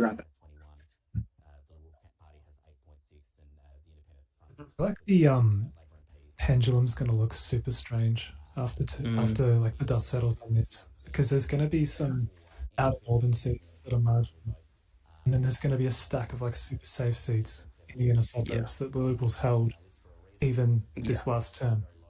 Yeah, they had safe seats that they've just lost. Yeah. See, I see if I can bring up I see if I can make it to the temporary pendulum on the the Tories moved the capital to Mount Gambier. Is Mount Gambier really like super separated from the rest of South Australia? Is it almost like WA with separatism?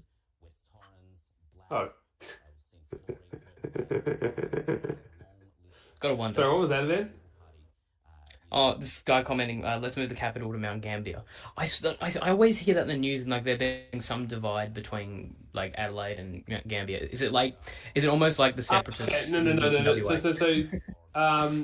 The basically Mount Gambier it's a unique area because it feels kind of Victorian because the southeast of South Australia is a lot sort of. I mean in the sense of like the climate's a lot sort of cooler and greener than the rest of the state, which is more drier and stuff. It's also like a city that's really far away from Adelaide. Obviously, technically by travel time, Port Lincoln or Ceduna are further away from Adelaide than Mount Gambier. But because it's like quite far away in a bit of a different environment, kind of close to the Victorian border, so it's got sort of strong connections with towns on the Victoria side. It's kind of culturally distinct. Also, politically, the southeast has been a very strong hold for the Liberals, whereas South Australia's historically been a big Labor voting state. But I've never really heard of any sort of major succession movements or anything. Like from we've Mount had in Gambier. WA. Yeah. I feel like if we got rid of WA, then that would probably be the next place, I guess. Albeit Yeah. 1% of the population wanting that. Not even just to seed from South Australia, just to seed from Australia. Yeah. No, but I think like the switching state thing, maybe like I don't know, maybe make a poll. Well, Should the person Mount who makes the Gambier polls be in isn't here, Victoria? though. No, Surveston should be in South Australia. If you drew the borders correctly. Looks like the Premier's heading to. Agent Victoria, can they make a flat white though? WA plus Mount Gambier exit, yeah, so we'll just have an enclave. What's just going on connected in to WA Finniss at and the South moment? Australia. It'd be like So Danzig. Finniss, oh, I see what's going on there. So it's another three-party contest. And well, I guess it depends because you think Labor and Greens would help the Independent over Labor or Liberal. And that would probably get them across the line. So yeah, I would be pretty confident in giving Finniss to the Independent. Hammond, I think it's probably going to look like One Nation. It's a One Nation versus, because the Liberals are going to carry One Nation to between Hammond. Hyson, you think either the Greens or Labor will... At the moment, it looks like the Liberals are just ahead on a traditional two-party preferred contest.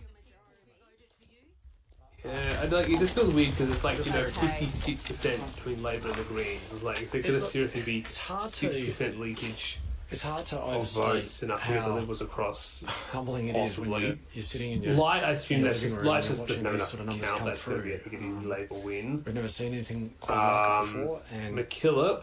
It means a lot, and it's just not lost on me the responsibility that They've comes updated the count a little bit you have to more. excuse me as I highlight to our supporters. For which one, Thank you very McKillop? much. Yeah, the Meningi Okay, so booth. that is the Premier Peter Malinauskas leaving One his Nation's home. vote- He will be One heading Nation's vote has to dropped a Labor bit. McBride's HQ gonna where he will fall to give a victory third. speech.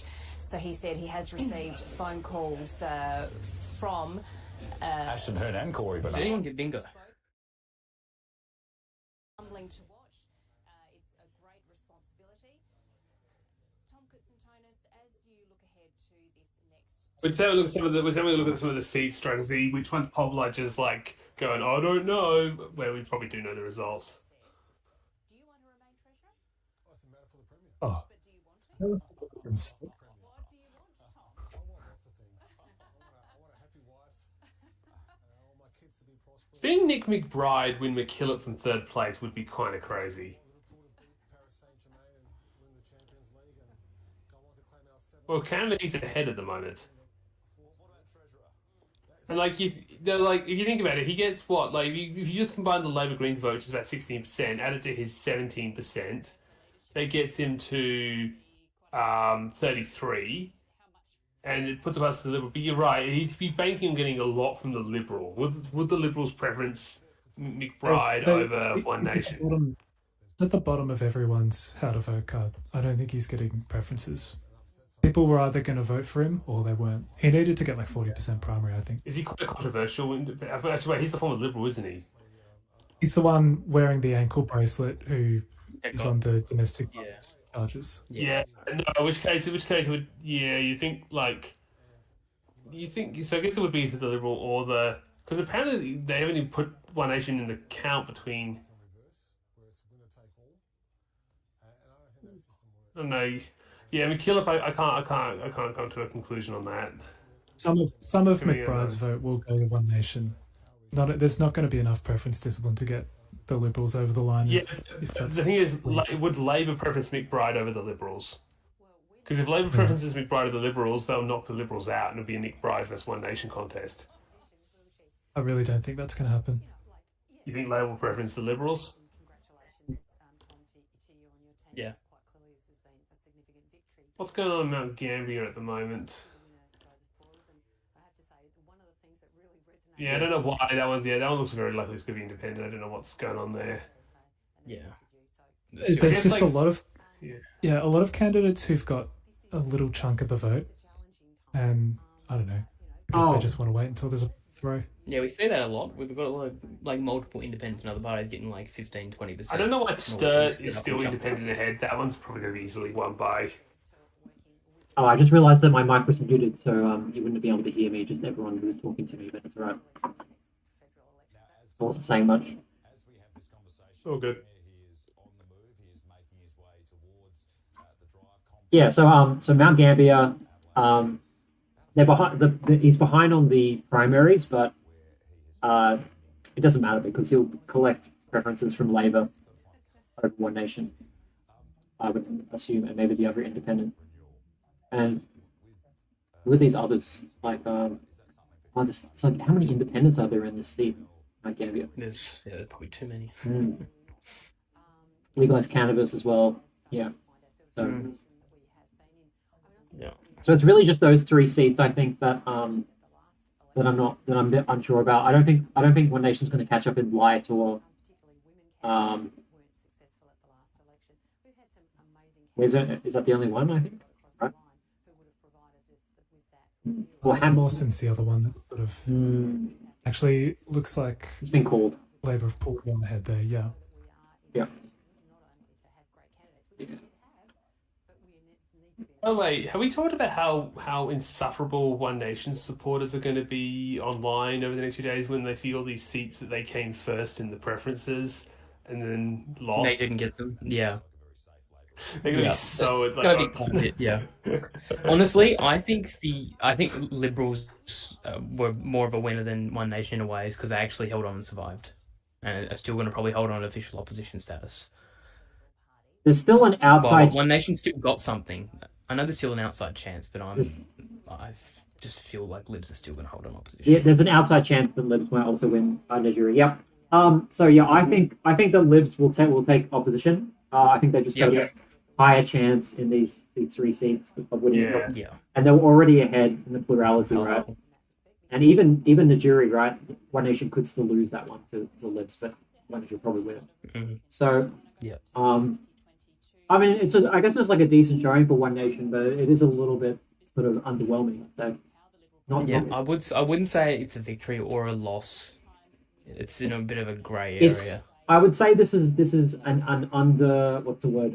It's an underperformance, of course. For Labor. But I think it's a little for It's Labor more, and also it's more One Nation. Labor who are underperformed, I think. Like No, but they're winning. But everyone knew they were going to win. The focus was really on One Nation. Supposed to win by versus 40%. Yeah, true.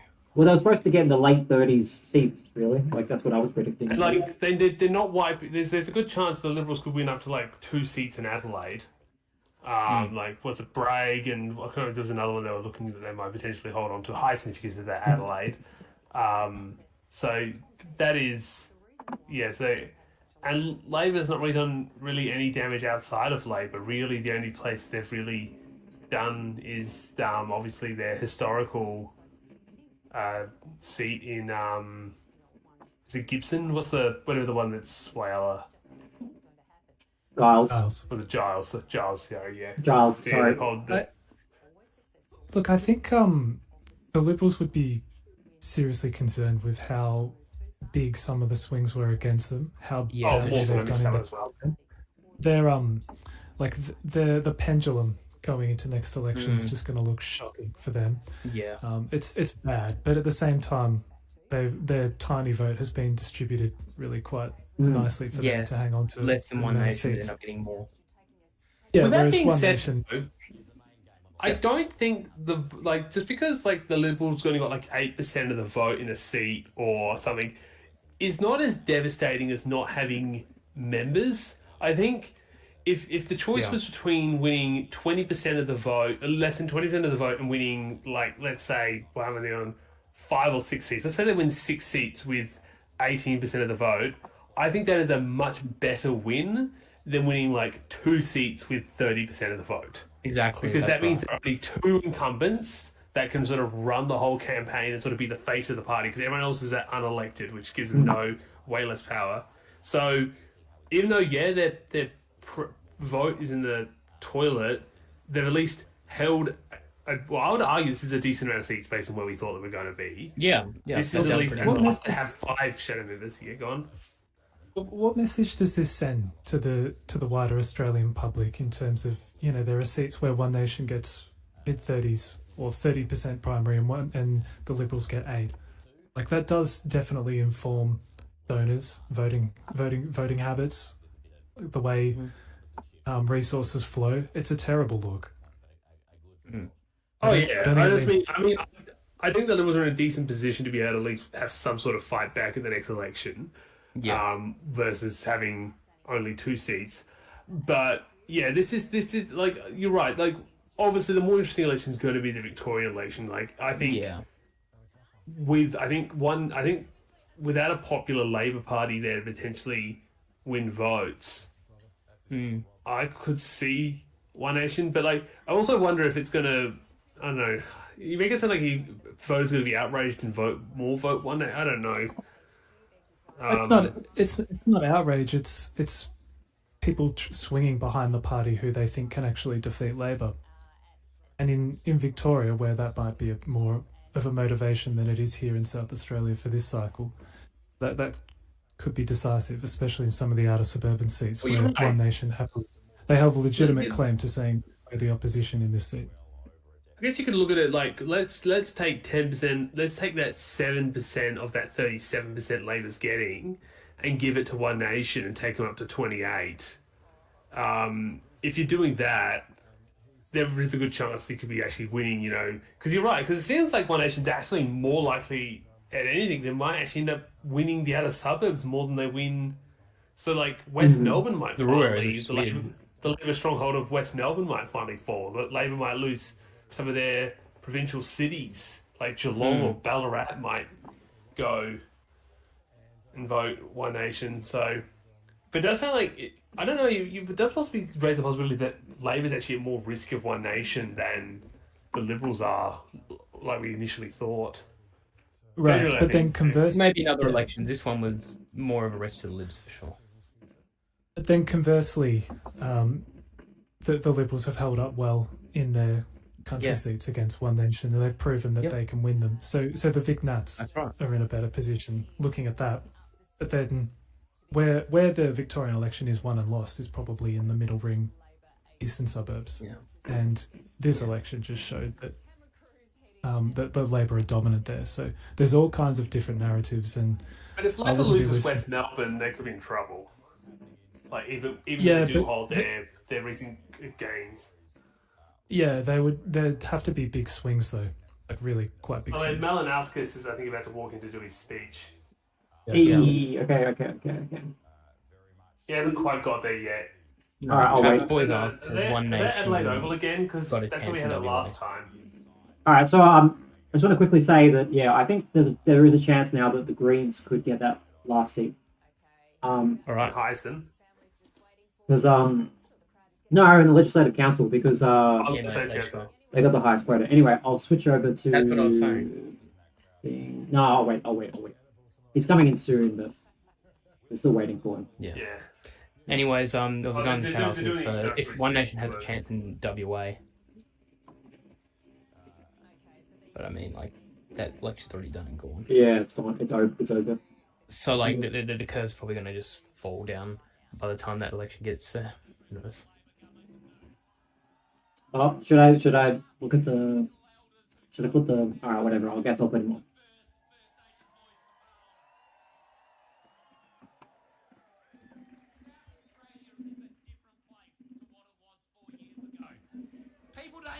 People do not make jokes about South Australia anymore. Womble 625. Yep. Labor has definitely won a massive victory. Yep. They did underperform a little bit, but overall did well, and the preferences, of course, aligned pretty well. We see ourselves, and that's because of the Labor government, this Labor government, a Malinowskis Labor government.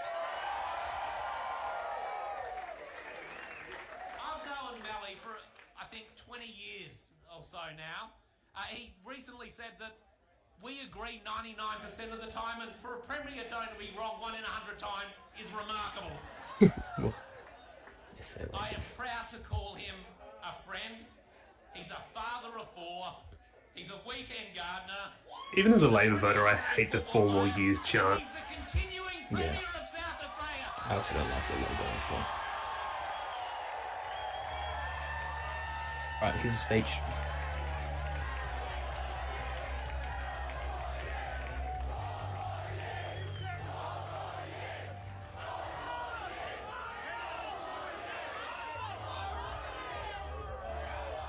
Responding to punished Pinecone, the reason ABC can't broadcast Bernardi and One Nation is because they got banned from the One Nation event room.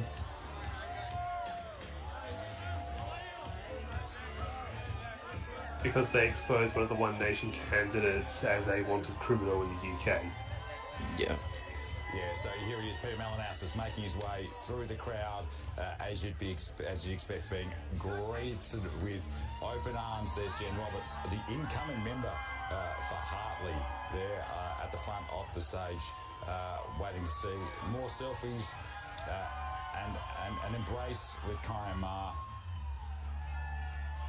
And the Premier is about to make his way to the podium for his speech. If he can make his voice heard over the crowd, we will take you to that right now and hear what he has to say.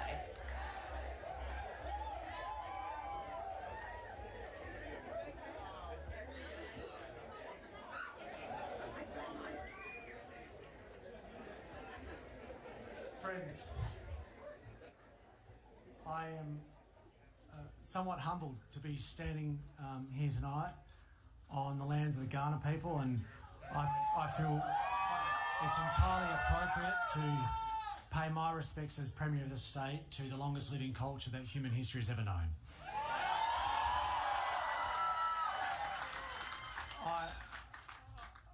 More than anything else, tonight I'm overwhelmed with a sense of gratitude, a gratitude to so many people who have provided this government the opportunity to be able to continue to serve, to be able to continue our work of making sure that the momentum in South Australia delivers for the people who deserves it most, and those are the people of South Australia.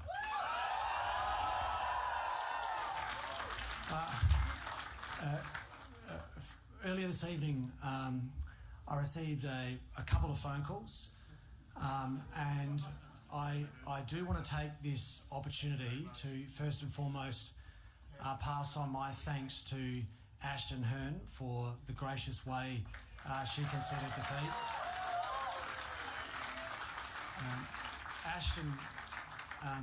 I give Ashton great credit for her poise and commitment throughout the course of the campaign, and I wish her every success in whatever undertaking she takes into the future. Similarly, I also received a phone call from Cory Bernardi. This is what I was wondering if he was going to say. And One Nation, Cory Bernardi and One Nation Acting also respectively, deserve I guess. recognition, not just for the way they went about going out of their way to contact me this evening, but also for getting a very significant result at the ballot box, which does deserve recognition and credit. And I say to both Ashton and Cory Bernardi, along with leaders of other political parties elected to the Parliament tonight, that my government stands ready to work with each and every one of you for as long as it is in the interests of South Australians.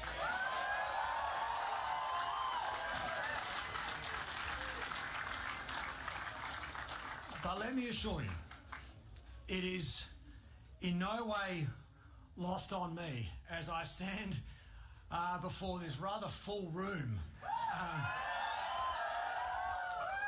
that without doubt I am fortunate enough to be able to lead one of the most disciplined, united political parties in the history of our federation.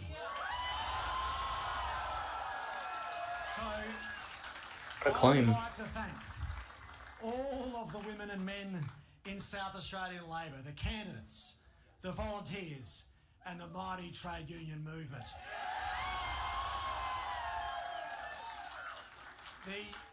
The coordination of such a outfit and organisation is an immense task.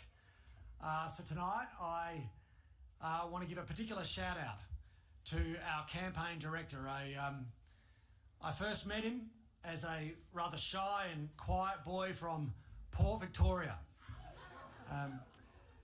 until he got a few Bundies under his belt.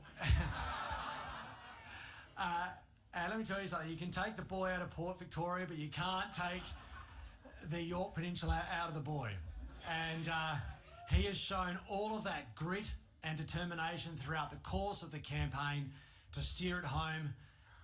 Eamon Burke.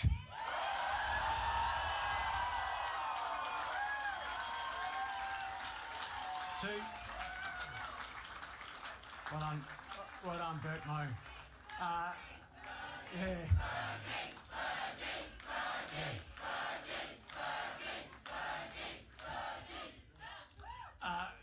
To my staff, working in any office in a political environment is robust. It's tough. It's long hours, as all of our MPs and ministers will attest to. But that's particularly true in the Premier's office. I've got an incredible team, ably led by, without doubt, the hardest worker I have ever come across. And I can't thank John Bistrovic and the team within the Premier's office enough.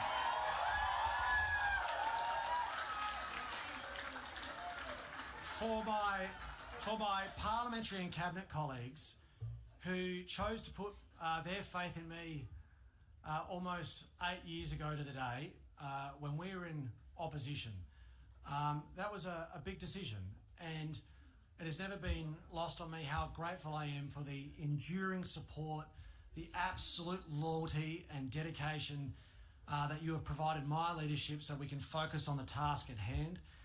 To each and every one of you, I thank you, but particularly I want to take this opportunity to thank a great man, a man with a heart of gold, a man who is Labor to his core, a man whose work ethic is only matched by his carpentry skills.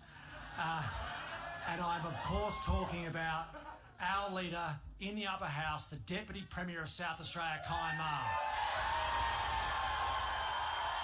The Deputy Premier in the upper house? That's so weird.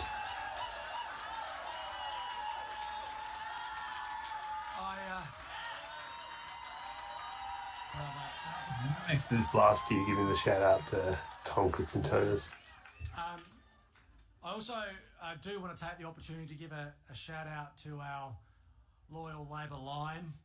Our Labor line's loyalty is only outweighed by his wisdom. I've tried taming him every now and then, it doesn't work, but he fights for our great party every day, and I do want to take the chance to thank the longest serving member of our parliament, the father of the house, Tom Coutts-Antonis.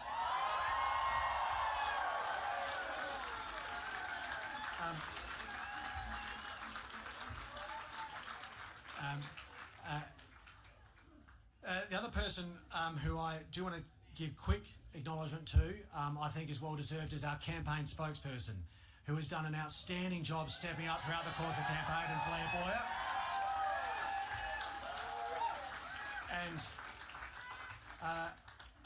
But my most important thanks, hopefully doesn't surprise anyone. I do want to thank the people that mean more than anything to me in the entire world, and that is of course my beautiful, ever patient family. Most of all, the most incredible woman I know. A woman full of kindness and warmth, intelligence and grace. And that's my beautiful wife, the love of my life, Annabelle Margaret Malinowski.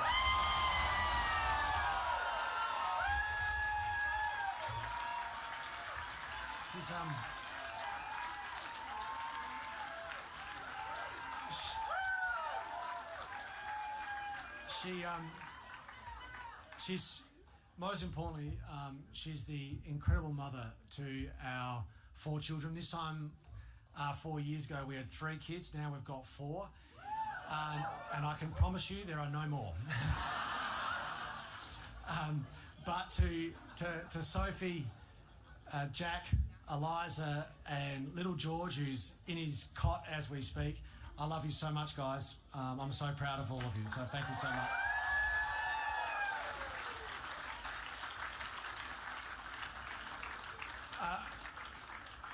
Beyond my eternal gratitude, I do have two reflections tonight. One for my colleagues and another for the people of our state. To my colleagues, although this is a historic result, although it is the best result our party has ever achieved, it's very important that no one confuses tonight's result as adulation. Instead, we should see it as only being an invitation to continue to work our guts out for the next 4 years, to make sure that the next 4 years are as busy as the last 4 years. If you're looking for satisfaction in the Parliamentary Labor team, it shouldn't come from tallying votes. It can only come from using the power invested in us to be used to advance the interests of our state and our people.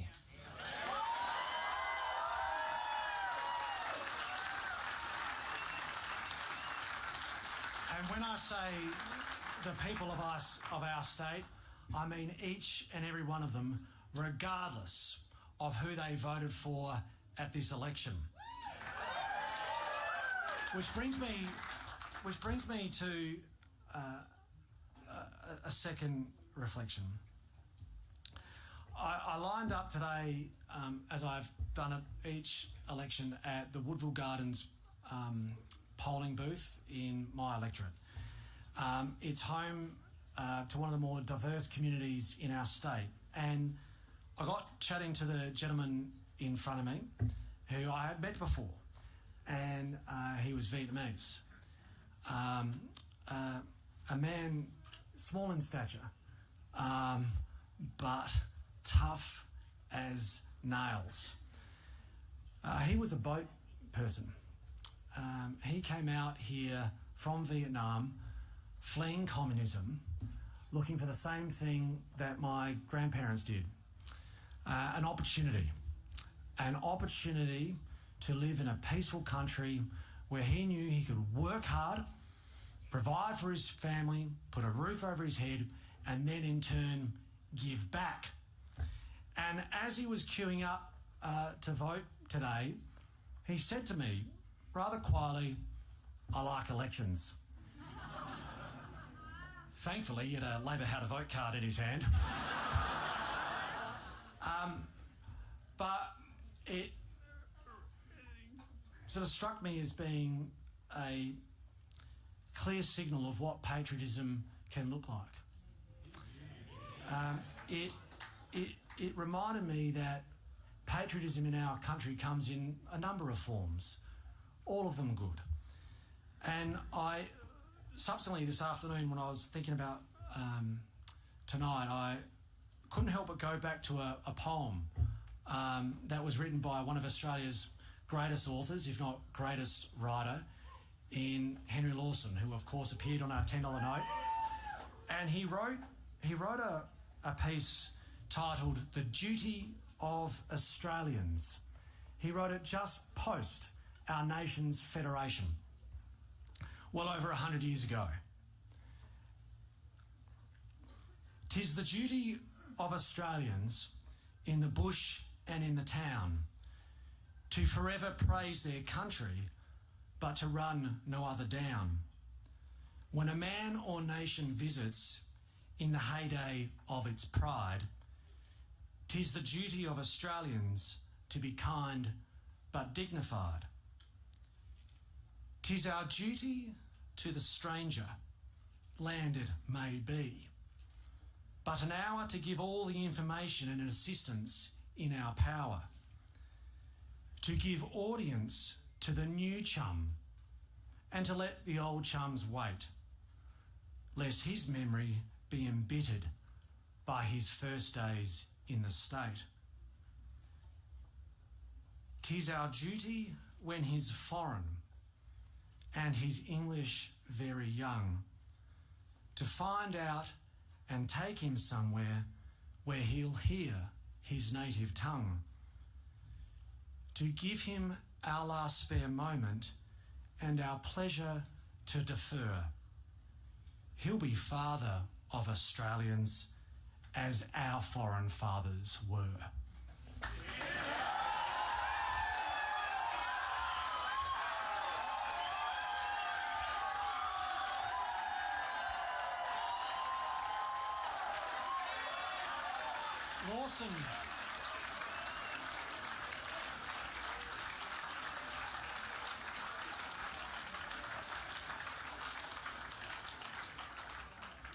Lawson was onto something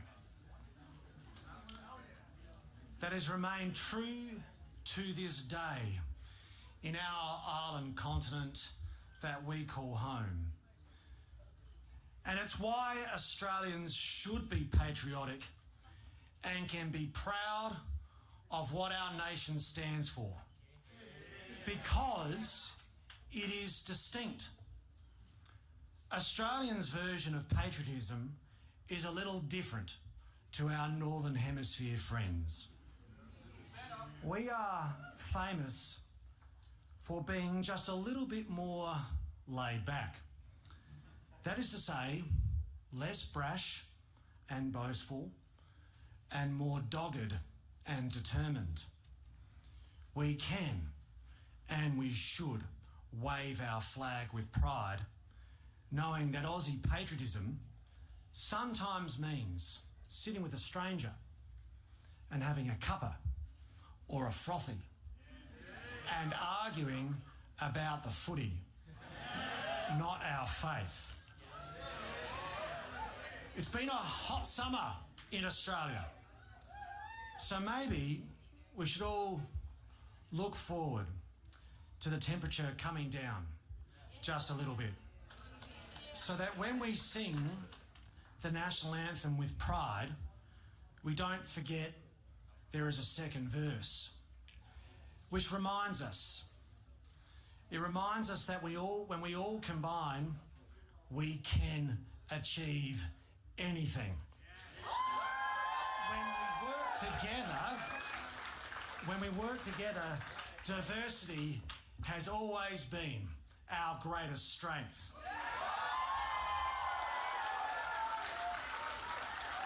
And for South Australians, that matters, because right now in our state, it's all hands on deck.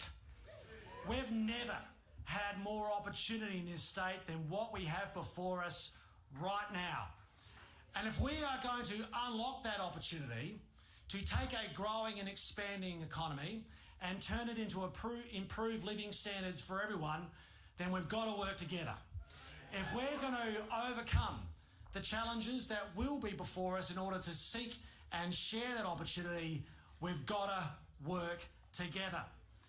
There is no way that this state comes to its full potential unless we work together. But if we get this right, if we focus on what unites us, a shared love of living in a peaceful, prosperous place, a state full of hard-working people that value care and compassion, then we can harness this moment with our newfound confidence as a state to look out rather than just in on ourselves, to create new wealth and prosperity by celebrating capital as well as labour, so that everyone has a seat at the table of opportunity, so that we set our state up for future generations who can choose to call this state home with pride as much as we do here tonight. This is a great state. in the most magnificent of countries. So let's be proud and patriotic in the Australian way and work and walk together to ensure that when we look back on this moment, we can honestly say we did our bit, we made a difference, and we made sure that the journey of South Australia's march and momentum continued so that everyone benefited, regardless of where they live, regardless of where they come from, regardless of the circumstances they've endured, regardless of their background, just as long as they call South Australia home. Thank you very much. Let's continue the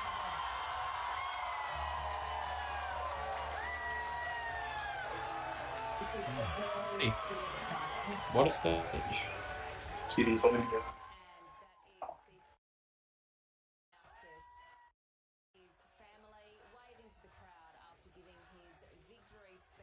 Do you get the sense that they are trying to take One Nation serious? I guess I don't know exactly like what, like we understand people are, angry, and want action, but like it does feel like the very basic of like if we know people are angry and want action, we'll do action. And it's like there's also got to be something more specific than that, I think, before people will. I think that he was that was very much picking at One Nation or feeling intimidated by One Nation. What about the? I'm looking at Hyacinth at the moment. Yep. It's like bouncing around again. But yeah, I think he was directing that at One Nation, and he seems a little triggered by the One Nation rhetoric. Not a single One Nation lower house seat as of yet. No, I think they're going to win at least They're going to three. win a bunch, yeah. They'll win at least three, maybe Yeah, four. the ABC is just projecting that all of them are Liberal Labor contests because it's how it's set up. They're gonna win the Cup. They're gonna win the Runga. They've got Narungga already declared by poll budget, and that numbers look pretty likely. They're gonna. It 40% was interesting. counted. Yep. It was pretty interesting. They're a good chance in Hammond. Yep. And the other one that I just saw, the Gawler pre-poll reported in Light, and that actually narrowed the margin between Labor and One Nation. Yeah. It's really close, which tells me that when the pre-polls come in our jury, that potentially tips One Nation over the line there as well. I see. A pre-poll will benefit Liberal. I'm not sure if it's going to benefit One Nation, but it could be hand in hand. That's what happened in the Gawler pre-poll. So if that pattern repeats, that's what we're looking at. These are big swings to One Nation in Gawler. I'm not surprised that Gawler is like a One Nation hotbed, though. That doesn't surprise me one bit. What does that say about places like Pakenham, Sunbury, Melton? Yeah. They're on the cards. Yep. It's funny because ABC doesn't seem to have Light in their seats in doubt section though, which is interesting. That's a bit silly. That's a bit silly in my opinion because it is very close. Definitely not in doubt if it's a Labor Liberal throw. Yeah, well they've kind of got it as a Labor One Nation with Labor at 51.6, which is interesting. The Greens should make a cap saying capital disrespecter.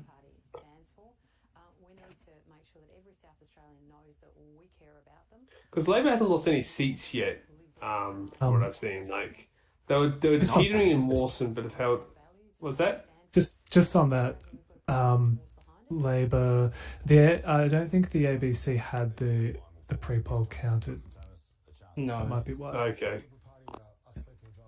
Sorry. Go. I was about to say Labor hasn't appeared to have lost any seats. Yet. Yeah, like so they were teetering in Mawson, but it looks like they've held on to it. Light is probably the only other one that they're potentially going to lose. They're potentially going to lose because otherwise they've held all their seats. I think an orange tsunami has crashed. Yeah, the only sort of thing that I think will annoy them is that they've lost a really good MP if they don't win in Najuri. No surprises about the Labor victory. They Right, lose was 20 it? people. Far back as the election night 2022. He was trying to move from Light to Najuri. So if he doesn't get up, they don't lose a seat, but they've lost a good MP. Yeah. Thank you for all participating in the panel tonight. All right, so it's looking more like the last the last legislative council seat is going to be between Greens and Labor. Yeah. So you might have got the results accurate, Mr. Max. Sorry, have you got it on your chart that it says Labor's changing the voters minus 0.399? 0.399. No, They're breaking something on their website. The website's Yeah. funny. But yeah, One Nation, one in the comments, like One Nation on 2.8 quotas, but like... They'll get can three. still boost up to three They'll get seats, three. yeah. They'll get three. Yeah, yeah. It just depends on how much that retracts throughout the night. So- because only 8% of the ledge code is being counted. Yeah, there's no way that they get chased down. Even if they get more than half, like 2.5 Yeah, if they get plus. 2.5, they're pretty safe to get a third seat. But if they drop below that, there could be some. I've seen many situations though where the Greens don't do very well late into the count for legislative council. So Interesting. One Does One Nation normally do well, like later in the count, or do they trim down? One I Nation. assume there'll be a I slight don't know. shift away from. I think Usually they do best on polling day booths Okay. in general. Okay, so yeah, I think Max, I think you were on the money with your prediction for the legislative council. It looks like it's probably going to be 5 Labor, 1 Green, 2 Lib, 3 One Nation. Maybe got something right. We'll see. Yeah, good call, good So call. why does like South Australian Nationalists exist as a party now? It's like, what's the point, bro? South Australian. Did you say South Australian nationalist? Nationals. Oh. It's like, what's the point, bro? Why do they exist? One day they'll be big. One day they'll be big. Just you wait. When was the last time they had a seat in Parliament? They had Flinders for ages, didn't they? That was like their one seat, or Chafee, or one of them. Which party? The The Nationals. Nationals. It's gonna look. It's like the Nationals don't do well in South Australia. I don't think they've ever. No, They they're merged. just They there merged as with. a They party. merged with the Liberals back in like the 20s.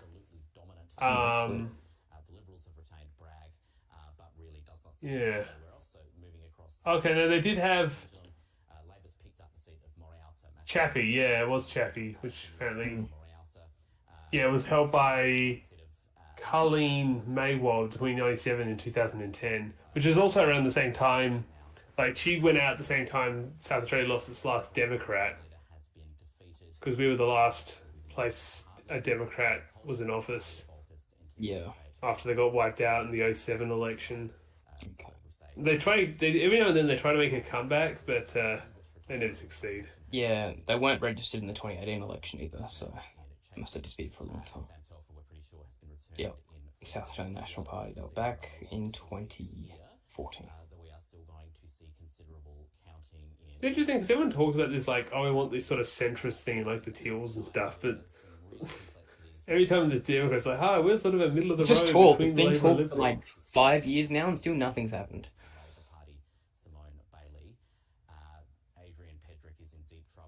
Yeah, so the last time they had a seat was 2006 when they won the seat in Chaffee. That's right.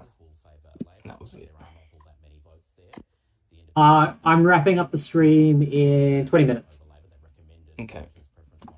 Cool, because I need to get to bed because I need to get up early for a train ride Yeah, tomorrow. I am bloody exhausted. All right, so I guess what we'll do is we'll just sort of like I'll just sort of make some takes about what's going on. So we don't know who's going to be official opposition. It could be Libs, it could be One Nation. Probably Libs. I think it's going to be the Libs. It's more likely. It's going to be Libs. Look at those numbers. Like, Greens still could win a seat here, and then Labor here, and then we got we'll have One Nation on the same as Libs, and then probably the one Labor will sort of Labor will grant the Liberals the official opposition status, I guess. That's the only sort of way I can sort of think it's going to happen. Or I guess One Nation could win. What was it? Was it Light? And then we could see an official One Nation opposition with 5 seats. That's how I can see it actually happening. So that is a maybe though. There's the seats that currently are in doubt. I think Nigeria is going to go One Nation, but Ammon is still a question mark. These two especially are in doubt. So that's sort of what we've got at the moment. And then when it comes to any surprises, are there surprises? What do you guys think? Which one? Any? For instance, I could see some crazy ones where is it Mount Gambier and McKillop where we could see some of the candidates jump up. For all we know, there's not an outside chance that Nick McBride gets back in by just picking up bruises. It's over for him. It's over. Well, in terms of I could also say the same thing for Tony Piccolo in Nugajiri. He could possibly pick up a bunch of votes. No.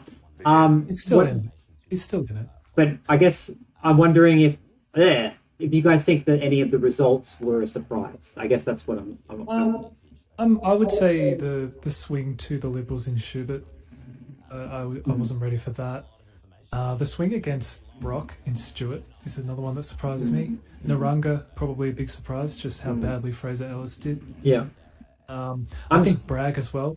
I'm surprised for me. I'm surprised the Liberals won Chaffey. I thought they were going to lose that one. Yeah. And the Liberals being ahead this far into the count in Hyson, that's a big surprise. I don't think that was on anyone's bingo card. Yeah, true. I think the Libs did a little bit better than we expected. Yeah. In the seats where it mattered. Yeah. Yeah. So it's kind of interesting because this is famous for Look at the ABC's Labour the in South Liberals have been Australia. decimated, but they really haven't. They've survived. And as I was saying earlier to Max, it's like if I was to choose between winning 5 seats with 20% and 2 seats with 30%, I think this puts the Liberals in a better position to bounce back at the next election. Now, obviously, the conversations about this federally is the Victorian election. Before we head up, what is the polls looking like? What was the? Let's have a look. Let's look at some of the polls for the Victorian elections. I think this is the next. I agree with what we were saying before. It's it's just 50-50. a more effective allocation of resources and how they've defended their seats. The polls are 50-50 for Victoria. It could go either way, really. But I did my own little model, and I suggested that Labor could still win a majority off 26% primary. It's possible. Yeah, I think it's good. Well, based on how well One Nation was doing against Labor in some of the outer suburbs, I would be very concerned. Because remember, Labor already took a massive hit in West Melbourne at the last election. And if those West Melbourne voters switch over to One Nation and grow in numbers... I think what's striking about here is that we didn't see a big divide between inner metro, outer metro, and regional. It was inner metro and everything else. One Nation's vote was coming in the 30s, in the deep rurals, and also some of the low socioeconomic outer suburbs. So they're capable of competing equally well in both outer metro and regional rural. Yeah, I don't think there was a huge difference between outer metro and regional rural. But I also think it's just very difficult to overcome the Liberals and the Nationals in the regional because they just have such a high primary vote and stuff. That's more the issue. Yeah. I think in terms of South Australia in isolation, the Liberals have walked away with the upper hand, and they'll be banking on winning back a lot of that support and One Nation fluffing a lot of their support, and then they can get themselves back into a strong position with some incumbent MPs. Probably a bit of a tick for Hearn as leader as well. Saved a lot of furniture, and some certain incumbents did really well, particularly the guy in Bragg. That's a really good effort. But in terms of the national scene, big tick for One Nation. The polling's real. That's how I see it. Yeah, well, I mean, this shows that they do have some possibility of getting somewhere. When's the last time? I think it was it Queensland in '98 that they did this well in any election, right? Like getting in lower If we go to the housing. 98 Queensland election,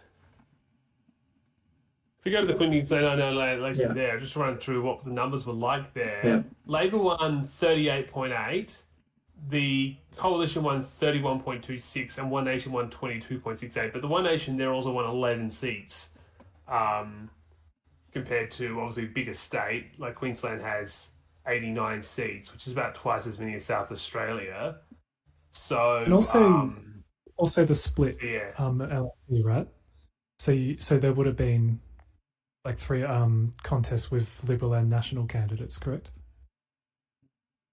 Depending on Yeah, like One Nation didn't win Some. anything in Brisbane. All their seats were won in the provincial areas. Yeah. Was that also was Queensland OPV at that point? I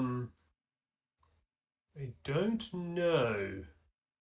Because I think they I'm just were in reading the 2000. Wikipedia page at the moment. Like, I if you thought want to that was look at it something where- yourself. Yeah, I thought Labor brought that in because the Nats and the Libs always ran against each other. And they wanted to exploit 3-corner contests.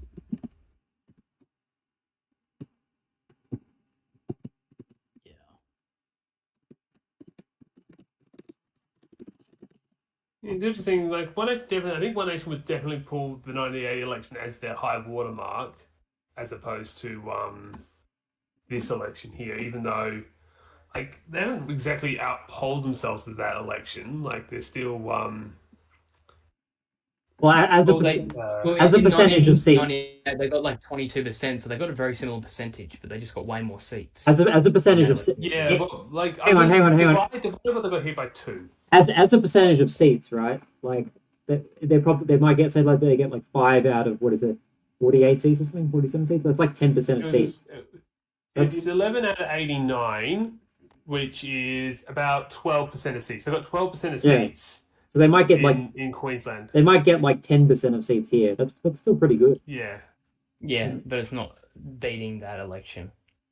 But I mean, like, sure, close. but like that was But I guess it's kind of a repeat of 1998, isn't it? that was Queensland though. Queensland is meant to I be know. like pulling heads of struggle. The most conservative. If you can do this state. well in South Australia, that it shows that, like, Then that says something about Queensland. well, no, it shows that One Nation have they're able to expand outside Queensland. They're not just the Queensland party anymore. That as well. Yeah.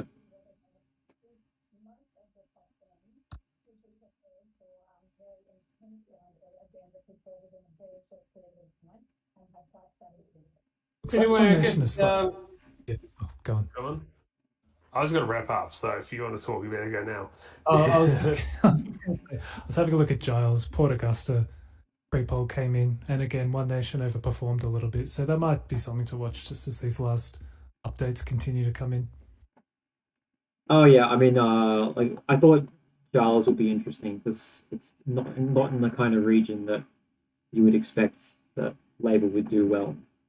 And it looks like Labor's primary has been dumped. It was always going to come down. Yeah, it was always going to come down to the steelworks and how the perceptions about the bailout came through. Yeah, it seems pretty, like, 61, 68, 62, 66, that's pretty strong. Pretty typical for a seat like Giles. Yeah. Liberal Liberal overtake. I'll finish off the stream in like 8 minutes. So it's like 8:22. Okay. So yeah, Liberal overtake Owen in McKillop on preferences. Yes, that's definitely going to happen. All this talk of McKillop he's done. He's going to run like 3rd or something in McKillop. I'm pretty sure. Let me see. Yeah, look, He might even run full. He's running 4th. I don't know why Like, yeah, he's done. It's over for him. We It's probably in- need more of Robe and Millicent to see exactly where he comes in. I think because that's his home territory. But yeah, he looks done. He's not going to win the seat. No way. Yeah, and I doubt that Labor's going to catch up with Liberal either. Like the Greens have 4%, so it's going to just be Liberal versus One Nation there, and One Nation will win. Yep. So does it really matter? I mean, who becomes official opposition? Does it matter? What do you guys think, or is it Well, just it kind of does for One Nation at it least. does? All right. Well, that's what Yeah, we'll be. with more resource and stuff. That's what we'll be watching over the next couple of days. If One Probably Nation won't happen. can win Hammond and Light somehow, and then and then Greens win Hyson, Labour wins Finnis, then we will end up with One Nation opposition. That's the only chance it will happen. Yeah, because but- I think it's determined in the lower house. I'm pretty sure, as with every other state. But I will say that we are going to have obviously a Labour majority in the lower house. That's certain now. And in the upper house, we are also going to have a left-wing Left-wing majority as well. Yeah. Is it 12 seats? Yeah, 12. It's 11's the half. Yeah. That Which last gives them a little bit of buffer. that last seat looks like it's going to be between Labour, Greens, and legalised cannabis. One of those three. So yeah, so it's going to be a left-wing majority in the upper house. Probably either Greens or Labour. Probably not legalised cannabis, but they have an outside chance. Yeah. So Peter Malkinauskas will probably be able to do whatever he wants within reason. You also have like One Nation to negotiate with to let me see, 10. Yeah, he has a majority with One Nation as well. So lots of. Well, you can negotiate with literally anyone. Yeah, apart from Sarah Game, that's only one seat. Oh yeah, true. Not very handy. Yeah. No, yeah, that's right. All right. But many options.